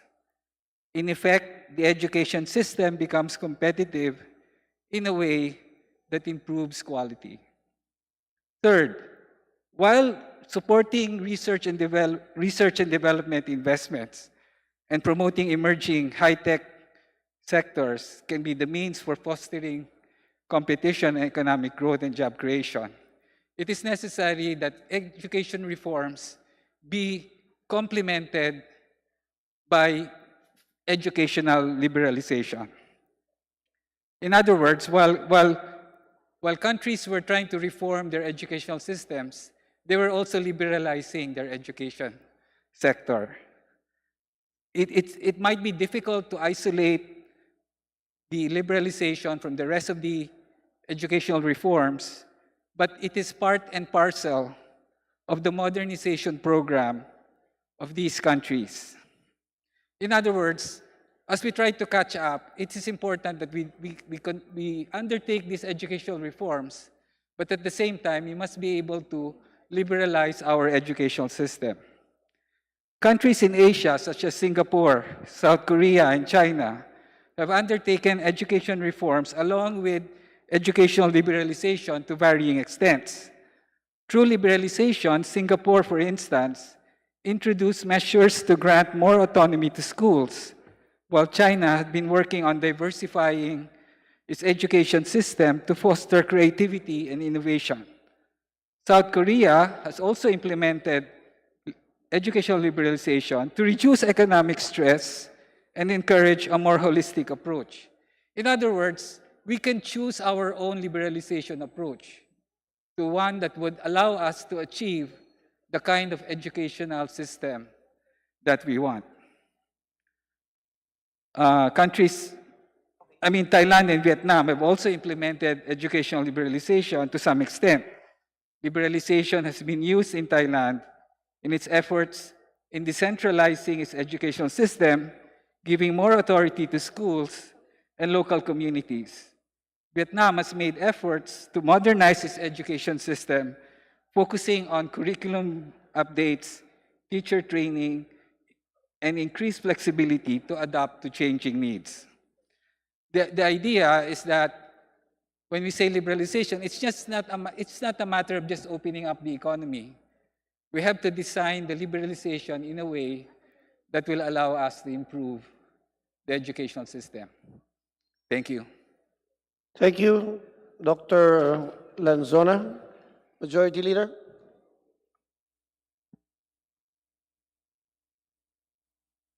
Mr. Chairman, I now move that we recognize the Honorable Jude Asidre of Party List Tingog for his interpellation. The honorable gentleman from the party list Tingog, Representative Jude Asidre, is hereby recognized. Thank you, Mr. Chair. May I be allowed to direct my questions to our resource persons? Go ahead. It has been repeatedly raised that the entry of foreign direct investments into higher education will effectively distort our sense of national identity. Let me quote from the statement of the Department of Education that was read yesterday. Quote, this begs the question, how can foreign entities who are not citizens of the Philippines and therefore may lack first-hand experience with Filipino culture and values to learners? Consequently, these may result in the possible dilution of the fundamental aspects of Filipino identity, culture, and values to be taught, and worse, endanger national security, unquote. Let me raise 2 points. Whether or not direct foreign investments in higher education will indeed dilute Filipino identity, culture, and values. And second, whether or not this will endanger national security. On the first point, Mr. Chair, may I be allowed to bring back to mind a few history lessons, and would like to ask Yusek Omar Romero to answer the questions. Yusek Omar, I'm sure you are familiar, Mr. Chair, we are familiar with who founded the oldest university in Asia, UST? Yusek Omar? Yusek Omar, you're hereby recognized. I think it would be the Thomasian order, Mr. Chair. Yes, that's correct. That's founded in 1605 by the Spanish Dominican Fathers upon the initiative of then the Spanish Bishop of Manila, Miguel de Benavides. How about Ateneo de Manila University, Yusek? By the Jesuits, Mr. Chair. Yes, founded in 1859 by the Spanish Jesuits as Escuela Municipal de Manila. Let's go down to Visayas. How about Silliman University? If the USEC, is there anyone who would know who founded? Mr. Dumdum? Thank you, Mr. Chair. Silliman University was founded by American Protestant missionaries. Yes, in actually, it was founded in 1901 by Dr. Horace Silliman, who was a retired American businessman who actually donated the university later into the Presbyterians. How about the University of the Philippines? I hope someone can tell us who founded the University of the Philippines. Yes, sir. 1908 by the American colonial government. It was founded in 1908 through Act 1870 upon the recommendation of the American Secretary of Public Administration, Public Instruction. In fact, there are sources who said that UP was originally named the American University of the Philippines. Of course, baka sabihin namang may favoritism. How about LaSalle? LaSalle was founded in 1911 by the LaSalle brothers, all foreigners, upon the request of an American archbishop, who was Archbishop of Manila at that time, James Harty. And of course, kasi nandito yung Adamson eh. Dean Abad, may we know who founded Adamson University? Your Honor, George Lucas Adamopoulos. Yes, and his brother. Yes, sir. And his friend. Yes, all, sir. all Greek nationals. Yes, sir. And isn't it that George Lucas Adamopoulos, who later changed his surname to Adamson, was actually president at Adamson University until 1964? Yes, sir. We confirm that. Thank you, ma'am. I'm raising this point, Mr. Chair, because history would teach us that these foreign-founded colleges and universities has actually shaped our national identity, our culture, and our values. Therefore, it debunks the assertion that the participation of foreigners in higher educational institutions will dilute aspects of Filipino identity, culture, and values. History would tell us otherwise. Foreign participation in higher education in this country is not a new thing, but it has actually paved the way towards the educational system that we have right now, the Philippine educational system as we know it. And the truth, Mr. Chair, is that many of our heroes, our prominent statesmen, our government officials, our colleagues in this body are graduates of foreign universities, yet they have contributed significantly to nation building. The main problem, as I see it, is that many presume that ownership or even equity would equal or be tantamount to control by foreigners. May I direct my next set of questions to the representative of CHED, Attorney Benitez. Ma'am. First, ma'am, if foreign schools were opened in the country, would they be subject to the same regulations as other HEIs? That can be a parameter that may be done by the Congress, Mr. Chair. So the answer is yes, they might be subjected to.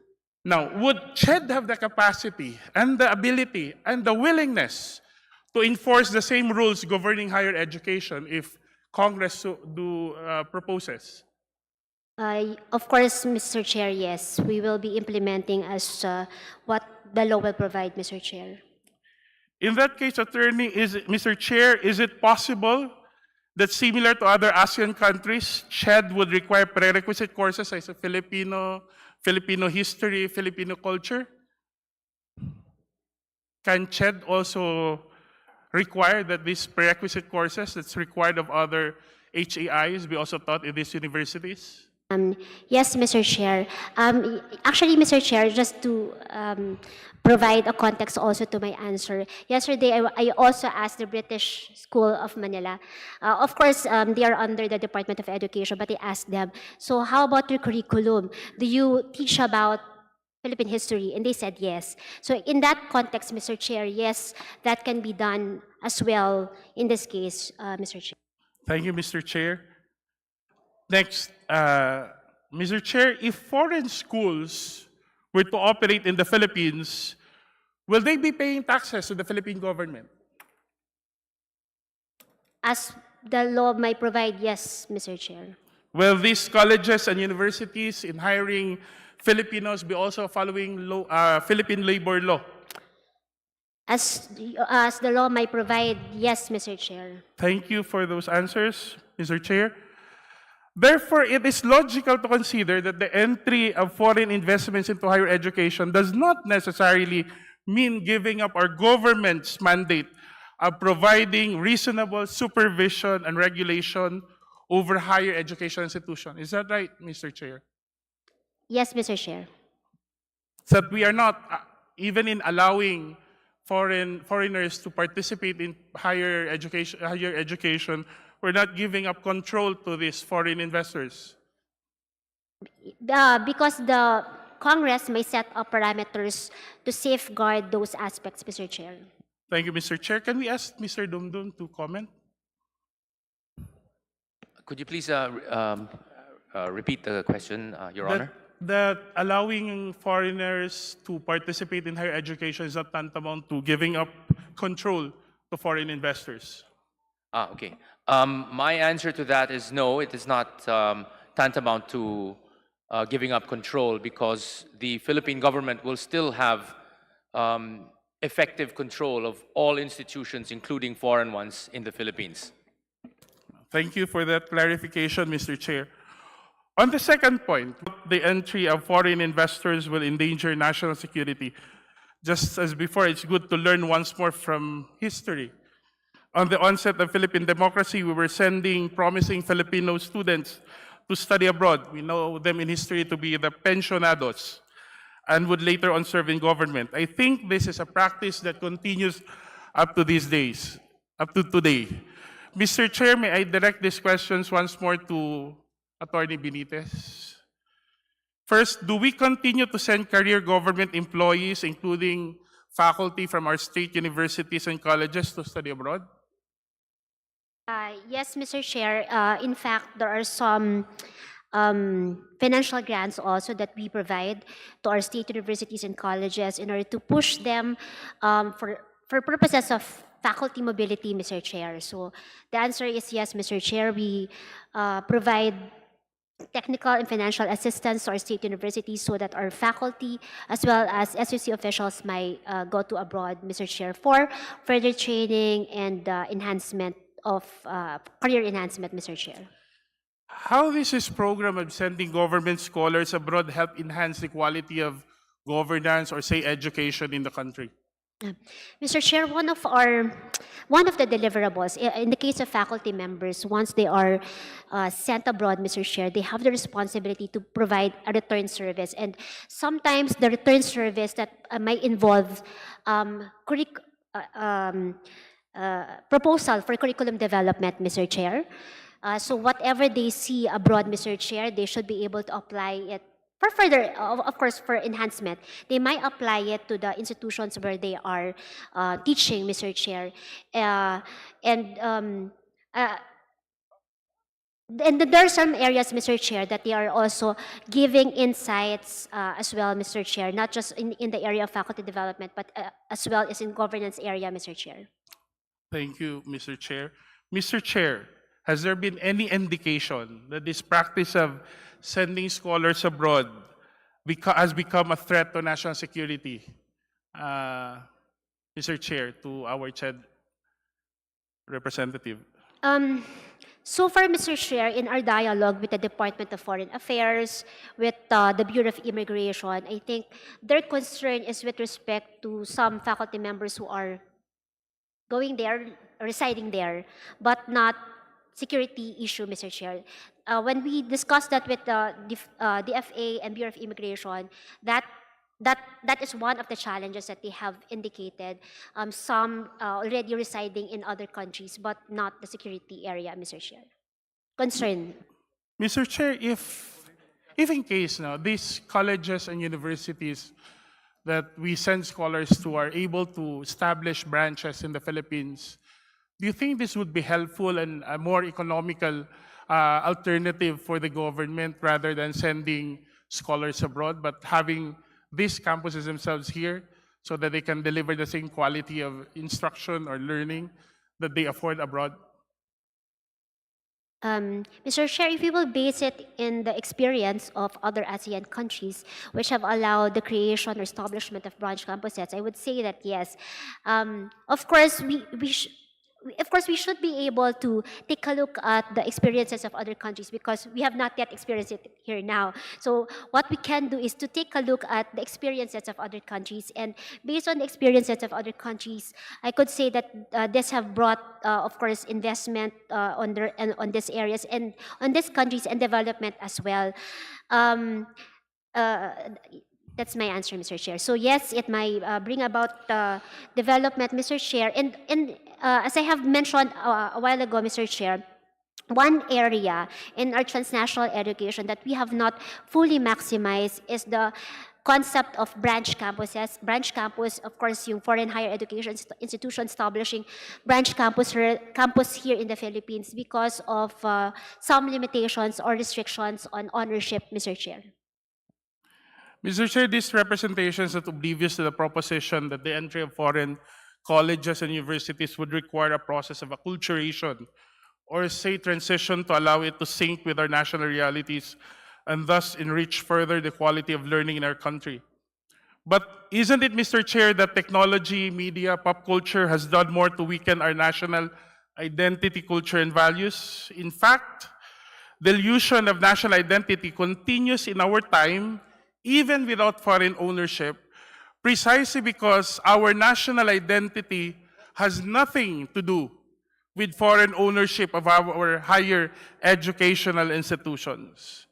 May I ask Mr. Dumdum, Mr. Chair, what regulatory policies should we consider in the event the proposed amendment is approved and when Congress finally considers a legislation to allow foreign participation in higher education? Thank you, Mr. Chair.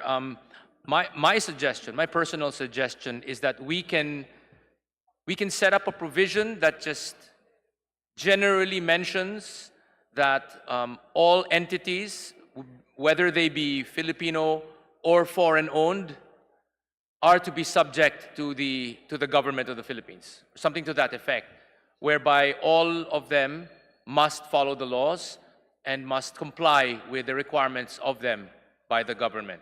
So I think that something like that could be set up.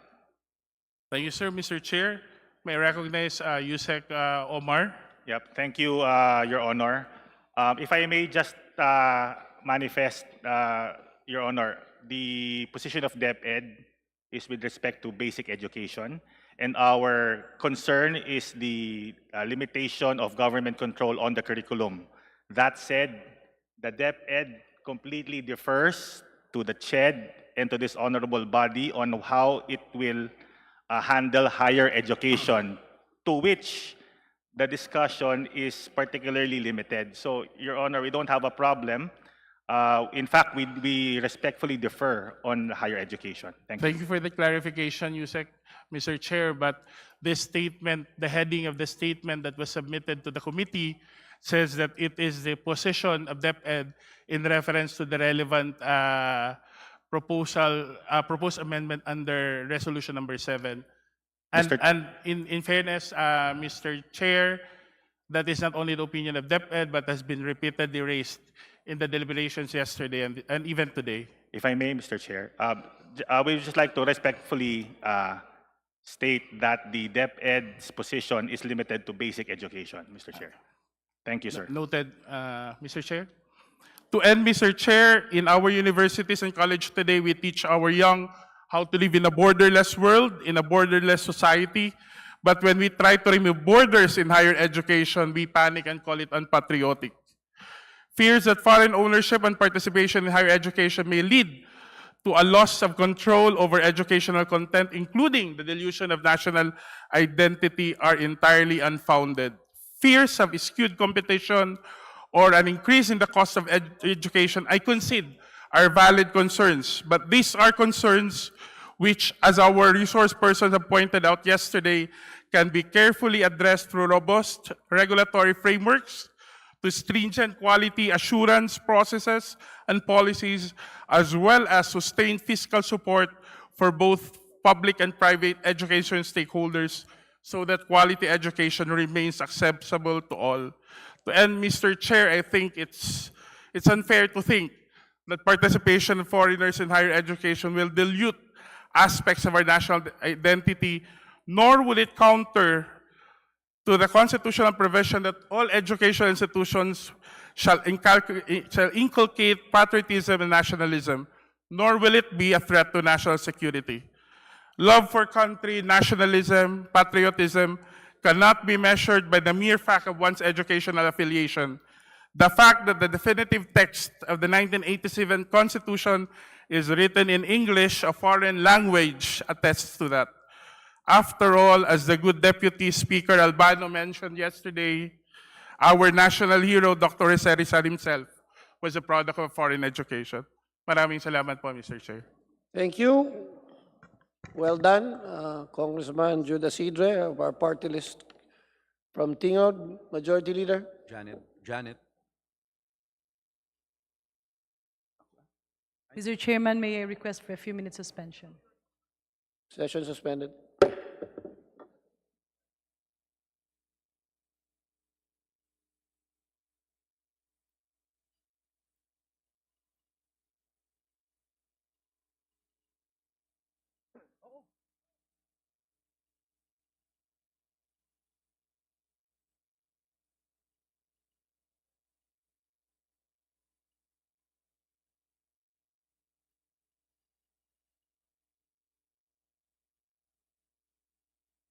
The committee resumes session. Mr. Chairman, Majority Leader. I move that we suspend consideration of Article 14 in the proposed RBH, as contained in proposed RBH7, Mr. Chair. Is there any objection? Chair hearing none, the motion is approved. Majority Leader.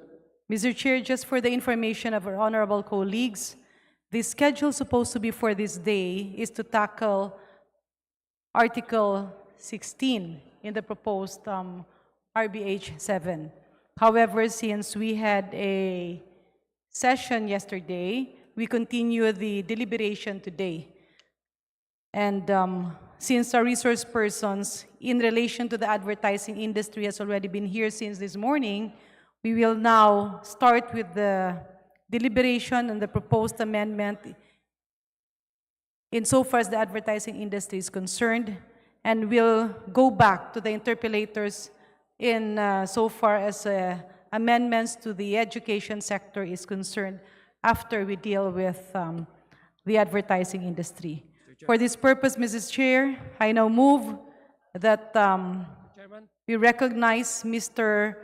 Abdul Mari Imau Jr., Assistant Professor of the College of Fine Arts, University of the Philippines. Before that, Majority Leader. Mr. Chairman, parliamentary inquiry, Congressman Mr. Chairman, yes. Zia? Yes, Mr. Alonzo? Chairman, just like to inquire because I have listed my name as one of the interpellators on the proposed amendment on our higher educational system. Is it safe to, would it be safe to assume, Mr. Chair, that after we have discussed the advertising, we can immediately go back to the educational Yes. issue on education Congressman Alonzo. rather than wait Mr. until Chair. tomorrow? No, Mr. Because I have Chair. waited. Mr. Chair, we Majority have 4 interpellators in the advertising industry. And I believe we will be able to finish that before resuming session. And on an estimate, we will be resuming the deliberation on the education sector after we suspend session this afternoon. Thank you for that response, Mr. Chair. Thank you. So, Mr. Chair, allow me to go back to my previous motion that we recognize Mr. Abdul Mari Imau Jr., There is a Assistant first motion, Professor. I think, that you've said that we open up the advertising industry. Is there any objection? Chair hearing none, we now take that route in opening the advertising industry for the HB. Majority Leader. I move that we recognize Mr. Abdul Mari Imau Jr., Assistant Professor of the College of Fine Arts, University of the Philippines. The Assistant Professor of College of Fine Arts University, Professor Mr. Abdul Mari Imau Jr. is hereby recognized. Good afternoon, Mr. Chair, and to your honors. I am attending in behalf of Dean Mark San Valentin of the University of the Philippines College of Fine Arts. He extends his apologies to your honors that he has had a prior scheduled meeting with the UP administrators this morning. And as he received the invitation only yesterday with regards to these deliberations. Likewise, the UP College of Fine Arts recognized the importance of these consultations with institutions and stakeholders affected by any amendments to the law. May we therefore share the College of Fine Arts Dean's opinion with regards to this matter. While looking to other sources of inspiration and knowledge outside the country, the Dean of the College of Fine Arts believes that the Filipino academic and industry leaders are more than capable of synthesizing this information to address the specific needs and nuances of the Filipinos. Having the best interests of the Filipinos in mind should be the deciding factor in granting control over critical institutions. Our Dean would like to assure Your Honors that the UP College of Fine Arts will participate in further meetings and consultations that would contribute to the discourse and in-depth study and recommendations with regards to the bill. He will be convening the College Executive Board to discuss the concerns and recommendations to address Congress request for the institution's official comment and statement. And we will be submitting it to the good Congress. That is our message from the UP College of Fine Arts by Dean Mark San Valentin. Thank you, Mr. Imao, of the Assistant Professor for the College of Fine Arts of the University of the Philippines. Majority Leader, you're recognized. Mr. Chairman, I move that we recognize Attorney Maria Teresa G. Faustino, Chief Trade Industry Development Specialist, Bureau of Policy Research, Department of Trade and Industry. Attorney Teresa Faustino, the Chief of the Trade and Industry Specialist, Bureau of Policy Research, Department of Trade and Industry, you are hereby recognized. Thank you, Mr. Chair.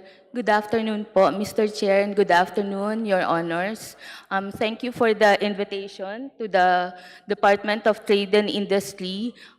Since Undersecretary Fito Aldaba is currently not feeling well, I am here po to represent the Department of Trade and Industry. I would like to manifest po that the department is still currently finalizing our position paper. However, I would be making our preliminary statement, but this is without prejudice to the submission of a more sector-specific position paper.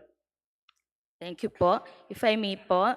So, the Department of Trade and Industry firmly supports the initiative to amend the economic provisions of the 1987 Philippine Constitution. This position is anchored on the imperative to bolster the country's attractiveness to foreign investors, accelerate economic growth, and foster a competitive business environment.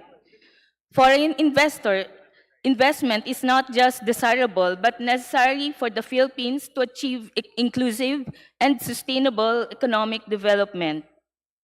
Such investments bring in capital, technology, management expertise, and global market access. These are resources that are paramount for industrialization and job creation. Our current economic structure, dominated by concentrated economic elite, has not sufficiently mobilized the necessary capital for risky yet potentially high-yield sectors, particularly in manufacturing and high-tech industries. Consequently, the Philippines has lagged behind its ASEAN neighbors regarding economic performance and foreign direct investment inflows. Amending the Constitution to liberalize these restrictive economic provisions will signal to the global community that the Philippines is open for business and is willing to adopt the best practices conducive to investment and competition. It will align the country with successful models of other ASEAN economies that have benefited from openness to foreign investments. We are of the view that the influx of foreign investments will create employment and help alleviate poverty. It will also spur the development of local industries through technology transfer and competition. It will also provide the government with additional revenue streams through taxes and duties. It will also enhance the development of human capital through exposure to global best practices. However, the department would like to emphasize that while constitutional reform is pivotal, it is insufficient by itself and must be accompanied by efficient governance. The DTI recognizes the need to address investors' concerns, including red tape and local government unit practices that impede business operations. The DTI is committed to working with other government agencies to streamline processes and protect investors from bureaucratic inefficiencies and corruption. In conclusion, the DTI stands with a call to amend the economic provisions of the 1987 Philippine Constitution. This is not a call for relinquishing our national interest, but rather a strategy to align with the inevitable global economic currents. It is a call for practicality, openness, and strategic action to empower the Philippine economy to reach its full potential. Thank you so much po, Your Honor. Thank you, Attorney Faustino of the DTI, Majority Leader. Mr. Chairman, I move that we recognize Attorney Rudolph Reggie Hularbal, Legal Counsel of the Ad Standards Council. Attorney Rudolph Reggie Jularbal is hereby recognized. Thank you, Mr. Chair.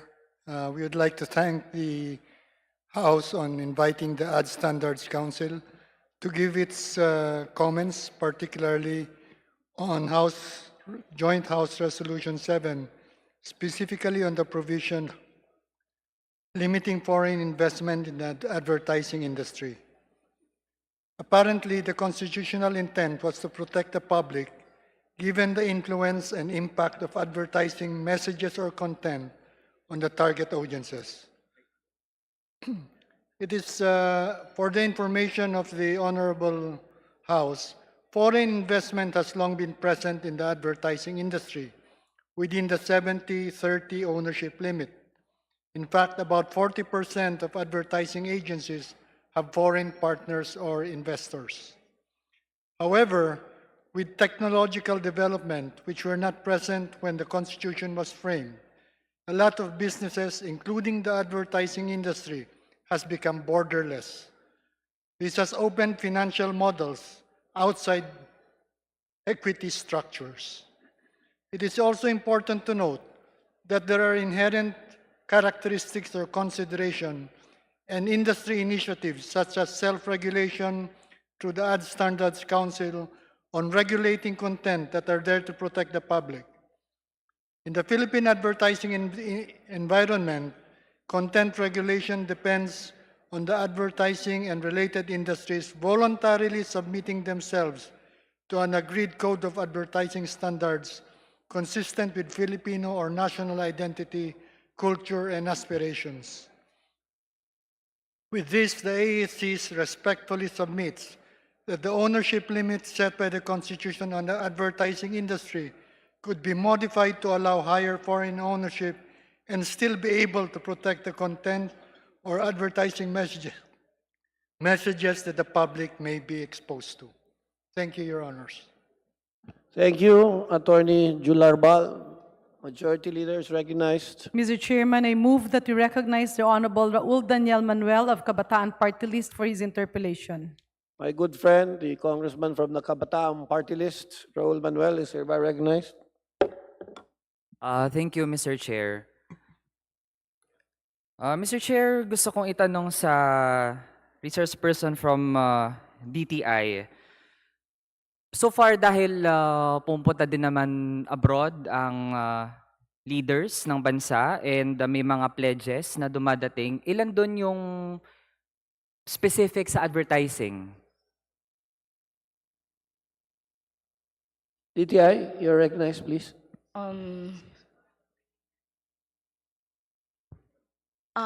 When it comes to pledges, you mean yung mga IPA approved investments, I don't have a breakdown right now, but I can send it to you, Your Honor.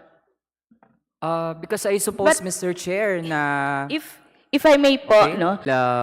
Yung topic natin ay inflows, no, sa advertising. No? So, yun po yung ating tinitingnan na pledges, no, na pwedeng pumasok, pero specific doon sa advertising. So, Your Honor, if Mr. Chair, if the question is on pledges, these are approved investments that that are committed to the Philippines. But right now, I can assure po Mr. Chair that we can provide the exact number. But right now, I don't have it. Thank you. Mr. Chair, kung matatanggal ang restrictions sa Constitution at pwede na ang 100% na foreign stake sa advertising companies, how much ang value ng projected na inflow ng foreign direct investment sa advertising? Mr. Chair, I believe the question is at this point hypothetical because we still haven't lifted the restriction on advertising, and even if we've been promoting all our industries, our priority industries, but since we still have the restriction, it would not be, we would not have the exact number or even estimate because that would be an entirely different business landscape in the event that the actual restriction be actually lifted. So Mr. Chair, ibig sabihin walang foreign advertising company or any foreign entity na ang focus sa advertising. Walang nagpaparamdam sa ating pamahalaan na mag-invest sila kapag na-lift ang restrictions? Mr. Chair, I cannot answer the question of the honorable gentleman at this point. But I commit to the honorable gentleman that we will get back to you the soonest. Just an Ibig sabihin, Mr. interjection, Chair? the Ads Council is here. Attorney Jularbal, I think, will be able to answer your question more, Congressman Manuel. Okay, I'm willing to listen, Mr. Chair. Thank you, Attorney Mr. Jularbal? Thank you, Mr. Chair. Actually, when it comes to actual hard cash foreign investment in the advertising industry, this seems to be irrelevant already because of the borderless nature of transactions and tasks related to the advertising industry. For example, content creation can be done anywhere around the world without bringing in people into the Philippines. Advertising placements is AI, artificial intelligence. There's no need to have the analysts that used to be in the advertising industry. So whether we lift the restriction on ownership or not, it is my opinion, given this technological environment, that it is immaterial already. It has become immaterial. What is important maybe in connection with the purpose of the Constitution is content regulation. That means to say, no content should be allowed to be placed in the media that is contrary to Philippine culture, that is contrary to the Filipino identity, and other Filipino aspirations. Hearing that, Mr. Chair, dahil ang DTI pala wala namang ma-present sa atin na data kasi kung meron din naman, edi kaming mga merong doubts no, dun sa lifting ng restriction sa Constitution, baka magdalawang isip pa. Pero Mr. Chair, kung gano'n naman pala, kasi arguments for the lifting of the restrictions, ang binabanggit ay we have to listen to the foreign investors. Pero I can feel na merong mga foreign investors na kating-kating ang pumasok doon sa advertising industry kapag na-lift nga yung restrictions. Pag ganun, that weakens the case no, for this particular revision sa ating konstitusyon, Mr. Chair. Pangalawa, tanong ko po sa DTI kasi na-mention ni Mr. Araral, ang isang resource person natin, na ang hinahanap ng mga foreign investors ay competitive wages.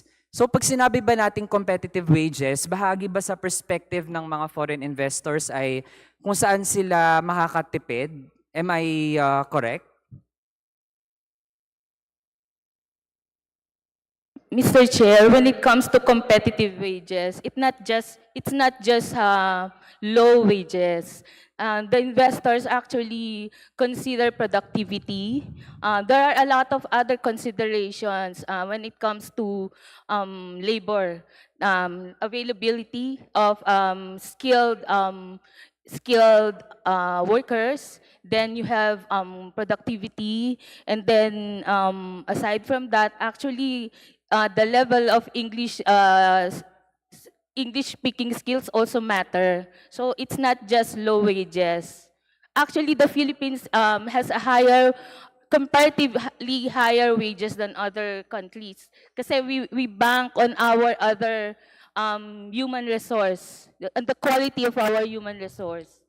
So, Mr. Chair, if ever na halimbawa magkakaroon ng wage hike, ano po ang magiging effect nun? Anong mensaheng isa-send dun sa ating mga potential foreign investors? Would that attract them or would that somehow scare them? Yes, Mr. DTI. Yes, Mr. Chair, um, wage increases when coupled with productivity and what I mentioned earlier as the level of skills of our workers. Actually, ito yung isa sa sinasabi nating competitive edge ng Philippines. We believe in the Filipino skills eh. So it's possibly for other businessmen, siguro may impact yung nagre-raise ng ng wages, but not really kasi yung mga ganyang mga paradigm medyo in the 80s pa yan, mga ganyan na 90s na laging wages lang eh. Iba na ngayon, ang laki na ng ang laki na ng factor ng skills level, at for the end time, yung level ng skills ng Pilipino, isa ito sa competitive edge, at actually kasama lagi ito sa promotion materials ng Board of Investments na which is an attached agency of DTI. We are so proud of our Filipino skills, kaya hindi na laging ang promise ay mababang hindi na ang promise to the investors is the low level wages. The promise is you have competitive Filipino workers here who can speak English, who can actually who have a history of being productive and being easy to teach or to train. Okay, thank you for that clarification, Mr. Chair.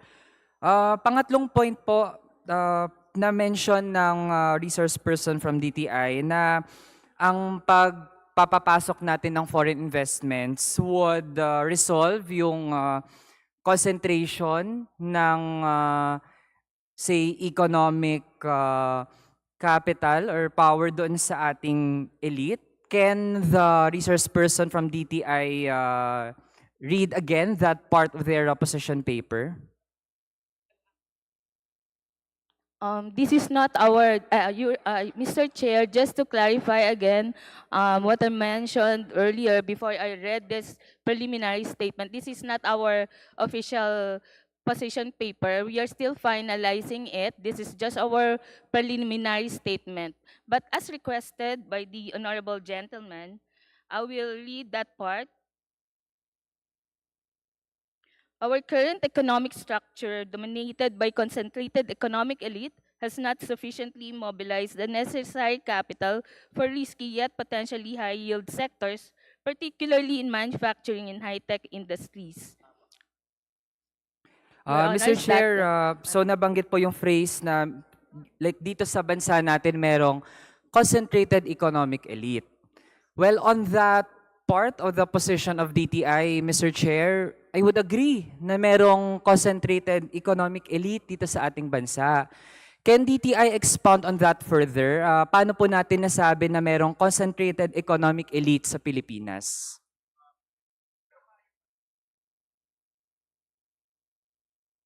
Mr. Chair, we have been, the Department of Trade and Industry has been promoting our priority industries and sectors, and actually we have been focusing on the innovation and readiness of the preparing of the country for Industry 4.0.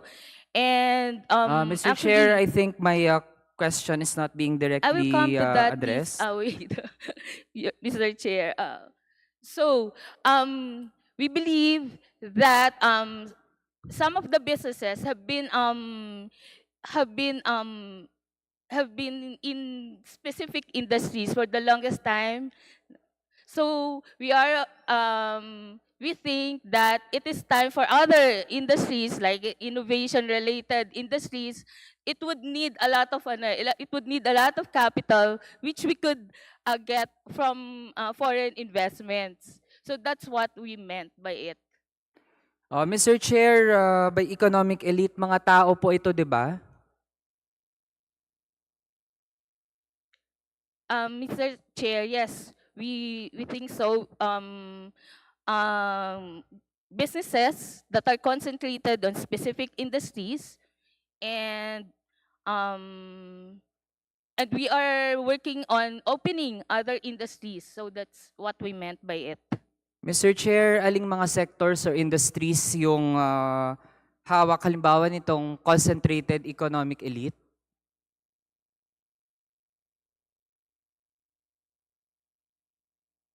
Mr. Chair, I would say we have the rice industry, we have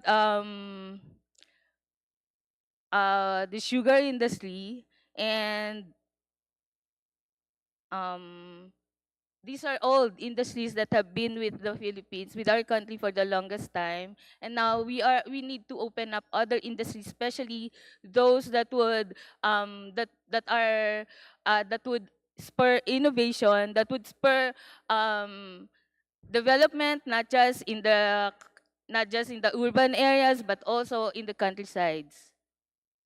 Mr. Chair, kasi may resource persons din na nagbanggit ng paano pwedeng ma-address ng pagpasok ng foreign direct investments yung pagkakaroon natin ng mga oligarchs dito sa bansa.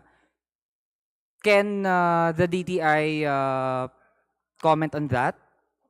Mr. Chair, as I mentioned earlier, also in our position paper, the opening of the advertising industry in particular, and even the amendments to the Constitution in general, will not really resolve, while pivotal, will not by itself will not resolve the many economic problems of the country. Kaya I actually emphasized earlier that it is insufficient and must be accompanied by efficient governance. And also, we believe that this should be a whole of government approach. So, as I mentioned, specific for DTI, we are focused on recognizing the needs, and then to address the needs of the investors. So, while your question is while the gentleman's question is, will it address the oligarchy, or how the economic structure of the government of the Philippines is actually here, no, it it is not enough by itself. It is pivotal, it is crucial that we do that, but then there are other things that we have to do, Mr. Chair. Mr. Chair, sa concentrated economic elite, kasama ba doon yung, say, yung top 10 richest Filipinos? Mr. Chair, I think we have we have focused on this particular part of our initial statement. So if you're asking for specifics, I mentioned earlier that this is a general statement, preliminary statement. Direct to the point yung tanong natin, Mr. Chair. Since part ito ng statement ng resource person natin from DTI at bahagi ito ng mga gusto nating linawin. Mr. Chair, this is just our preliminary statement. And I think, as I mentioned earlier, this is without prejudice to the submission of our official statement that would be more sector specific and more detailed. This is what the gentleman seems to be looking for, Mr. Chair. So, Mr. Chair, it seems that the representative from DTI is evading the question. Kasi if you are sincere dun sa pag-address ng pagkakaroon natin ng isang sistema sa bansa na merong concentrated economic elite, then we should point out kung ano ba talaga yung problem na ina-address natin. Kasi Mr. Chair, if we are saying that foreign direct investments will address this social issue at ang pagkakaroon ng oligarchs sa ating bansa, then Mr. Chair, I'm wondering kasi very contradicting ang nangyayari. We are so focused doon sa ating konstitusyon and always maraming beses kong napakinggan, Mr. Chair, na it's not the only factor, maraming factors. Pero among those factors, bakit hindi lang ngayon, pero for 30 plus years, ang focus natin ay yung konstitusyon. Hindi yung iba pang mga problema, if you're saying na pwede silang i-resolve in parallel. Mr. Chair, we are zooming in too much dito sa konstitusyon natin. And to say that the protectionist provisions are pro-oligarch, kinikilingan yung mga oligarch. Mr. Chair, ang daming ang mga programa, ang daming mga polisiya na pinapatupad na in fact ay nagpo-protect sa oligarchs. So, I believe, Mr. Chair, it is hypocritical for us to say that economic chacha will address having oligarchs sa ating bansa. When in fact, sa gawa naman ay ang daming ginagawa na nagpoprotekta doon sa at lalo pang nagpapalala ng concentration ng economic power sa iilang elite, Mr. Chair. In fact, sa bansa natin, yung mga mayayaman, lalo lang yung mayaman, kung yun yung pinagtuunan natin ng pansin, in the past 30 years, siguro hindi tayo hantong sa ganitong diskusyon. Kasi na-resolve natin yung mga basics na yun sana yung mag-redistribute ng economic power sa ating bansa at mawawala yung binanggit ng resource person from DTI na meron tayong concentrated economic elite. Yun lang, Mr. Chair. Salamat. Thank you, Congressman Manuel.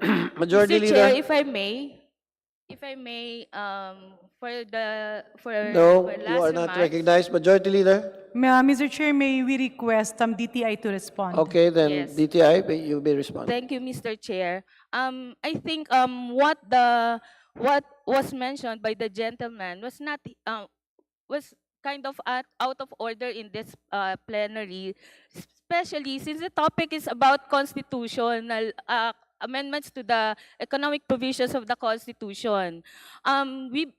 What I mentioned earlier, which I think he may not have understood completely, is that we described what we think is the current economic structure, not that the amendments to the Constitution would address that. We do not believe that this is a magic wand. As I mentioned earlier, the amendments to the economic provisions are just pivotal. It would give a signal to the international investment community that the Philippines is ready for business. Yeah, Mr. Chair, just short response. It will not erase or it will not suddenly remove all these centuries old structural problem of the Philippines. It should be a whole package, not just this, diba? There has to be it has to be accompanied by really good governance. So I would really like to say that I take not really offense, but I would like to take on the questioning of the sincerity of DTI to really promote and develop industries when DTI has been doing this all for the longest time. And we've been getting new investors in the Philippines. So that's it, Mr. Chair. I just would like to express that. Congressman This Manuel, plenary. you're recognized. Yeah. Mr. Chair, Thank you, Mr. Chair.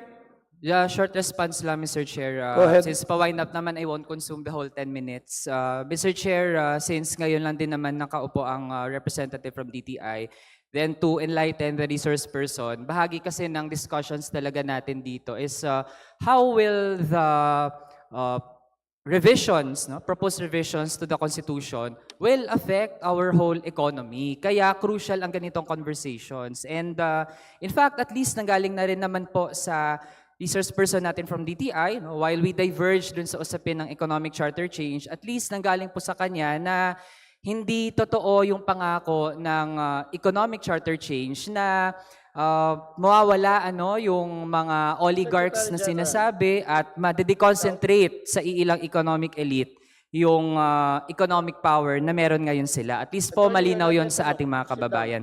Yun lang, Mr. Chair. Salamat.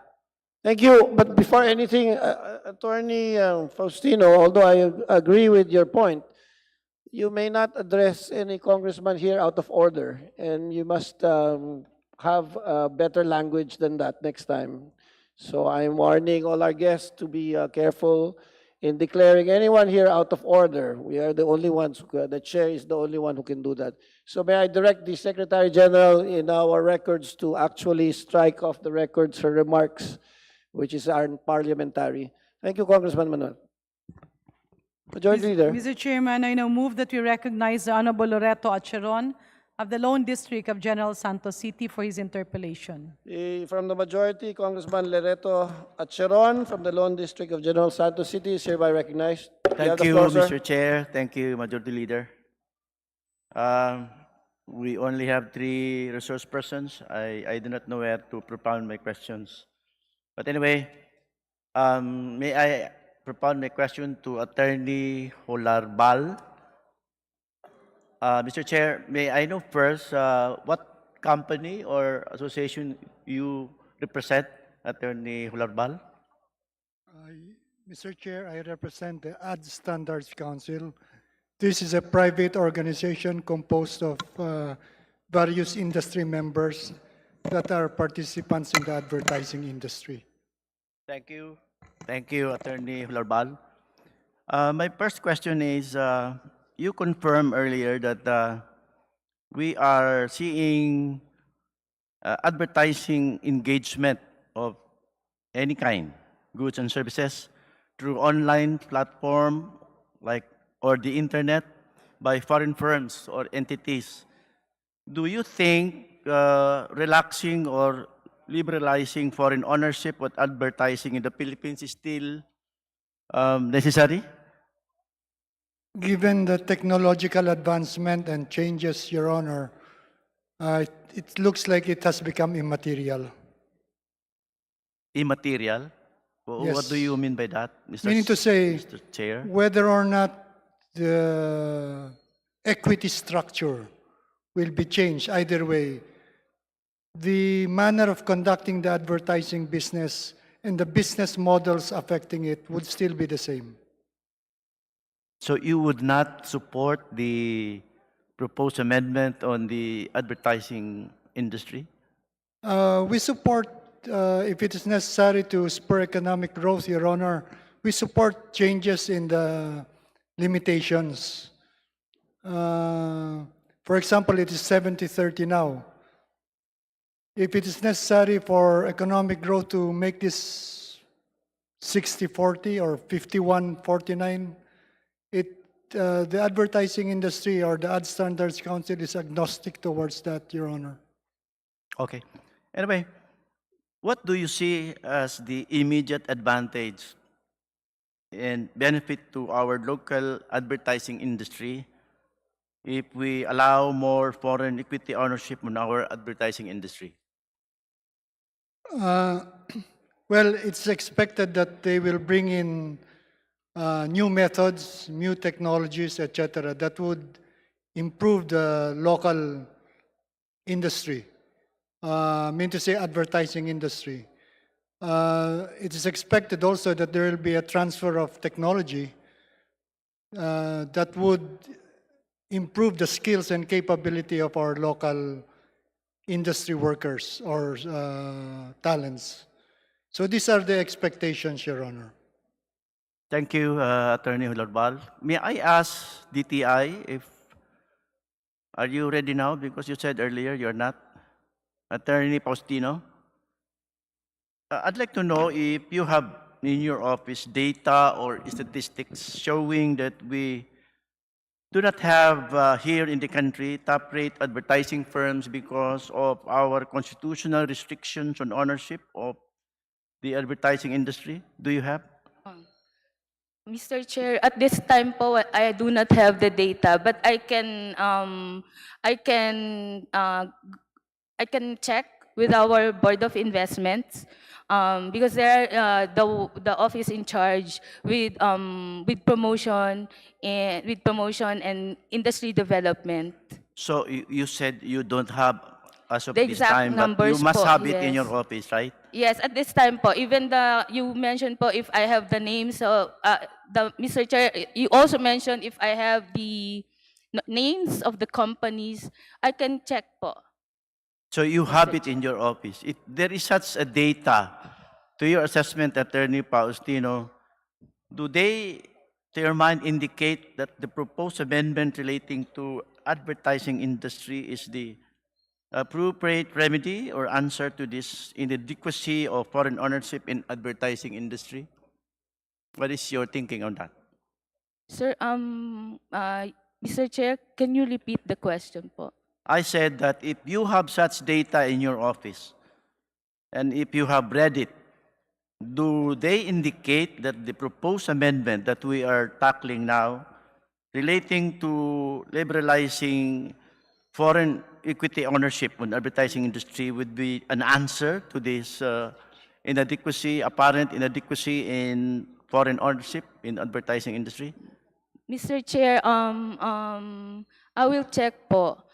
I'm not sure if we really have the data. I will check po with the office, with the agency in charge with this, which is the Board of Investments. Actually po, our support for the amendment to the advertising industry is actually anchored on the low level of investment inflows when it comes to the sector of advertising, which is under the professional service, under the professional, scientific, and technical activities. Compared po with other sectors, actually, ang baba po kasi ng net investment inflows sa sector na ito. So you are saying that your support is not on the increasing the equity ownership of foreign investors in the advertising industry?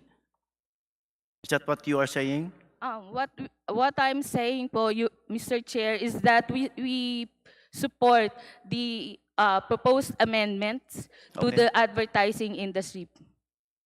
In the matter of To the increasing the provision. equity ownership of foreign investor? Is that what you are saying? Mr. Chair, I think when it comes to the RBH number 7, the proposed provision only mentioned the addition of some words and not exactly on how many percentage to increase or to open up, Mr. Chair. Okay, whatever it is that you are saying. Can we go back to Attorney Holarbal? In your assessment, Attorney Holarbal, is there certainty that once this proposed amendment on equity ownership of advertising industry, once this is like approved, will foreign investors, to your mind, and capitalists on advertising industry will come rushing in? Mr. Chair, frankly, in my opinion, it will not substantially improve foreign investment in the advertising industry, mainly because the advertising industry, particularly the creative and media agencies, are borderless already. The entry barrier also, capital investment barrier for advertising industry is not that extensive because it is more of creative. So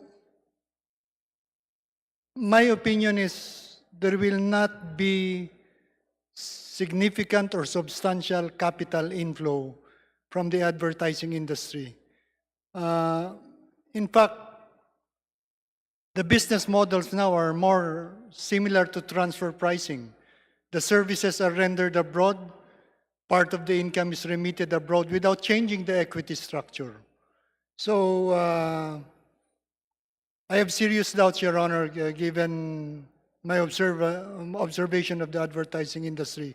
I have serious doubt that there will be substantial capital inflow. But still, you will agree with me, Mr. Chair, that many will still be coming in to, settle here if the proposed amendment on increasing the equity ownership of foreign advertiser will be approved? Yes, I Okay. agree, Mr. Chair. Okay. So, Attorney Hularbal, I'd like to solicit your thoughts on this. Given the views of other people that what deters or discourages foreign investors from coming in are the bureaucratic red tape and corruption, inadequate and unreliable infrastructure and policy inconsistency rather than the restrictive economic provisions of the Constitution, do you not think we should double and strengthen our government efforts to address these issues? Otherwise, the constitutional amendment on foreign equity restrictions will be rendered useless and meaningless? Yes, Mr. Chair. In fact, red tape is a hindrance that we in the advertising industry also notice. In fact, we have resorted to self-regulation so that we can limit government participation. And we have also made tie-ups with government agencies such as the FDA, DTI for that matter, to recognize our process of self-regulation in order to cut down on red tape. For example, if we were to follow FDA procedures, it will take months for the FDA to approve an advertising material, which takes less than a day in the Advertising Standards Council. So there are definitely red tapes that needs to be removed and processes that needs to be improved to encourage foreign participation in our advertising industry. Thank you. I'd like to ask Attorney Faustino of the DTI, are you aware that our country is blessed with large, skilled, creative, and educated workforce or skilled workers? Are you aware of that on the part of the DTI? Mr. Chair, kindly repeat what kind of workers? Let me just repeat. Our country is blessed with large, skilled, creative, and educated workforce with close familiarity with Western culture and proficiency in the English language. Do you think that liberalization of the advertising industry will lead to the abatement or stoppage of outflow of skilled workers?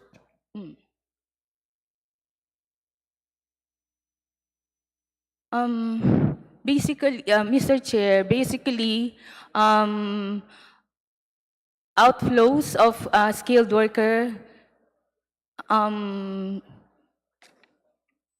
if I may clarify, Mr. Chair, you meant outflows of, if the liberalization of the advertising industry may address, Yes, yes. will address the migration of skilled workers? Yes, yes. Thank you, Mr. Chair. Basically, Mr. Chair, I am of the view that our skilled workers are going out of the country due to lack of opportunity, lack of opportunities, and then you also have better opportunities abroad. Then I would say that the opening, maybe not just in the advertising industry, but in other restricted sectors as well, may provide those opportunities that may be lacking right now and present in other countries. So it may be a factor po, Mr. Chair. Thank you, Attorney Faustino. Mr. Chair, I'm don't have further questions. Thank you, Mr. Chair. Thank you, resource speakers.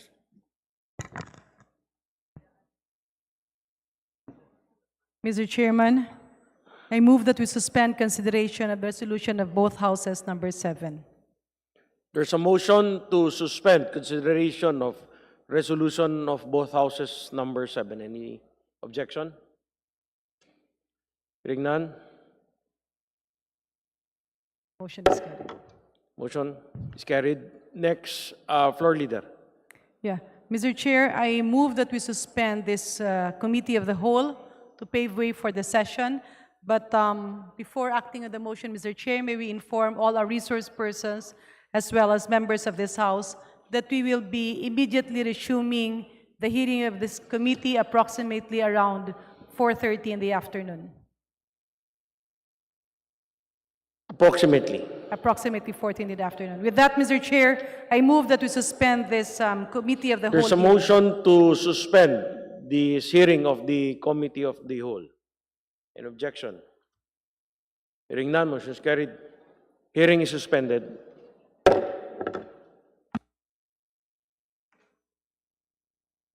We would like to remind our other resource persons to please stay around. We have the, hold on?